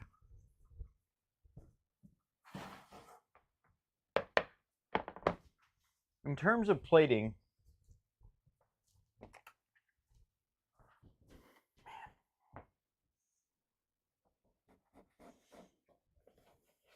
I just don't know. Like,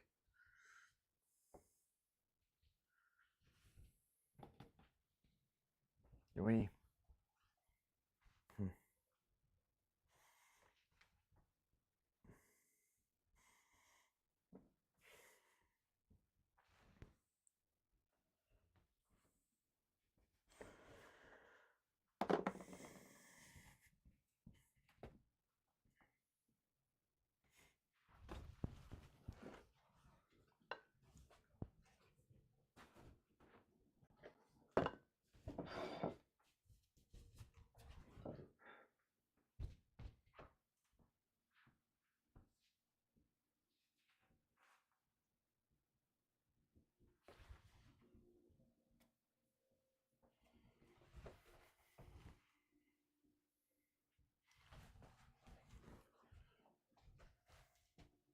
That ain't it.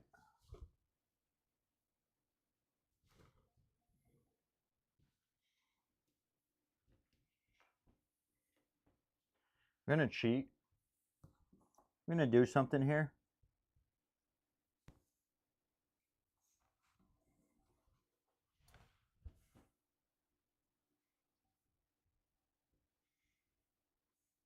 Because I feel like it's a little too tall.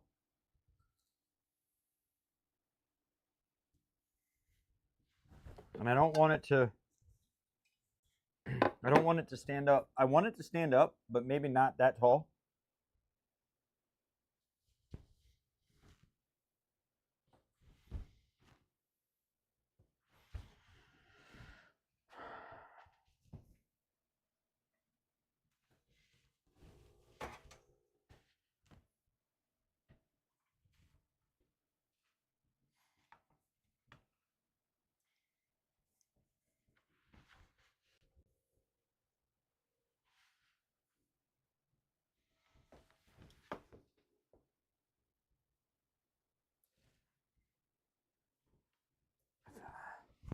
I don't think I can put everything on the same plate.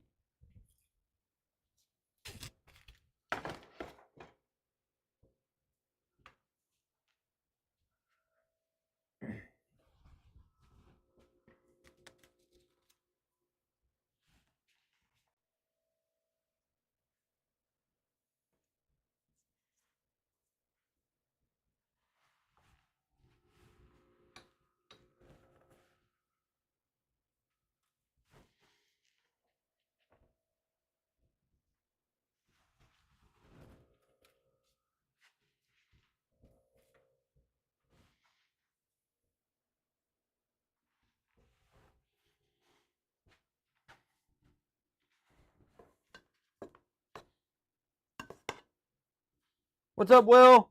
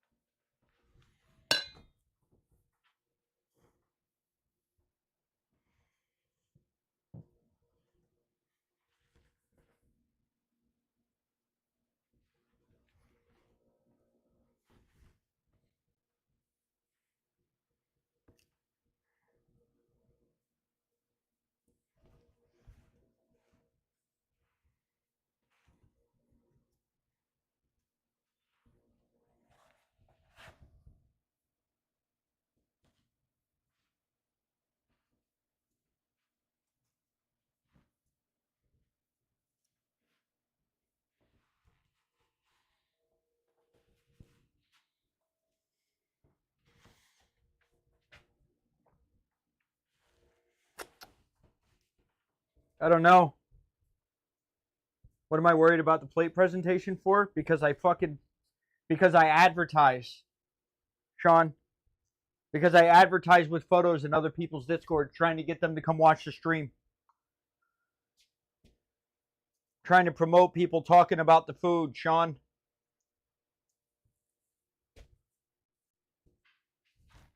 What's up, Sorta?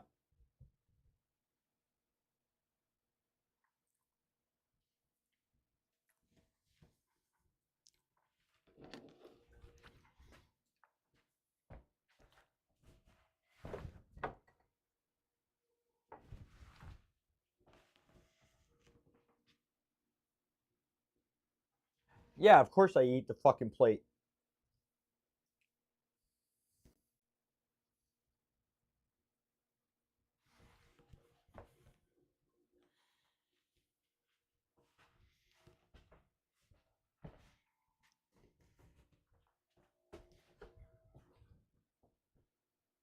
Yes, chef, as soon as I'm done.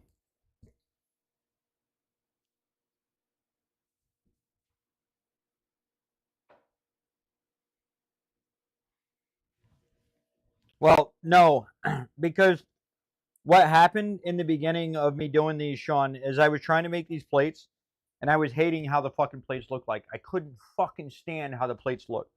And the reason I couldn't stand how the plates looked, and I realized this later on, was because I was making plates. I was trying to make plates look good with the amount of food that I want to eat, the amount of food I would eat. And it's not possible to make that much food on one plate look fucking good. It's too much food. You just can't do it. It's not fucking possible, bro.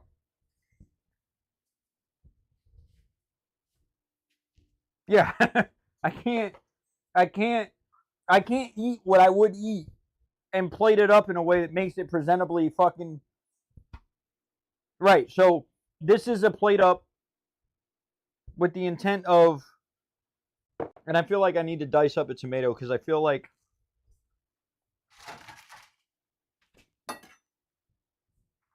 a promotional picture. It is sorta. It is. So I went with sorta. I don't know if you've heard me talk about this. I don't know how many of these you've been for. I'm a big fan of balance in terms of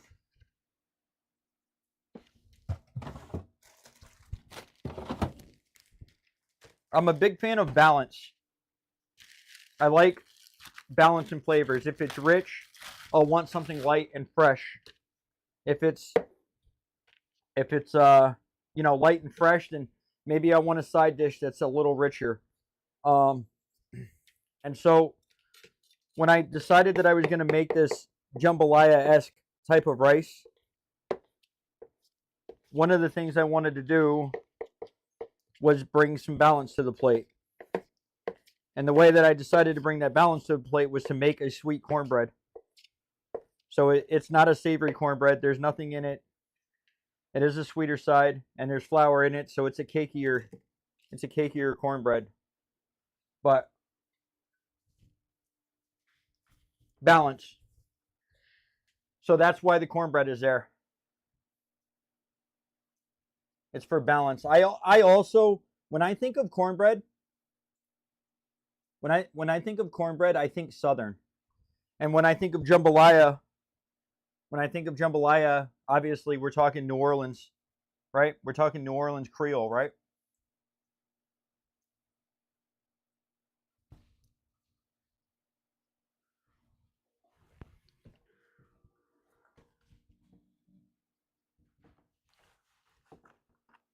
So I just felt like it was probably the perfect thing to accompany the plate.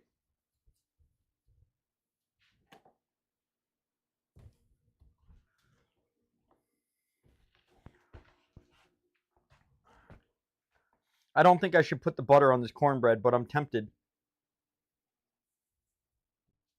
I am tempted.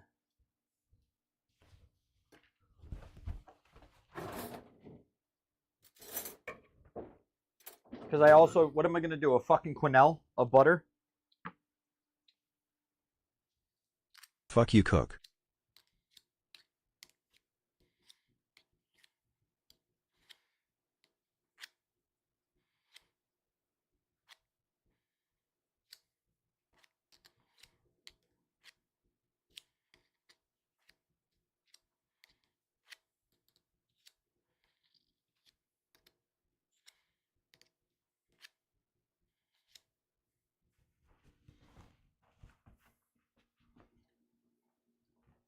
Hey, HC, no matter how you do that right now,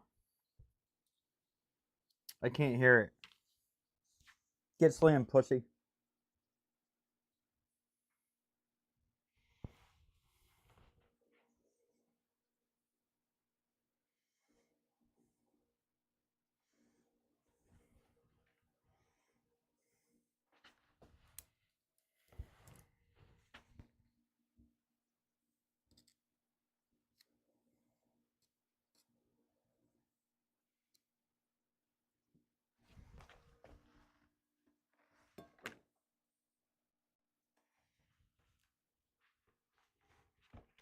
I have hearing aids.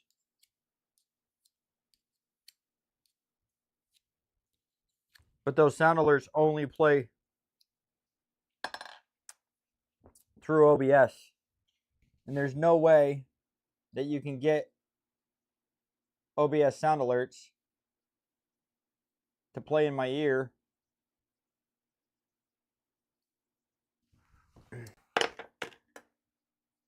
There's no way you can get OBS sound alerts to play in my ear. I don't know what to fucking do with that. If anything, put the fucking Are you Fresnel sure you over have here. hearing aids? You can't hear this.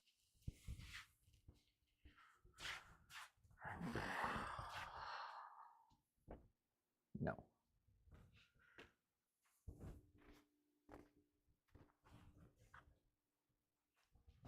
I am sure I have hearing aids, but I have no ability to hear OBS in my kitchen.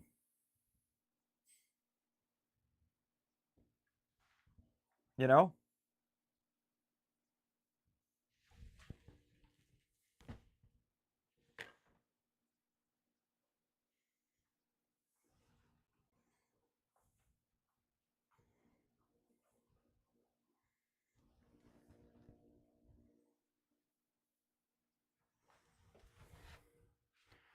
Right.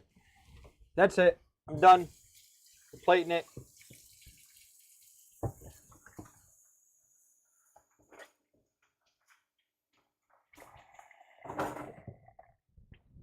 Should we try a second plate up or just fucking go with it? Yeah, the hearing aids are Bluetooth HC, but they don't hook up to the computer. What's up, Red? They don't hook to the computer. Actually, I haven't tried to hook the hearing aids to the computer.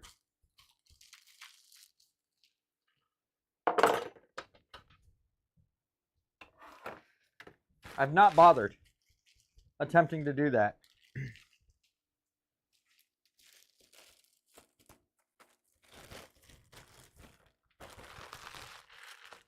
I mean, so here's the tricky part about that. Technically, I could HC, but then I would have to, and I don't know how people like Tim the Tatman do it. I just know that I've heard him talk about the fact that he does it. I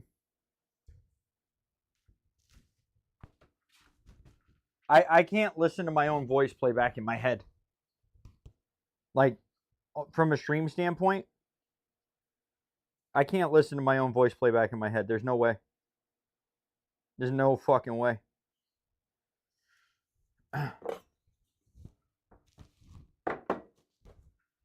Sort of how we feeling about COD?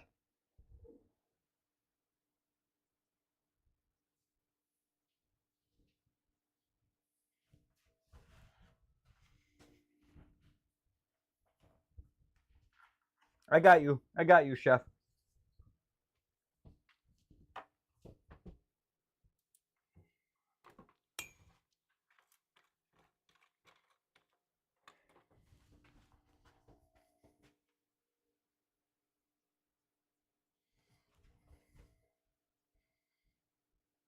Hey, Aspect. Fuck you, buddy.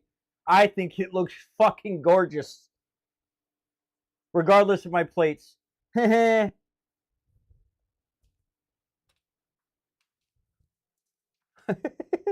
love you, Aspect. I'd sell that shit. I'd sell it and you'd fucking buy it.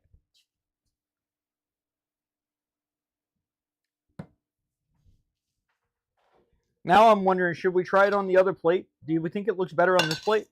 Or do we think the white plate is perfect? I think the white plate's probably good, huh? The camera froze? Uh-oh.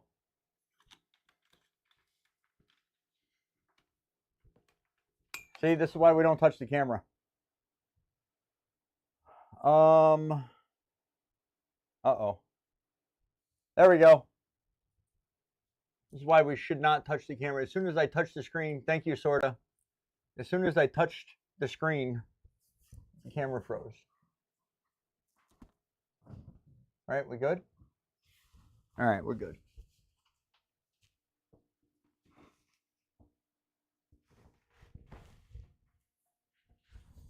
Yeah. So I'm just going to make a plate for Butterfly. I don't know if my son actually wants to eat this or not.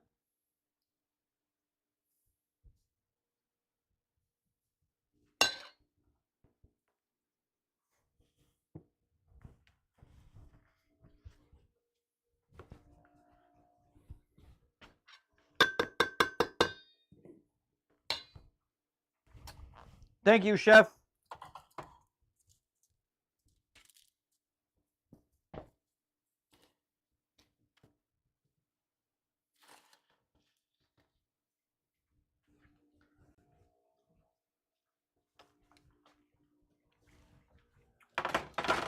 It is, but we eat leftovers around here.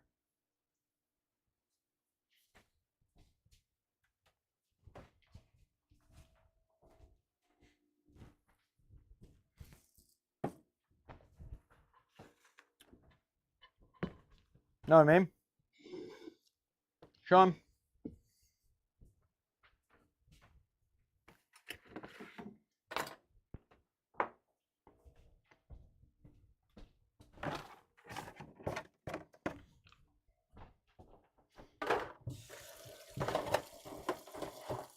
Also, me telling you that we eat leftovers around here, I'm not going to lie, like full disclosure, I always cook way more food than we need. Not necessarily because we eat leftovers, but because I suck at fucking portions, bro. I fucking suck at portions. I'm horrible.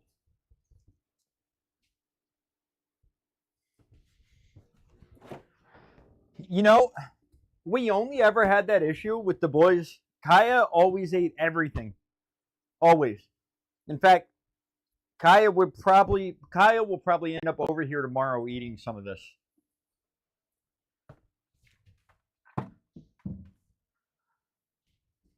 I'm guessing the only reason that she's not over here now eating some of this is because I'm later than she'd like it to be. And she's probably already eaten dinner.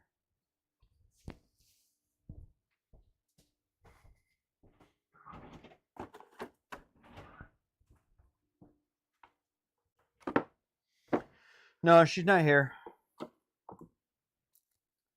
They live across the street for like all intents and purposes. I'm serious when I tell you that they're less than 100 yards away.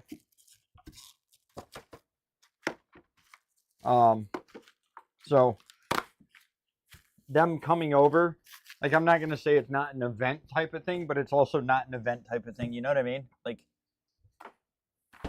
they come over because they want to come over whenever they want to come over.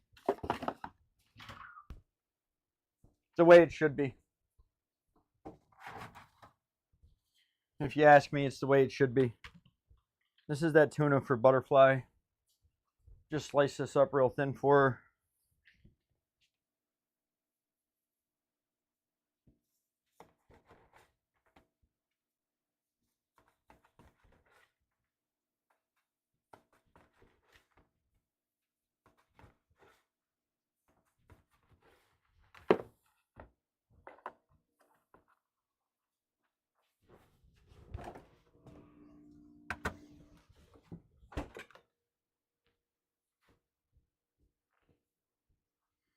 A side dish for Sloppy Joes? You know, this is probably going to sound weird, but I actually just made, I don't know, like 1 or 2 cooking streams ago, so 2 or 4 weeks ago, I just made this cold broccoli salad. And it was with some mayonnaise and some Greek yogurt, and then we did like dried cranberries in it with some fucking cashews. Bacon, and I used feta cheese. No, I used queso fresco. But it was really good, really light and refreshing. And I think that but that might be something good for a nice heavy acidic thing like a sloppy joe's.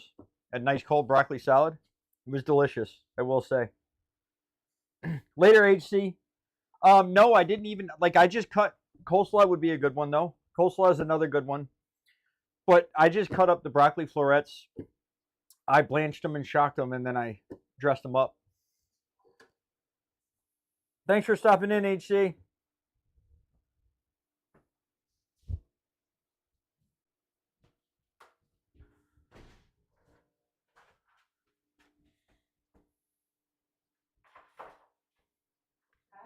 Hi.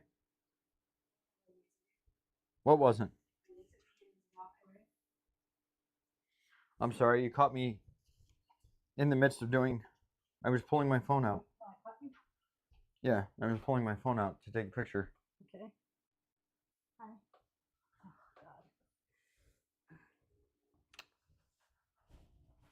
God. You still alive? Yes.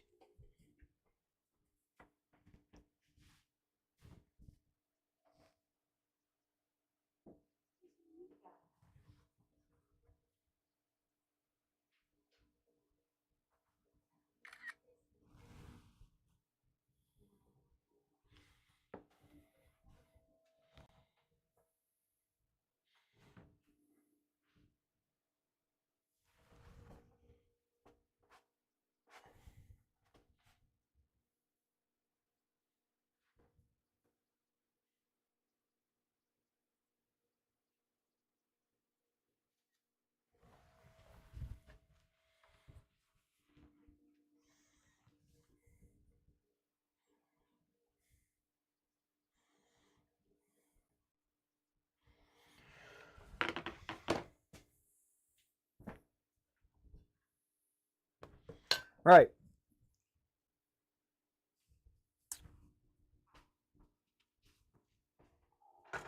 What?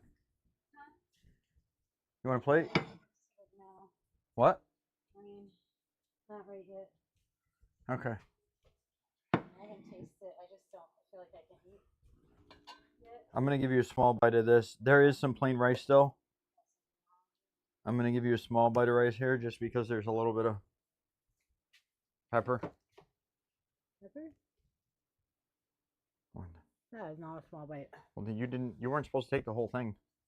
Why would you put all the food in there? I mean, I don't know. Salsa in there? No. A little bit of Frank's. What's the crunch? Huh? It's good. What's the crunch? Celery peppers. I just didn't fully, they're just not fucking cooked to mush. Fine. I just wanted to know what it was. I'm telling you. Just the way you had to say it. Yeah, because I didn't cook them. I didn't boil them in with the rice. Wait, she has a point. What point? What are we talking about?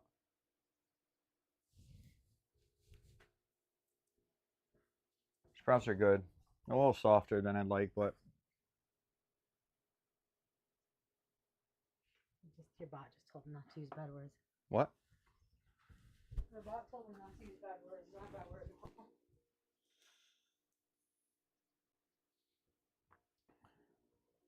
Thank you very much, Chef. I appreciate it. Yeah, exactly what you did. Oh, small bite, huge amount on the spoon? Humongous. Okay. Don't you okay me? I just did. I appreciate you. Come do something about it. As long as I'm in the kitchen on camera, guys, I'm safe. Off the camera? Not all the way over here. I could block the entire camera. It's right there. Don't burn my cornbread. I didn't burn the last one. The fuck you didn't. It was burnt to the fucking pan. No, it wasn't, because I lifted it up and it was fine. If it was burnt to the pan, that was how you did it. You want any honey butter on it?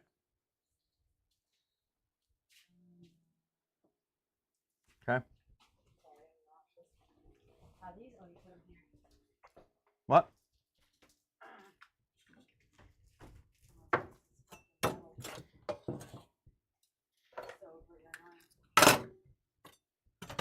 What? I'll taste it. Metal. Oh. Have a good day, Chef. I'm sure it's very late for you over there. I thought I smelled it, but I didn't see it. You didn't cut it all pretty? It's cut. That's cut? I didn't know what cut. It's cut.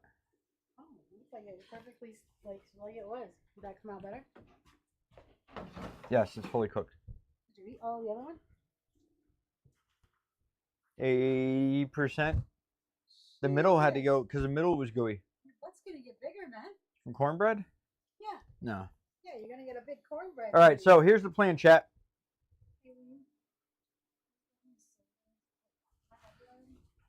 Here's the plan, chat. I am going to relocate up to the game room. I'm going to load up Call of Duty. I'm going to drop into a solo, and we'll do a little bit of spectating while I eat dinner.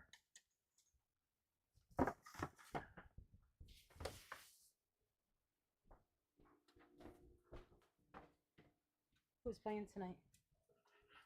I don't have a single person on deck.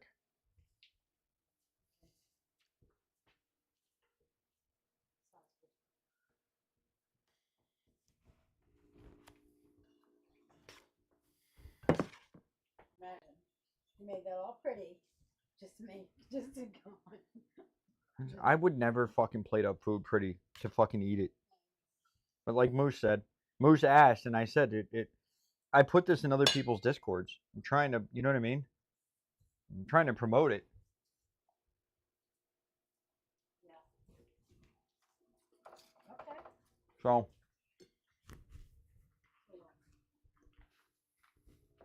all right, Sean. Thank you, brother. Hot spice 6-pack of a chef. Brother, I haven't had a 6-pack in 25 years, Mikey, but thank you.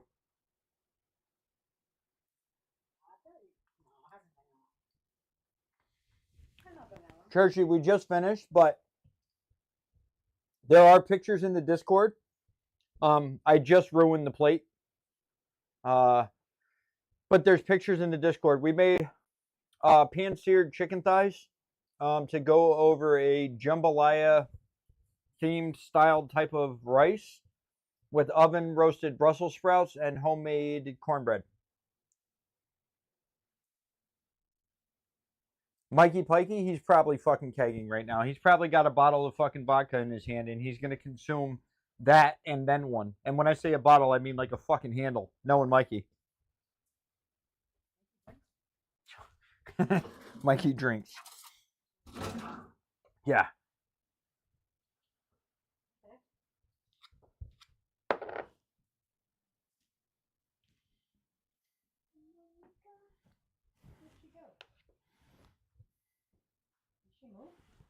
I don't know.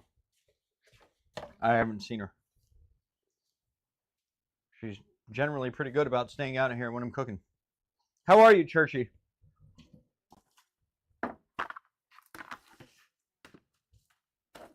What?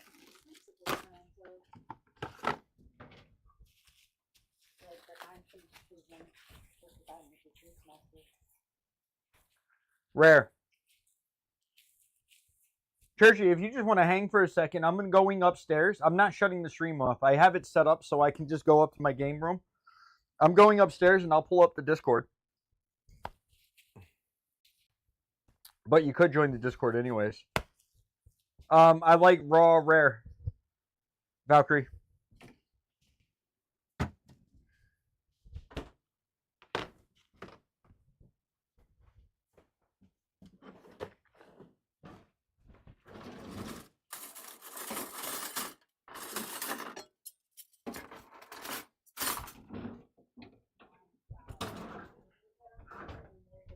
What? What?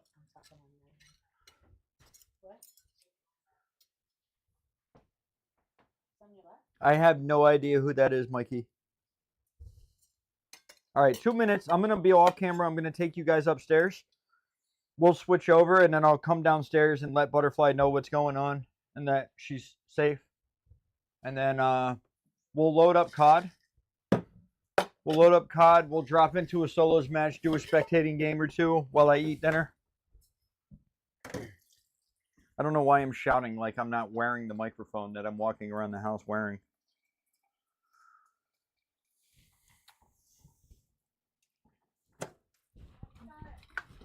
What? I think when I start leaving the kitchen is when it fucks with me. I'm not generally shouting when I'm standing in the kitchen. It's only when I start to leave the kitchen that I feel like I need to shout. I've never heard of her. She can't be that famous. And I don't think anyone in this chat's heard of her at this point. I have no, Mikey, I'm sorry. I don't know who you're referring to, brother. All right, give me 2 minutes, chat. We're going to be upstairs. We'll be switching cameras and microphones over. I'm going to sound a little different, and I'm going to be in a more desirable lighting element for me. And by more desirable for me, I mean darker. You guys don't have to see my ugly ass as bright and in your face.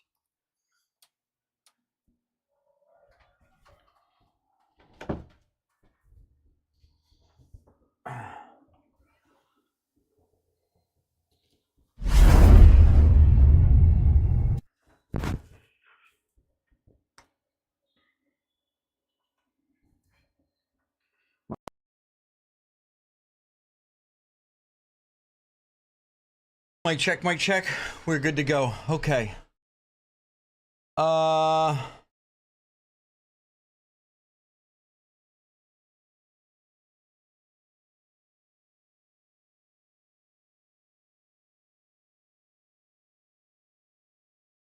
So, Churchy. Here we go. This is the overhead top down. This is the on the angle plate there. This is the jambalaya type of styled rice here.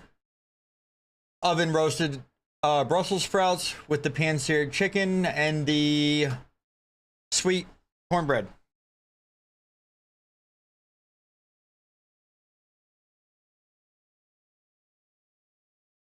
Thank you very much. Appreciate the kind words. It's gonna take me a minute to get cod loaded up and get situated here.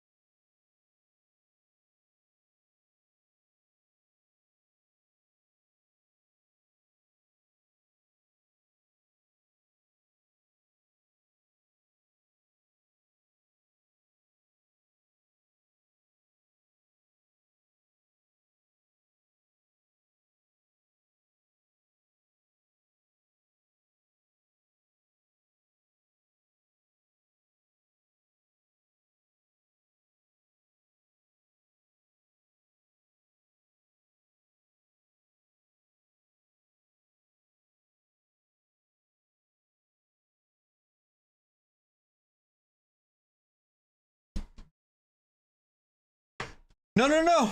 I'm here to have conversations, Churchy. You're chilling.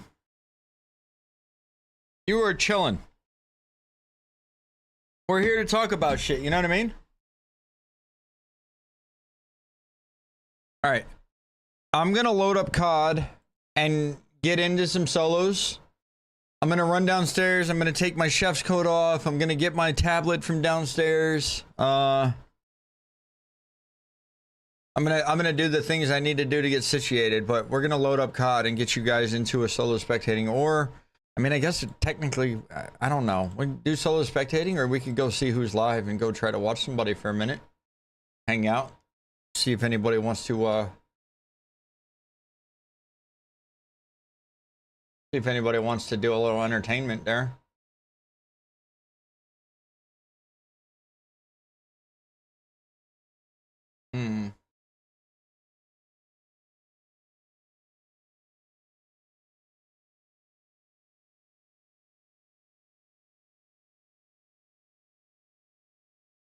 Fuck you, Cook. No, fuck you, Sefton. How about da? Catch me outside. All right, I think I'm just gonna load up COD.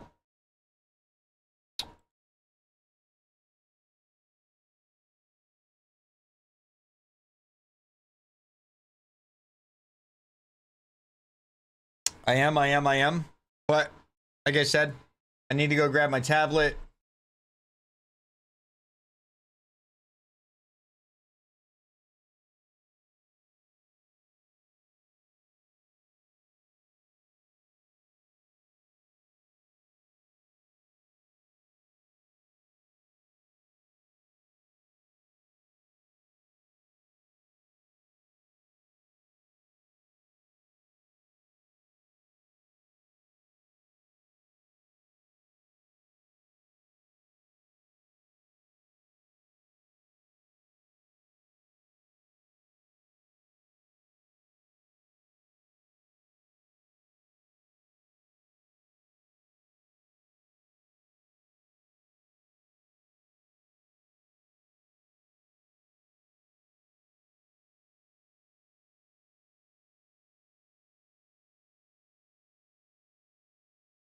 What's up, Killer? How are you? You did? Give me a second. I'll show you the photos on Discord, though.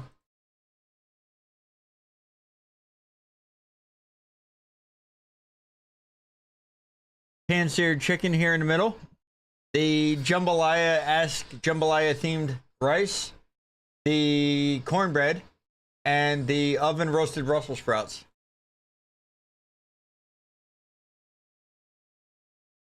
How are you, a former professional cook? I'm not really sure how to answer that. I used to be a cook for a living. I cooked for 20 years.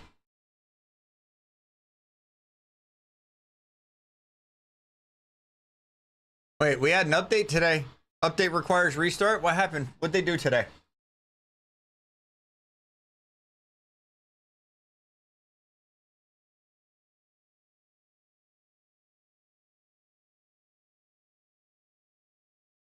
It is delicious.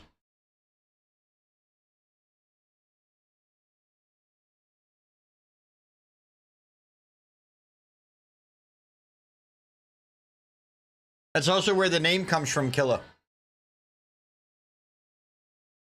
Cook one for you.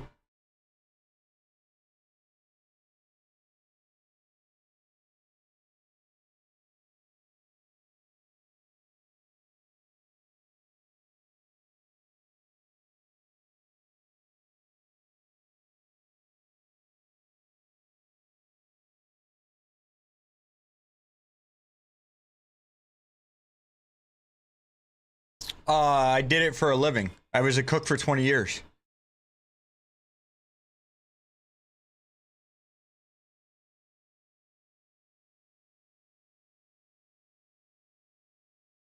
You're getting paid to do it. It makes you a professional, right?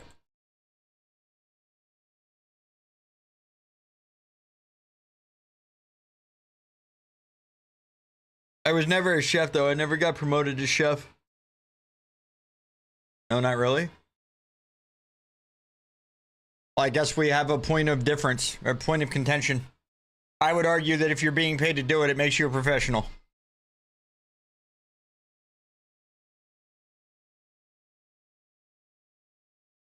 I cooked professionally for 20 years. Sounds like the military? What do you mean?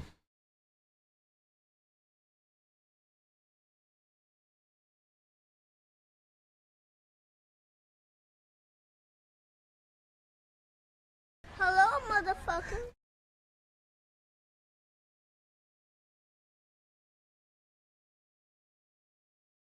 What's up, Austin? How are you?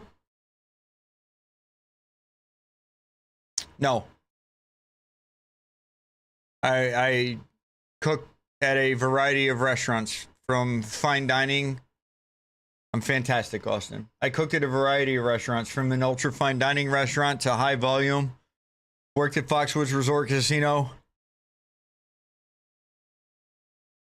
Just happened to be that I did it for 20 years. before I got out of the business.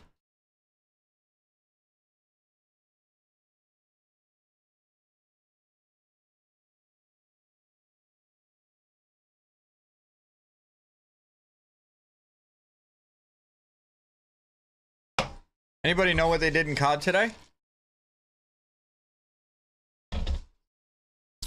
I got sick of working for people that didn't care much, that didn't have the same passion and care about it as much as I do, as much as I did. It was frustrating. I never managed to work at a place where I was able to end up getting myself into a management position, take over somebody's kitchen. And I didn't have the means to open up my own place when I left. So I wasn't equipped to do so when I left.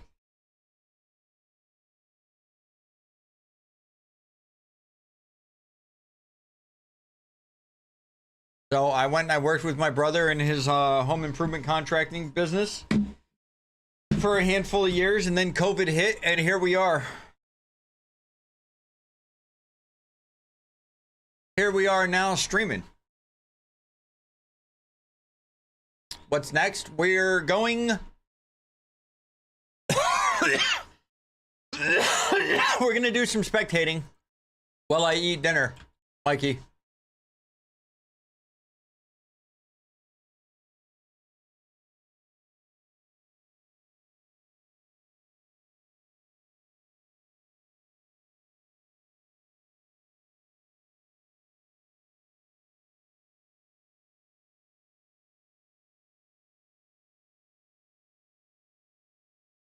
It's the last day you're young enough to get drunk? What the hell does that mean?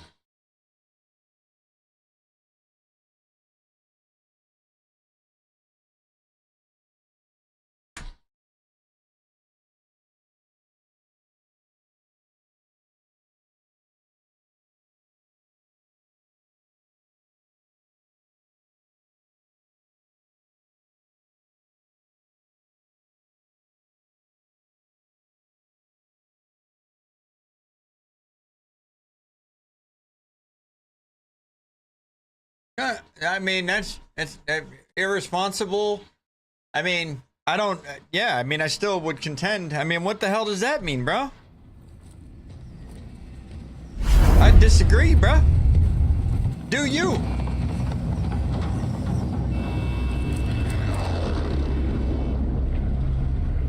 Last one. Why?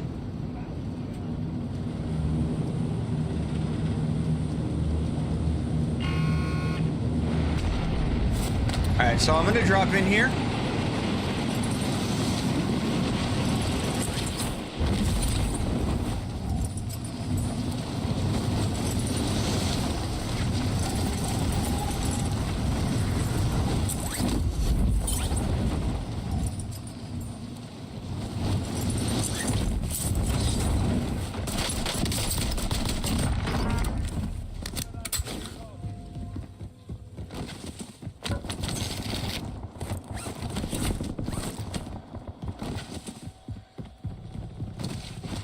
I need somebody to kill me.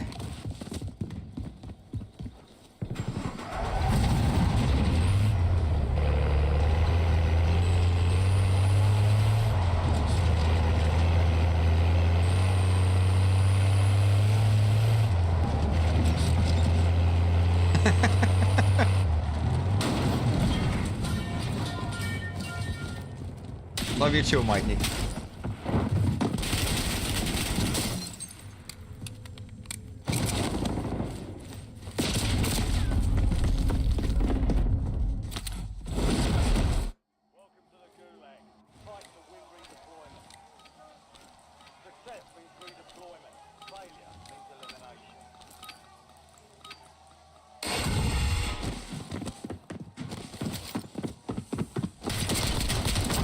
I never took it as you hating Warzone, Mikey. I always took it as you loving Apex more.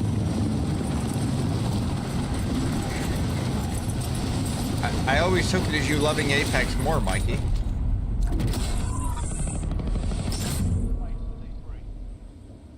I still haven't had an opportunity to sit down and actually eat yet. I still haven't had an opportunity to sit down and eat yet. Well, I was dropping into some spectating content real quick.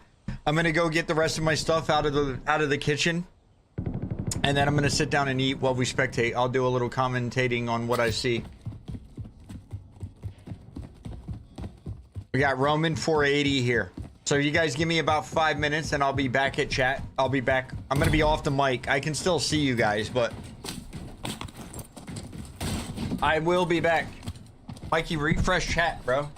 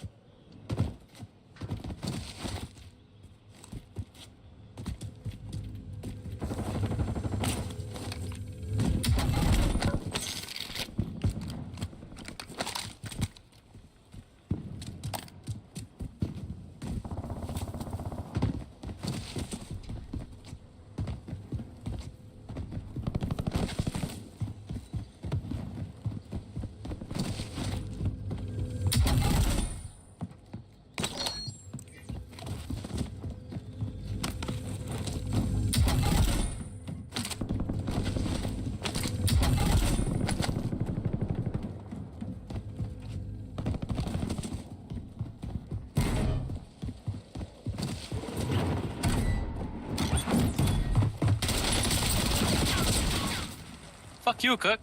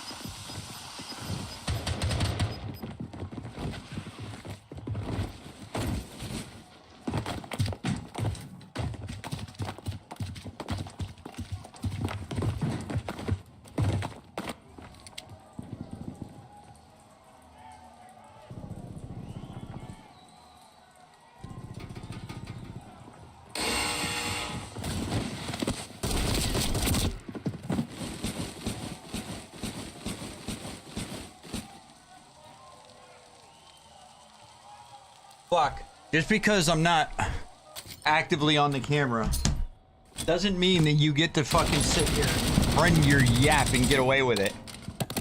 I see you, bud.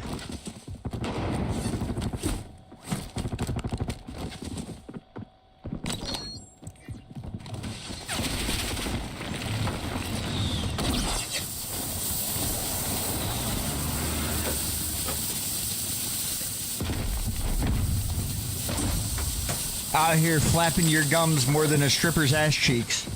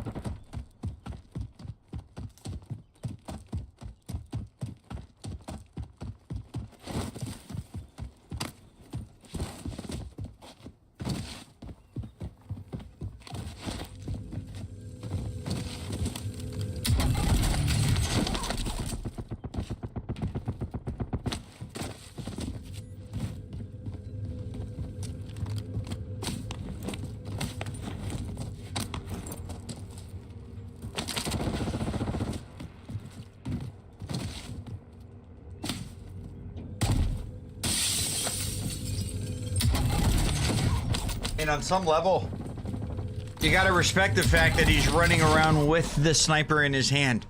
Close range combat inside of a building. Sniper rifle in hand.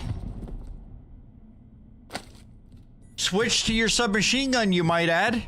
You might say, hey man, maybe it's wise for you to have a close range fully automatic or fully automatic rifle in your hands, but no, you'd be wrong.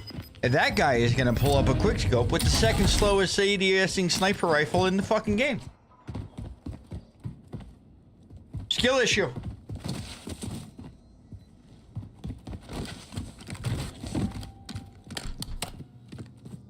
You know, the funny thing is, I started using this last night again. I feel like I can't get a headshot with this fucking gun to save my life, bro. I cannot get a fucking knock with this gun to save my fucking life.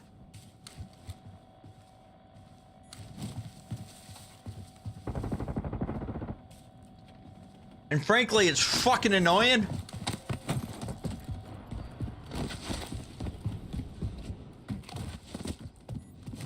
I'm not saying I don't get dropped by it.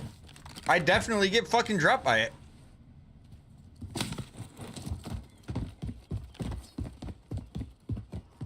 I see you, Mikey.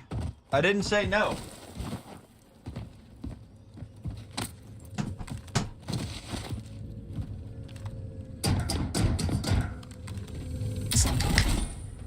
I still prefer the fucking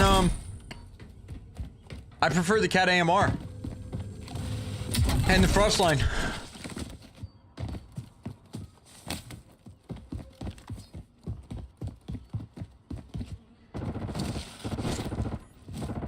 The Cat AMR actually requires some fucking skill to use.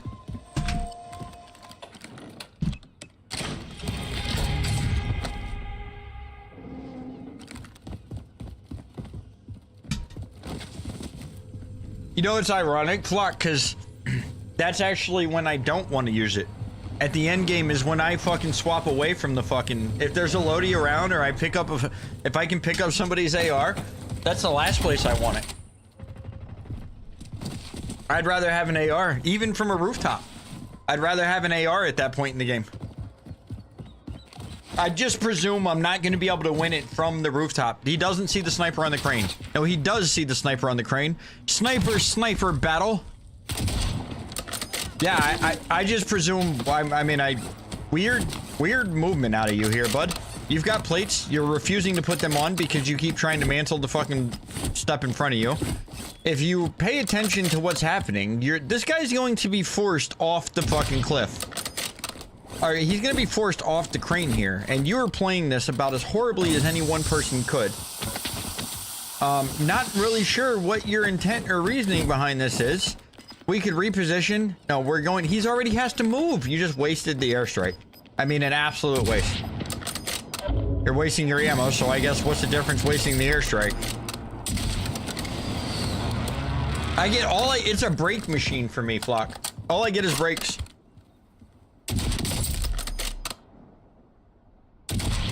All I want to say is that a lot of time and a fuck ton of resources was spent attempting to kill this person. And now we've spent so many resources, we are moving into prime dog shit territory in order to loot the body of the guy who hadn't left the rooftop. He doesn't have much, I promise you.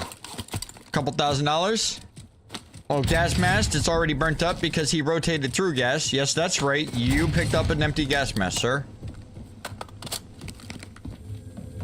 I thought about changing the ammo for the faster rechamber one. I thought about trying that ammo out. There's a rechamber ammo for it. You know what I'm talking about? No. Yeah, there's an ammo. Oh my god, they left you an airstrike. Good thing you wasted that other airstrike, otherwise you'd have two. And what would we do then? I'll show you after. I love the terrible placement of the loadie.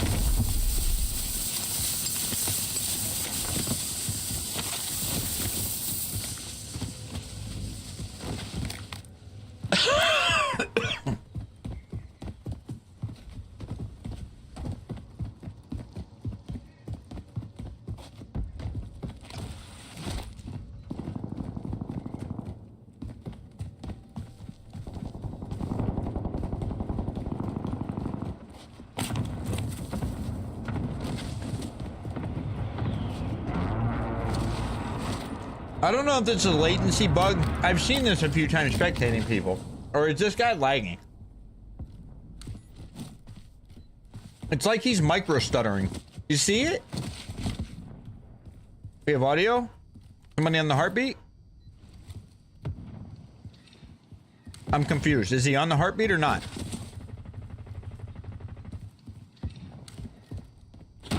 This is weird. When I'm spectating, I don't understand what's happening. This guy is checking the heartbeat sensor, and then he's ADSing. Is it because he's seen a ping? Because if it's because he's seen a ping, why is he not looking where the ping was? And if he hasn't seen a ping, why is he still ADSing like a weirdo on 27 different fucking angles?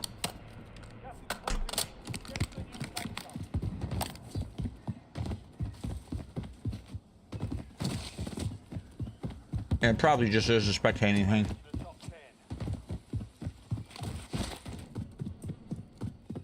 Divider of Cheeks has disconnected from the lobby. I love that chow out of that guy right there. He's like, oh shit, I didn't check the tower. Let me slide further out into the open where there's no cover for 15 meters and check if there is anybody up there. Great positional presence out of this guy. J-Rome. J-Rome. That what it is? His name's Jerome, huh? I think his name's Jerome.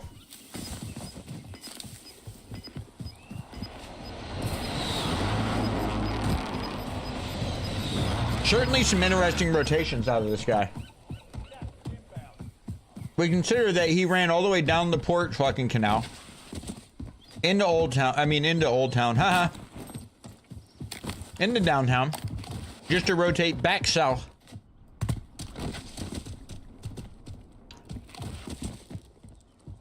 Yes. Train tunnel, sir.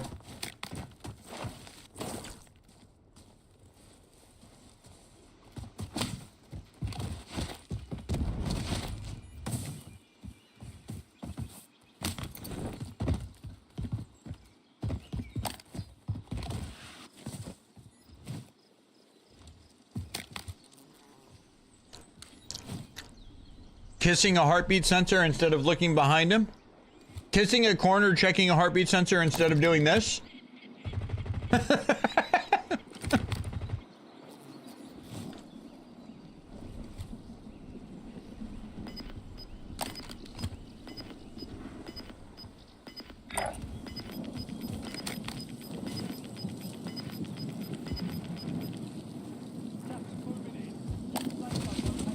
He doesn't want to fight, bro.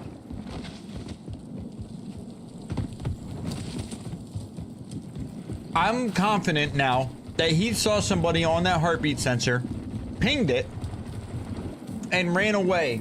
And it's because he's looking at the fucking player count going, I have a chance to win this. Let me hide.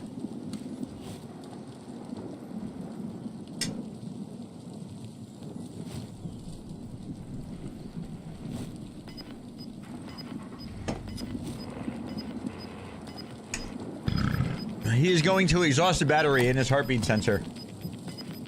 Checking the same angles. Alright, so you have some options here.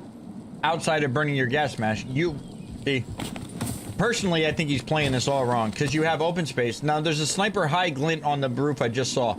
You have nothing but open space off to the left here. You could have played the inside wall, gone through the firehouse parking lot, and been nuzzled right inside the corner with that fucking SUV being in front of you and giving you a little bit of LTV, giving you a little bit of a fucking secondary cover out there. You can also play the bridge for cover, or you can lay down here and kiss your fucking wall and remove any angles of visibility that you could potentially have. I can't believe he gets that. That's a travesty. That's an absolute travesty for the guy who just died.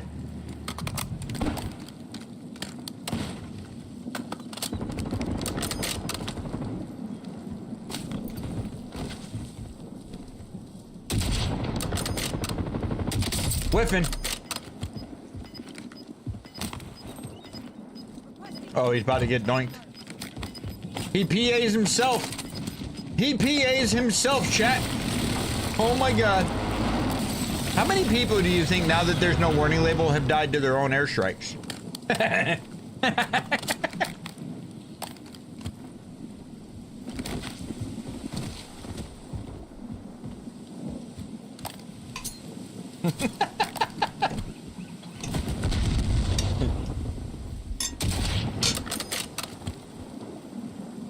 I think he does. Oh! Oh! Does the other guy push? He does? He's got Semtex. J. Rome is trying to drive away. Oh my god, J. Rome chokes it.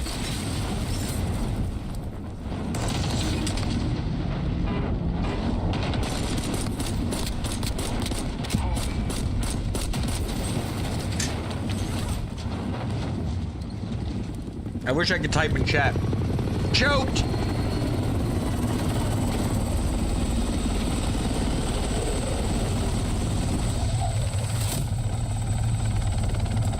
What does that mean, Mikey? You're over there, regular marijuana factory now?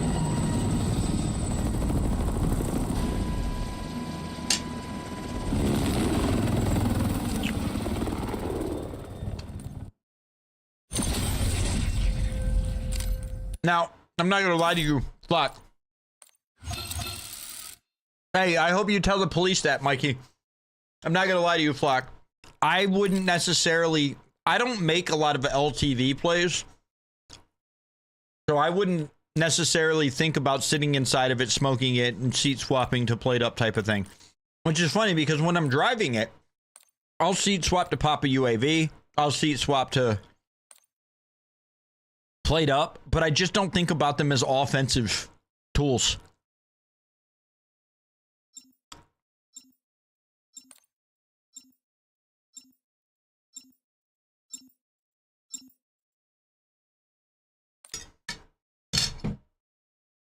And it's funny because I watch Grits do it. No, I'm spectating solos because I'm eating dinner. Cooking stream was tonight, Sefton.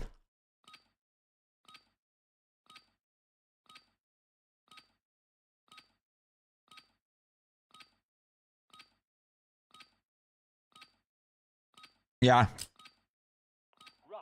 I mean, I've seen Grits do it. I've seen Grits do it. I've seen Holy Shepherd do it.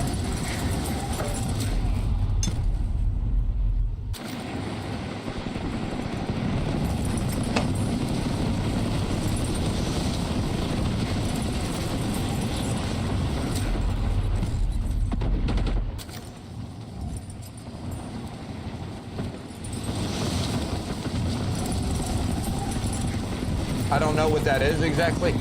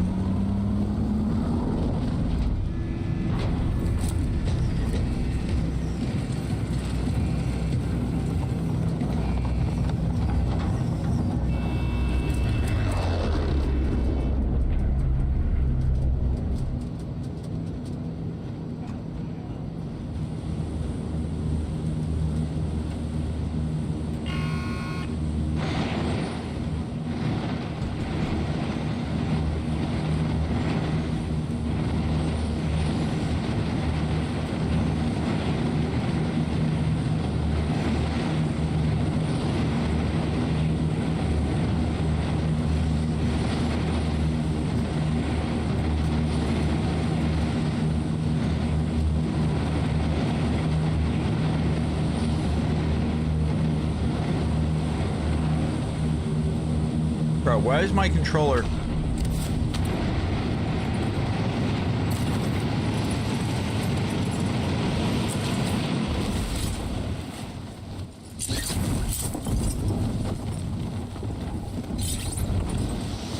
Is it just me that feels like the 180s, I'm sorry, not the 180s, that the seat swapping, I'm sorry, popping out of a vehicle window has gotten better.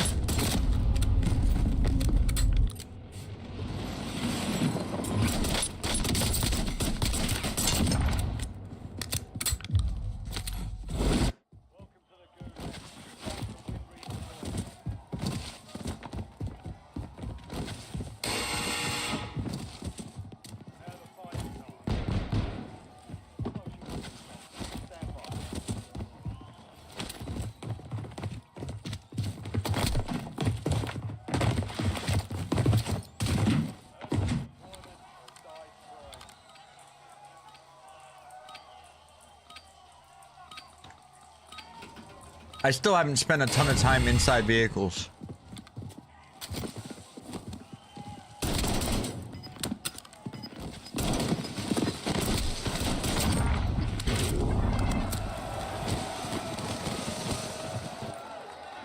That guy just got fucking body slammed, huh?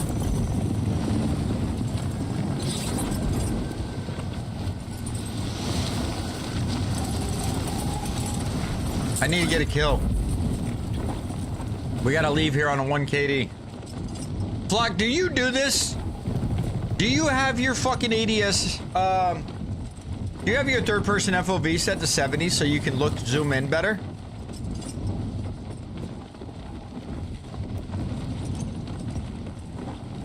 I feel like most people don't do it.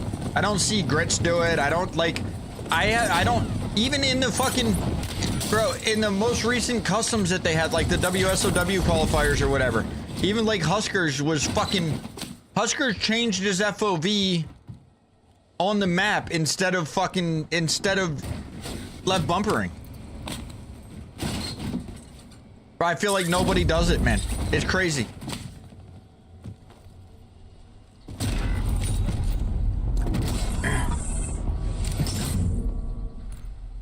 It is.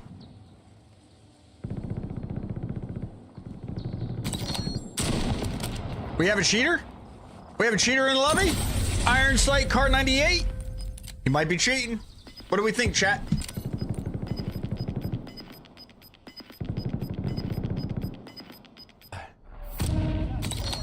Never mind. He just doesn't want to go get a loadout.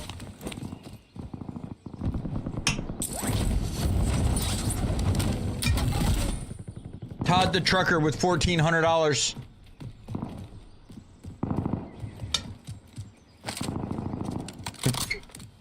Bro, somebody was like, because Grits was playing with a dev today.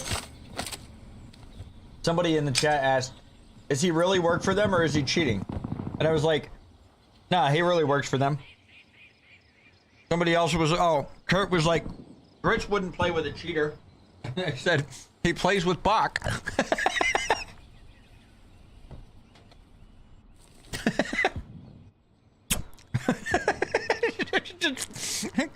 Bro, Bach has only ever been nice to me, bro. It's fucking hilarious. But I just randomly threw a fucking shot.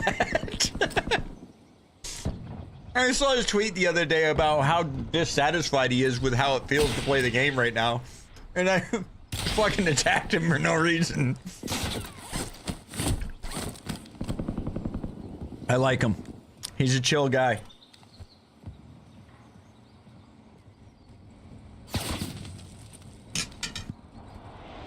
Yeah.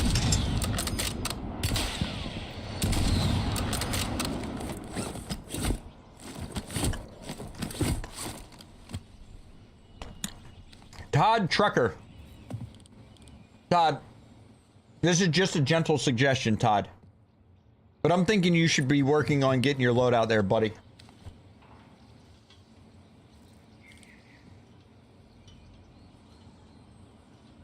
Maybe this is the meta. Don't do contracts, just wait till preloading.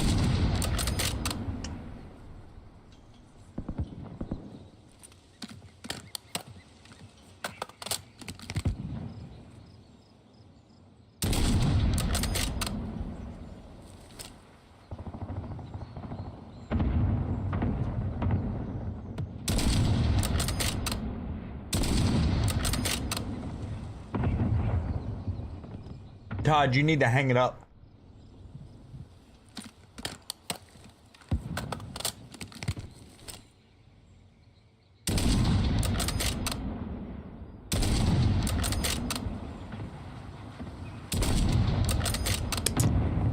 Mikey, you know,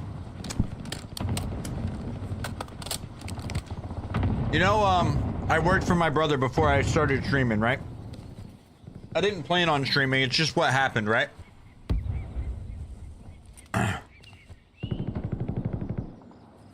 Now, I realized it was just like a sideways jab out of my brother.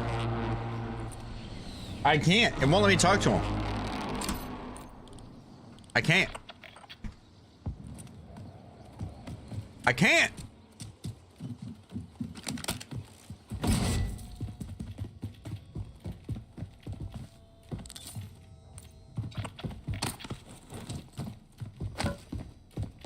Bro, what?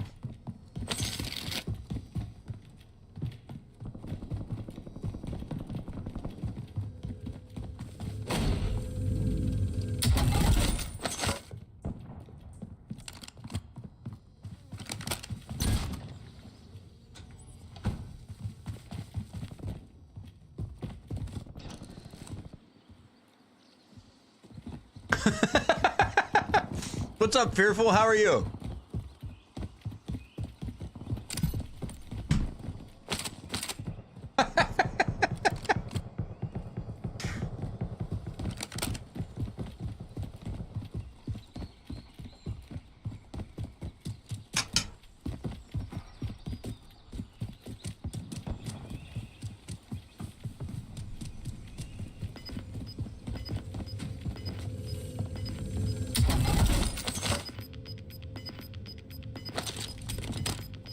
I'm vibing. We just finished our cooking stream.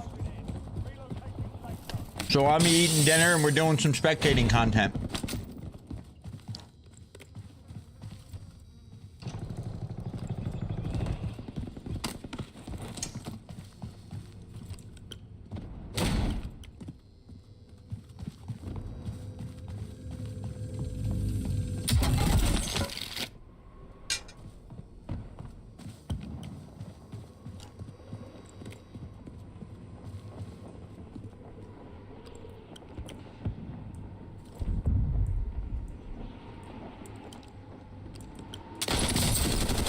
Who is cook one for you? I am cook one for you.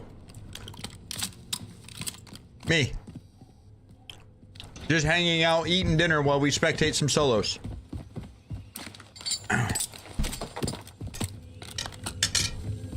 I just had the cooking stream. We just made dinner.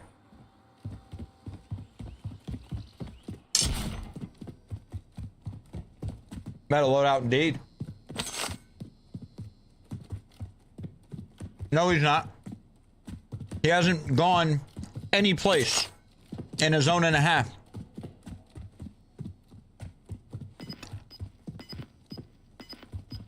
I was typing to the lobby. I was just talking trash to the guy we're spectating. Just goofing off. Purple.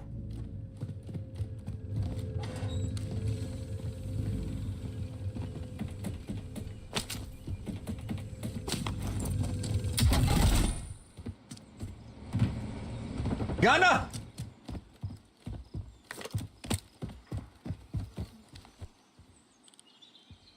How we doing, Gunna?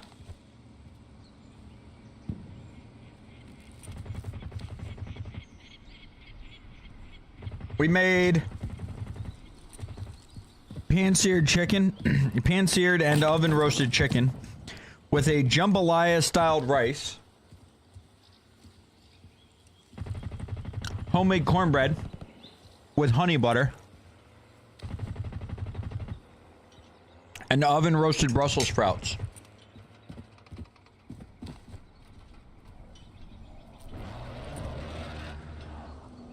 Show you.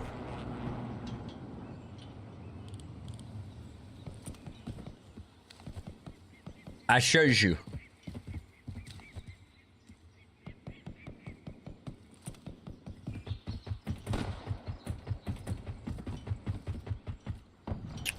The typing, that's other people in game chat typing.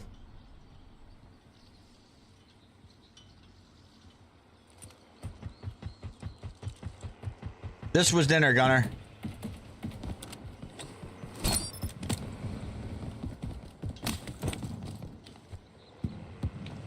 Deliciosa. It's so good. Bro, it's so good.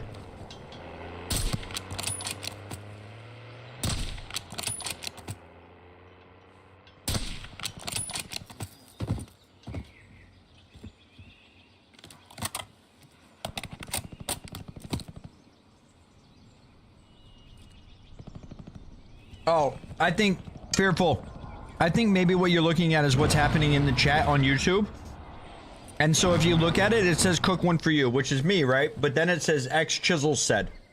So because of the way that I have chat integrated, it makes it so that you can see who's talking on Twitch. So what you're seeing is people talking about, you're seeing Flock Nation and X Chisel talk on Twitch. Those are their messages. I'm eating dinner at the moment, Gunner. This is the second spectating game. I didn't even start eating until the end of the first one, to be honest. Once I got the camera and shit upstairs. I'll be gaming soon, though. I don't know. By the end of this one, potentially. No, it took me a minute to figure out what you meant. I apologize for that, Fearful. There's an app that I use that integrates all of that. They relay my messages. Unfortunately, it relays my messages like I'm the one sending them. No, you're fine. Thank you, Damon. I'm here to be talked to, Fearful. What, eating the food? Mikey, I love spicy food. I love spicy food. Very, very spicy food. Butterfly can't handle very, very spicy food in her stomach. But I'm not a fan of just spicy for the sake of being spicy. I want spicy food to have a great balance and great flavor along with it. And the spicy food that I make, no, spicy's not overrated. Spicy is typically done wrong. Spicy is done bad. People fucking do spicy. I think spicy food is the most commonly fucked up food on earth because people overdo it. They just make it spicy and they have no regard for the flavor of the food. They have no regard for the quality of the ingredients. Right, exactly. And thank you, Valkyrie. And when I make spicy food, like this rice right now, my whole mouth has a very good peppery feel. So much, in fact, that I can feel it in the back of my throat and halfway down my throat. I can feel that there is a great peppery flavor here, right? It's a very good spicy flavor to this rice. But I can also taste the garlic in the rice. And I can taste the jasmine rice. And I can taste the fucking celery and the peppers, the red peppers and the yellow peppers. I can taste all of it. It's so good. Now, I said what I said, Flock. It is so good when it's done with balance. And that's how I do spicy food. So, like, my whole mouth has a peppery feel to it. You heard me. You heard what I said. I said what I said. Flock, I didn't fucking stutter. Bruh.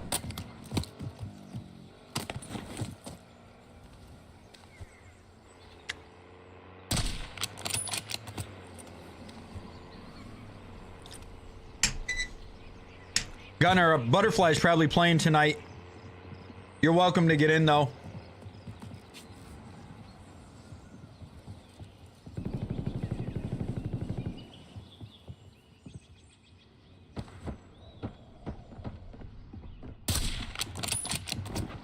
I'm pretty sure Sefton's hanging out in Discord waiting for me.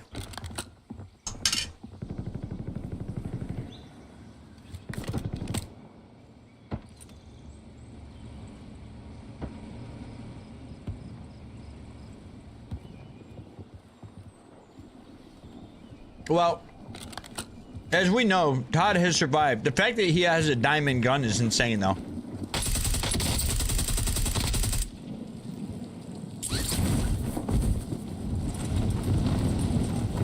How does he survive this flight? How has he shot at that guy? What? What?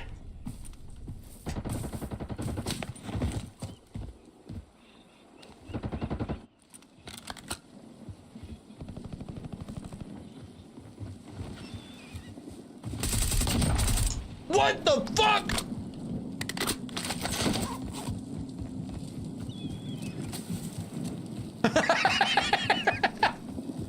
You ain't lying, Gunner.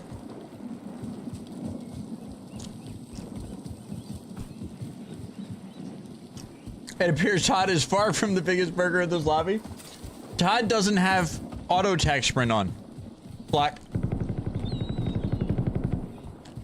Todd is spamming his attack sprint button.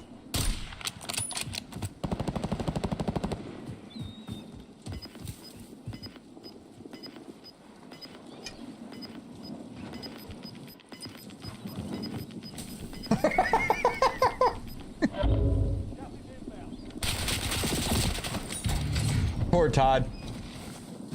I'm running the AMAX right now. If I'm sniping, I'm using the the Cat AMR or the Frostline. I don't like the HDR.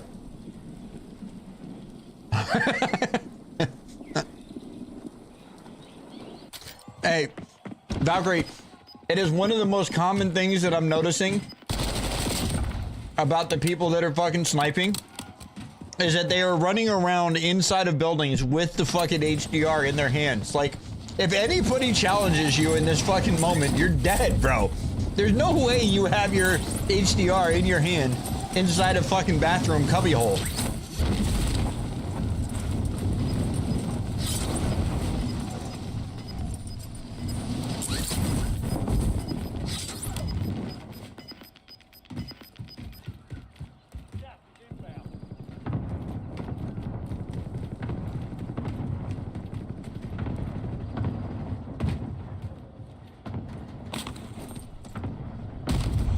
I swear to God, Todd. Bro, if those boxes aren't there, Todd breaks his legs.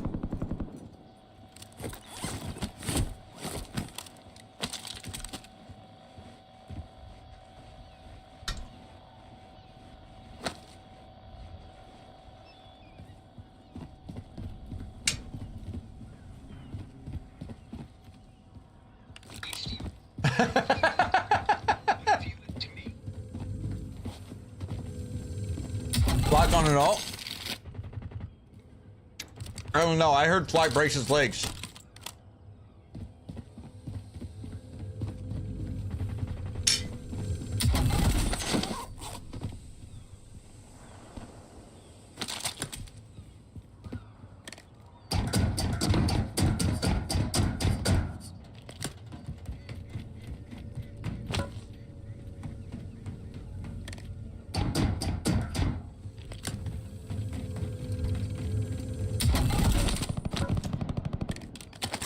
I'll stroke your meat.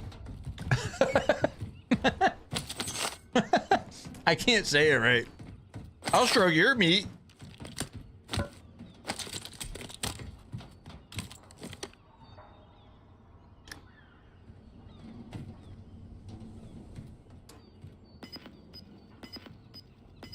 Uh-oh. Gunner's stepping it up. Audio hacks. No, we don't fight over who's cooking dinner. Butterfly cooks 99% of the time, unless she asks me to cook, and then I cook. Or cook in streams.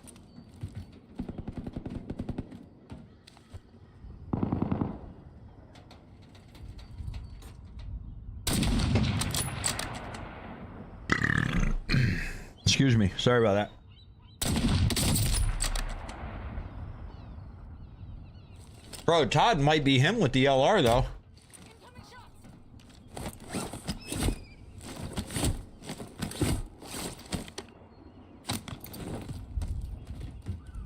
Butterfly's right though. Getting old is rough, but you got it. You can get past it. We all have the ability to get past getting old. Eventually. Eventually, everybody is going to succeed in getting old. I promise you. You're gonna get past it, all right.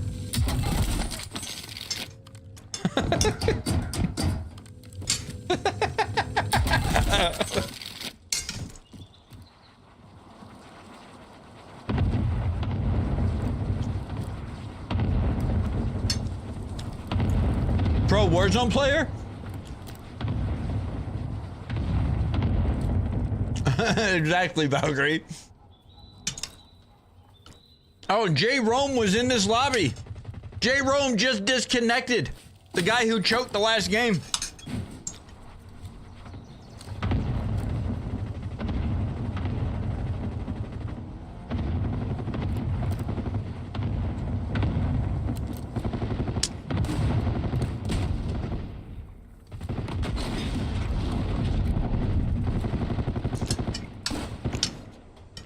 Mikey, are you asking me who my favorite pro Warzone player is?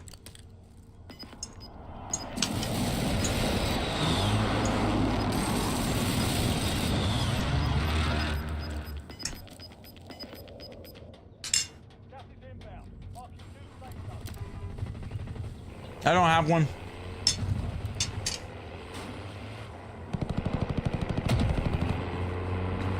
I used to watch this one guy, and I liked him, and I thought he was one of the best players in the world, and he was. And then he started playing slot machines, and his team broke up, and he stopped streaming. Now he's kind of started streaming again, but yeah. I got nothing against.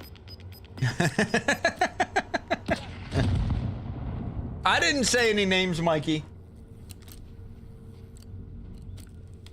Listen, I got nothing against people playing slot machines or fucking or streaming slots, but I just don't want to watch people do slot machines, man. It doesn't have any interest in me, and it's. As soon as I see a slot machine go on, I'm tuning off. I'm turning the stream off. It's not personal. I don't care if you gamble. I don't. But at the end of the day, I have negative interest in watching somebody play slot machines. Done.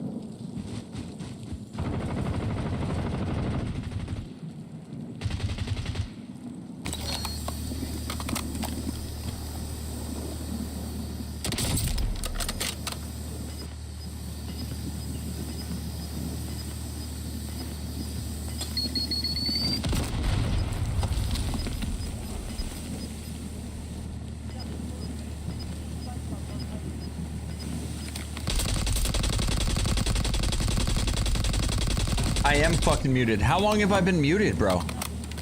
When did that happen?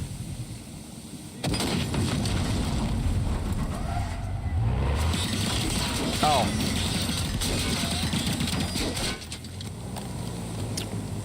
Mikey, I'm not talking shit on Tommy at all. I have nothing negative or bad to say about Tommy. I just don't want to watch slot machines, bro. I have no interest. I have no interest in watching slot machines. It's nothing against anybody.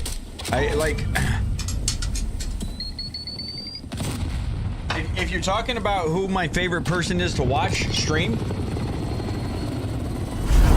it's just okay. So my favorite person to watch stream.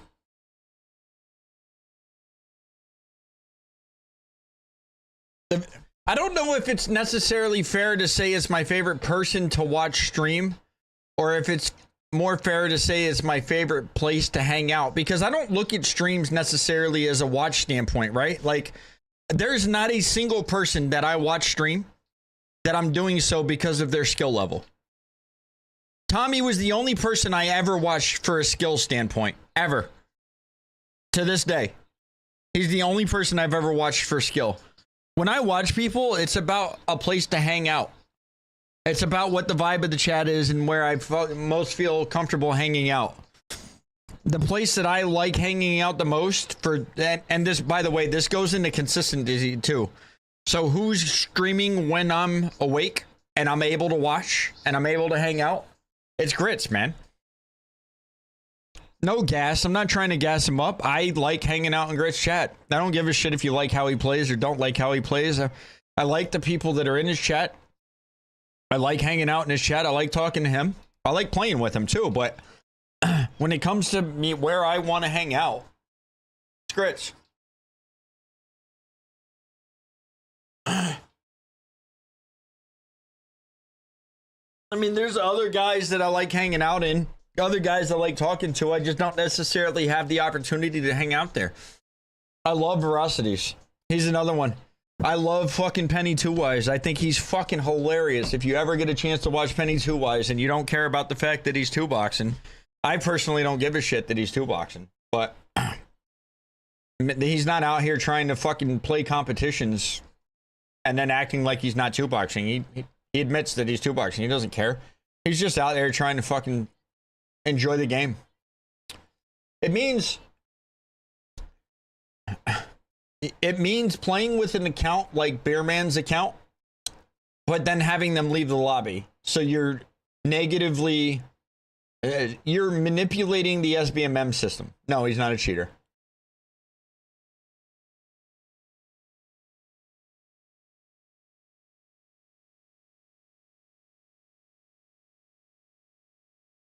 What, a 2-box flock? It doesn't work. It doesn't work on big map.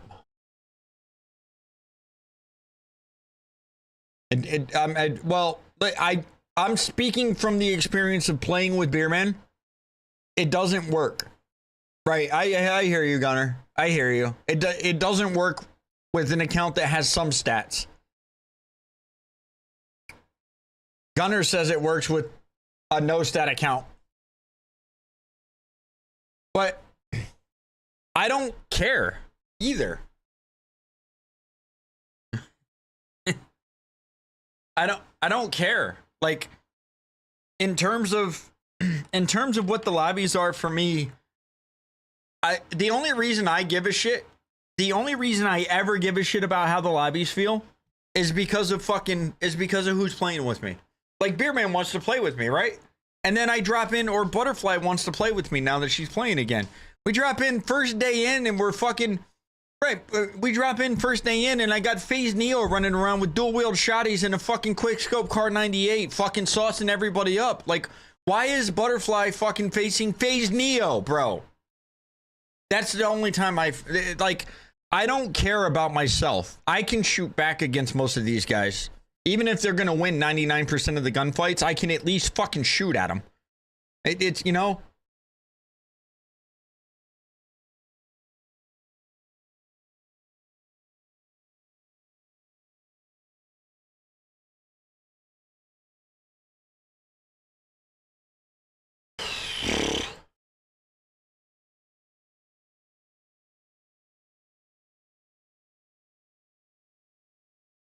Right, and it's not fun for those guys there, right? Like, what is it? Beerman just wants to fucking hang out with me, bro. Beerman just wants to hang out with me, Flock. It's a fucking rap. It's a fucking rap, and Beerman just wants to hang out with me, bro. My friends just want to fucking hang out. These are the areas where I despise SBMM. I think SBMM's a good thing. In theory.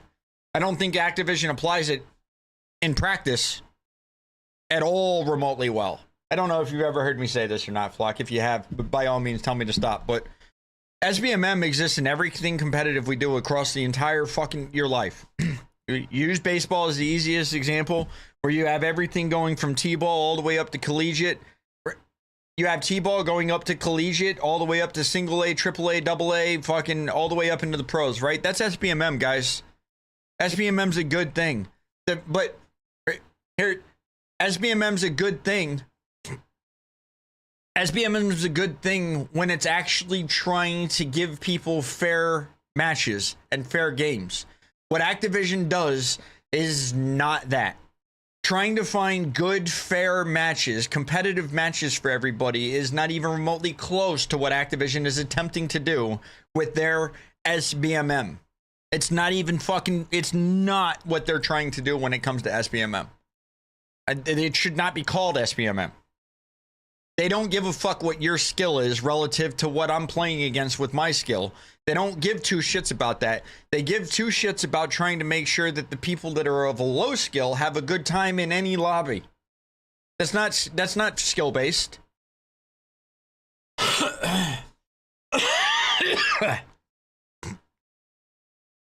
Babe, are you playing? When are you playing? What's the word with you? I'm trying to lock in here.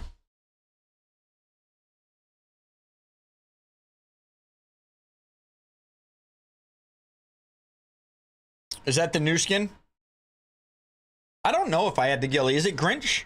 I had the Grinch skin back in the day. It's Grinch, right?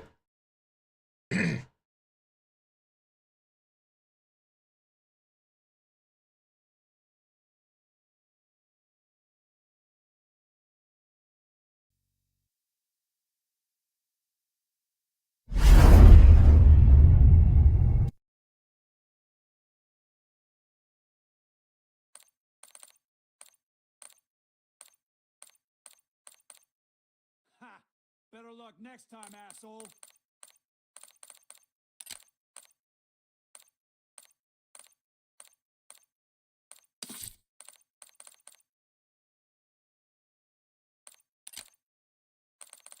Nope.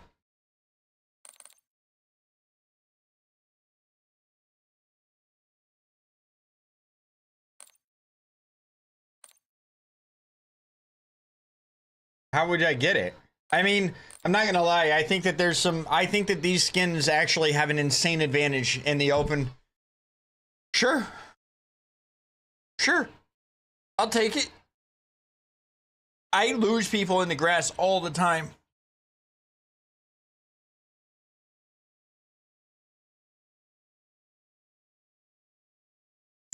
The DMZ Kong skin?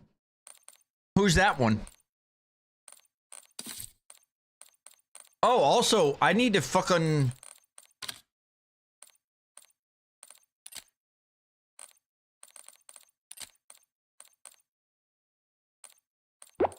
Where's the bird, bro? I heard that the flipping somebody off was back, and I saw him do it, and I... Yeah!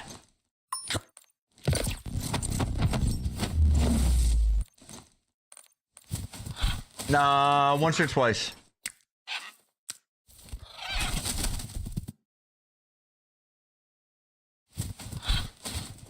Where do I redeem this? Oh. Thank you very much, Flock.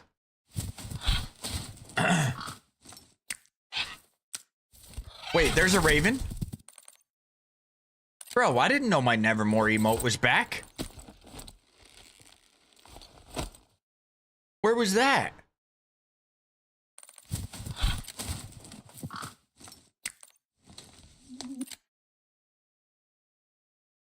Almost certainly not fearful. We're gonna get to a game here in a moment.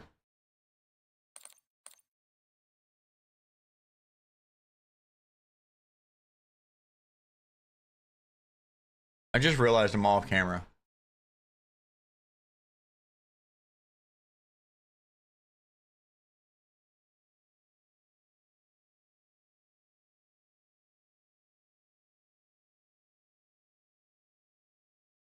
Where's my 2FA?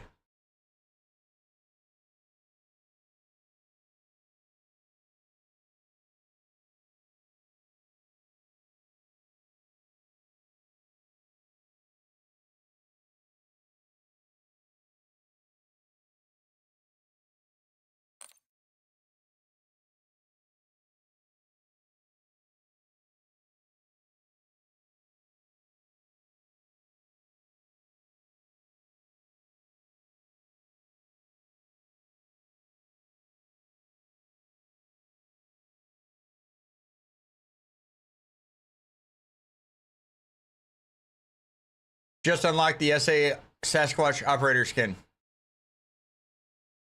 Also earned double XP 15 minutes.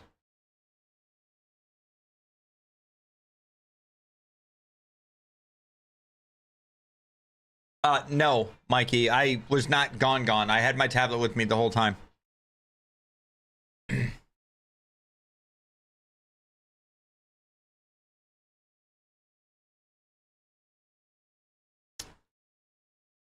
I'm just saying that you're lying, Mikey. I know it's crazy, but let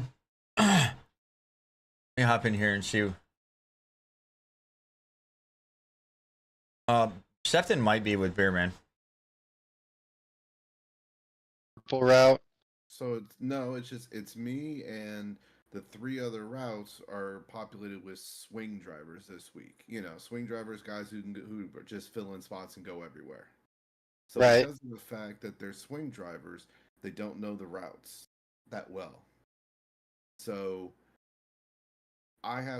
because they don't know the routes that well, that means they can't get everything delivered and get all their pickups and get back to the station to get the outbound out in time. So even though my route is the heaviest out of all of them, I get way more than all of them, I still had to bust my ass, get done with my route, and go sweep them to grab all of their outbound and get back to the station in time every single day. Sounds like a skill issue. Yeah, I know. These 3 guys have a massive skill issue. Nah. They can't finish their routes in time. They have to rely on the guy who can. What's up, Cookie? How you doing, man? Are you guys together? We are. Okay, so I'm just gonna link with you tomorrow then, I think. I thought you were hanging out waiting for me, but since you're playing with Beerman, I'm gonna end up being full. If it was just you, it was good, but I have Gunner and I have Gunner and Butterfly at some point, and then I got Coz in my DMs as well. He's just saying he doesn't want to play with me. That's all it is. I mean, it's about time you figured it out. Maybe you'll stop asking now. Oh, I you get thought, it. I see. I I see. You thought that it takes 5 times. you thought But you I were get it throwing on a the low flip blow. side. You thought you were throwing a low blow at me that was gonna hurt. You didn't expect to return fire so quick, did you? I get it. Hey, 5th time's a charm. I understand now. I get it. I'm a Uh-huh. slow learner, but I do learn. Uh-huh. Hey, better late than never. Yep. Hey, Cook, I do have one little piece for you. I actually got confirmation from a third-party independent person that had no prior knowledge of any kind of situation before it. There was actually a hot girl at one of the banks that I serviced that was flirting with me. There's no Yeah. way you just preempted that with everything that you just fucking said. I It was had so- to I'm not because gonna lie to otherwise you. she'd be like, Bro, I'm not gonna lie to you. It was so much bullshit. It was Nope. so much bullshit ahead of time that I just stopped Nope. listening. nope. It was actually, in fact, confirmed, and I was actually surprised because I didn't expect it. I thought she was just being nice and, just talking sweet and all that, but nope, apparently she was actually flirting with me. Wait. There ain't no way you just said what you just said. Wait. You were being flirted with and you didn't know? I wasn't 100% sure. I had my doubts because she can be sweet, but I didn't know she was flirting as hard as she was. Shut up. I don't take compliments well. Because I don't get compliments. Hey, I don't take them well either, but I still know what I'm getting when you fucking boob. You... Bro, what? Beer man. Ain't no way, bro. Ain't no motherfucking way, bro. There's a way, apparently. I mean, just don't tell her you were a water boy on the collegiate soccer team, bro, and you'll probably be okay.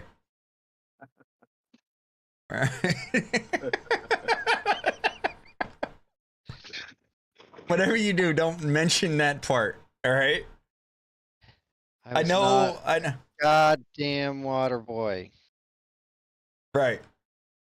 We're still going with that. We're going with the damn truth. What's up? He hasn't been in the dating scene in a while, to be fair. Yeah, I don't know if we're letting him get away with that. I don't know if we're letting him get away with that one there. Been out of the dating scene for longer than a decade, so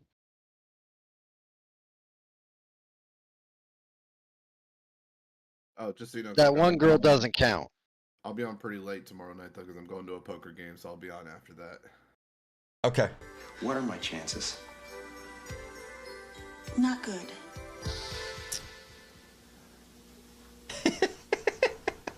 Brother. Not good like. Shut up. I'd say I mean,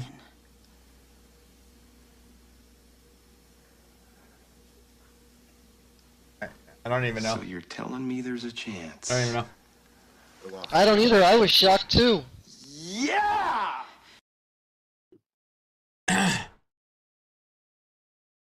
Jose. All right, boys, enjoy your games. Sefton, be prepared for fucking hell tomorrow. I'm always prepared. I mean, yeah, playing with me is hell. Bye. Yeah, playing with you is hell. I I'm know. Prepared. Bye. Cozy, me, you, Gunner, and Butterfly whenever she gets on. Yeah, that's what I'm answering. I already have Butterfly and Gunner.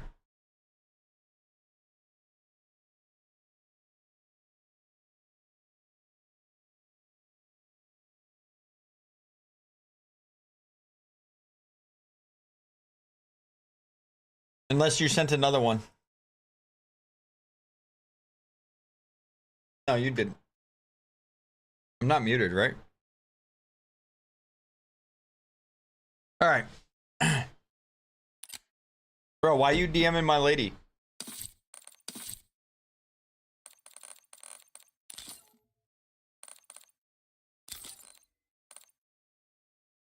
No. I'm not anti that, but it's not like I'm some fan. I don't spend money on the game for the most part, Valkyrie. I just I like reactive gun camos. I like it was a joke, Damon. I like reactive gun camos, and even that I haven't spent money on up until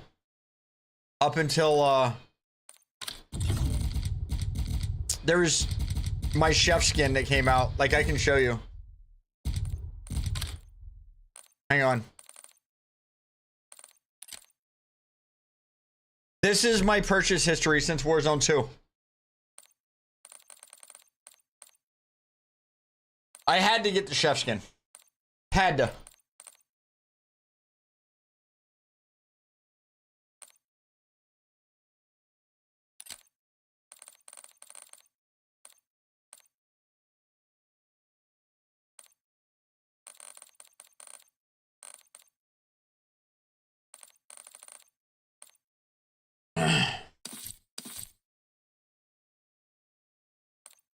Jay and Silent Bob. I won't get it.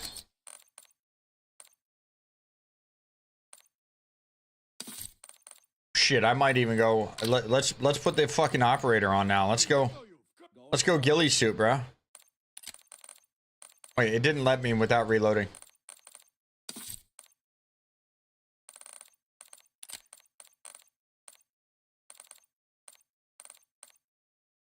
Cozy, I'm in Discord.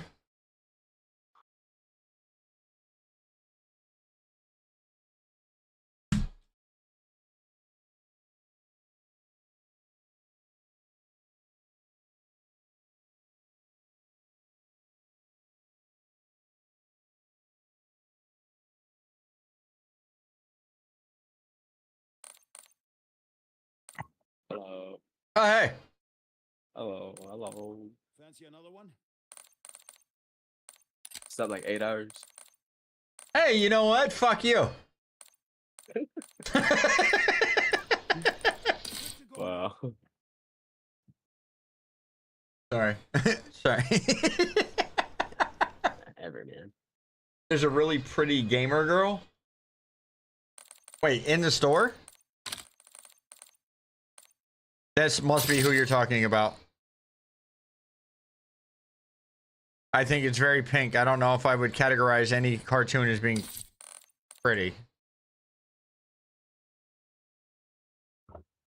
Oh man. She's also got kind of like a mean sneer.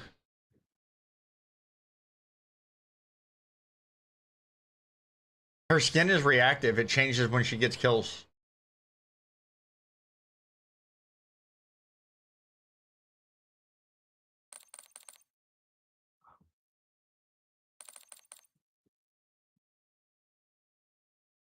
This is reactive too.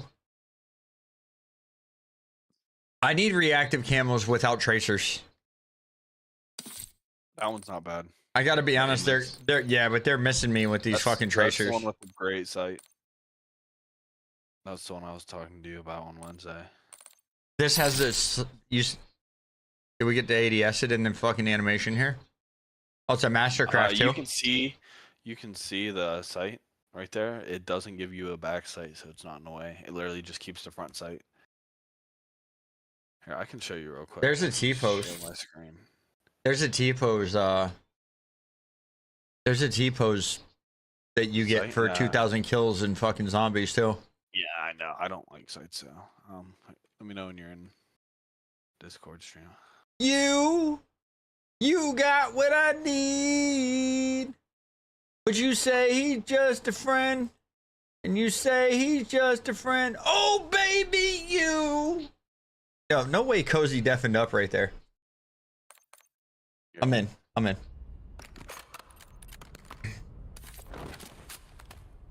Oh, I've seen that. Yeah. Sights are clean on that. I don't know if he deafened up right then or not.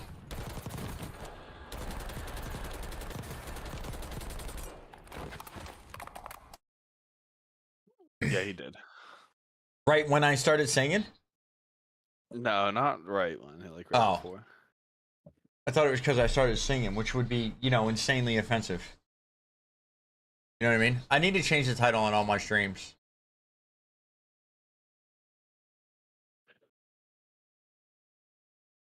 I'm fucking whooped. Changing my title, and then I'm ready to go. Oh, you deafened up because I started singing Bismarck Ebro? It's fucked up.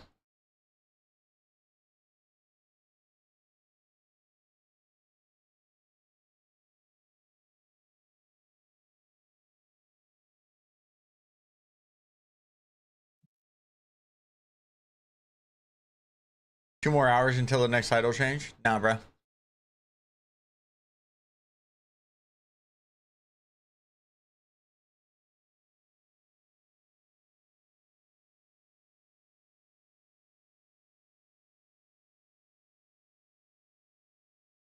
All right.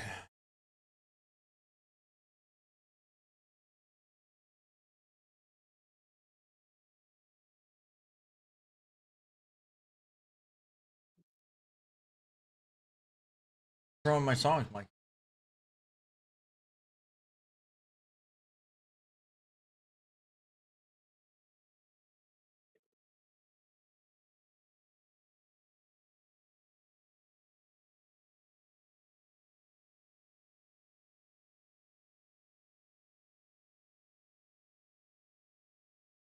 That's the point.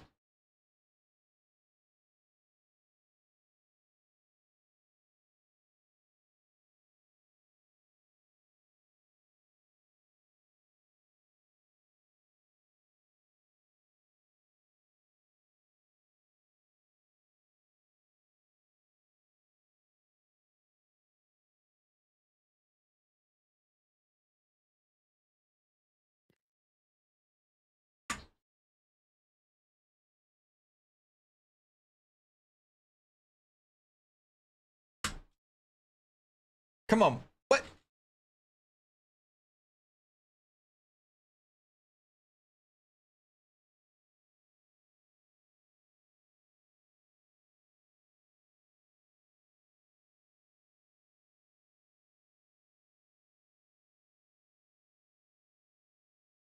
Mikey, Queen Latifah didn't do Afro Puffs. Rage did Afro Puffs. Her name was Rage. Said I got her. So may I walk you to your subway? I smoke 2 drinks and 2 drinks. No. Different people. Different people. I will never listen to an MGK song. Sorry. Not on purpose. I think you're trolling me anyways. Maybe leave the singing to the I am a professional. She said I never dealt with Philly blunts because I heard that's for silly stunts. It's one of his only good ones. All right. You know what? I'll give it to you, but I'm telling you right now, Flock. I'm warning you, Flock.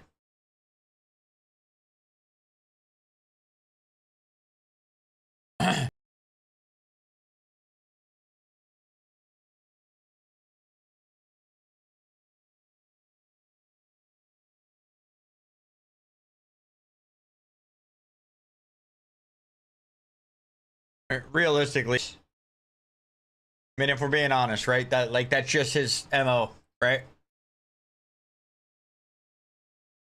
Under kid, she got G's.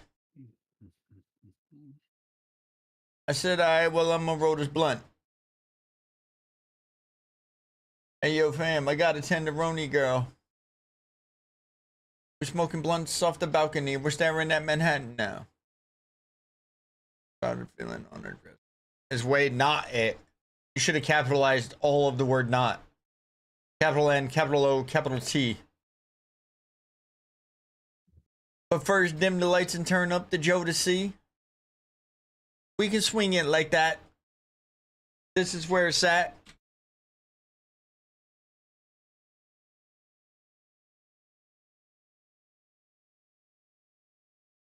It's only on YouTube. I don't know how to play YouTube. I would get DMCA'd.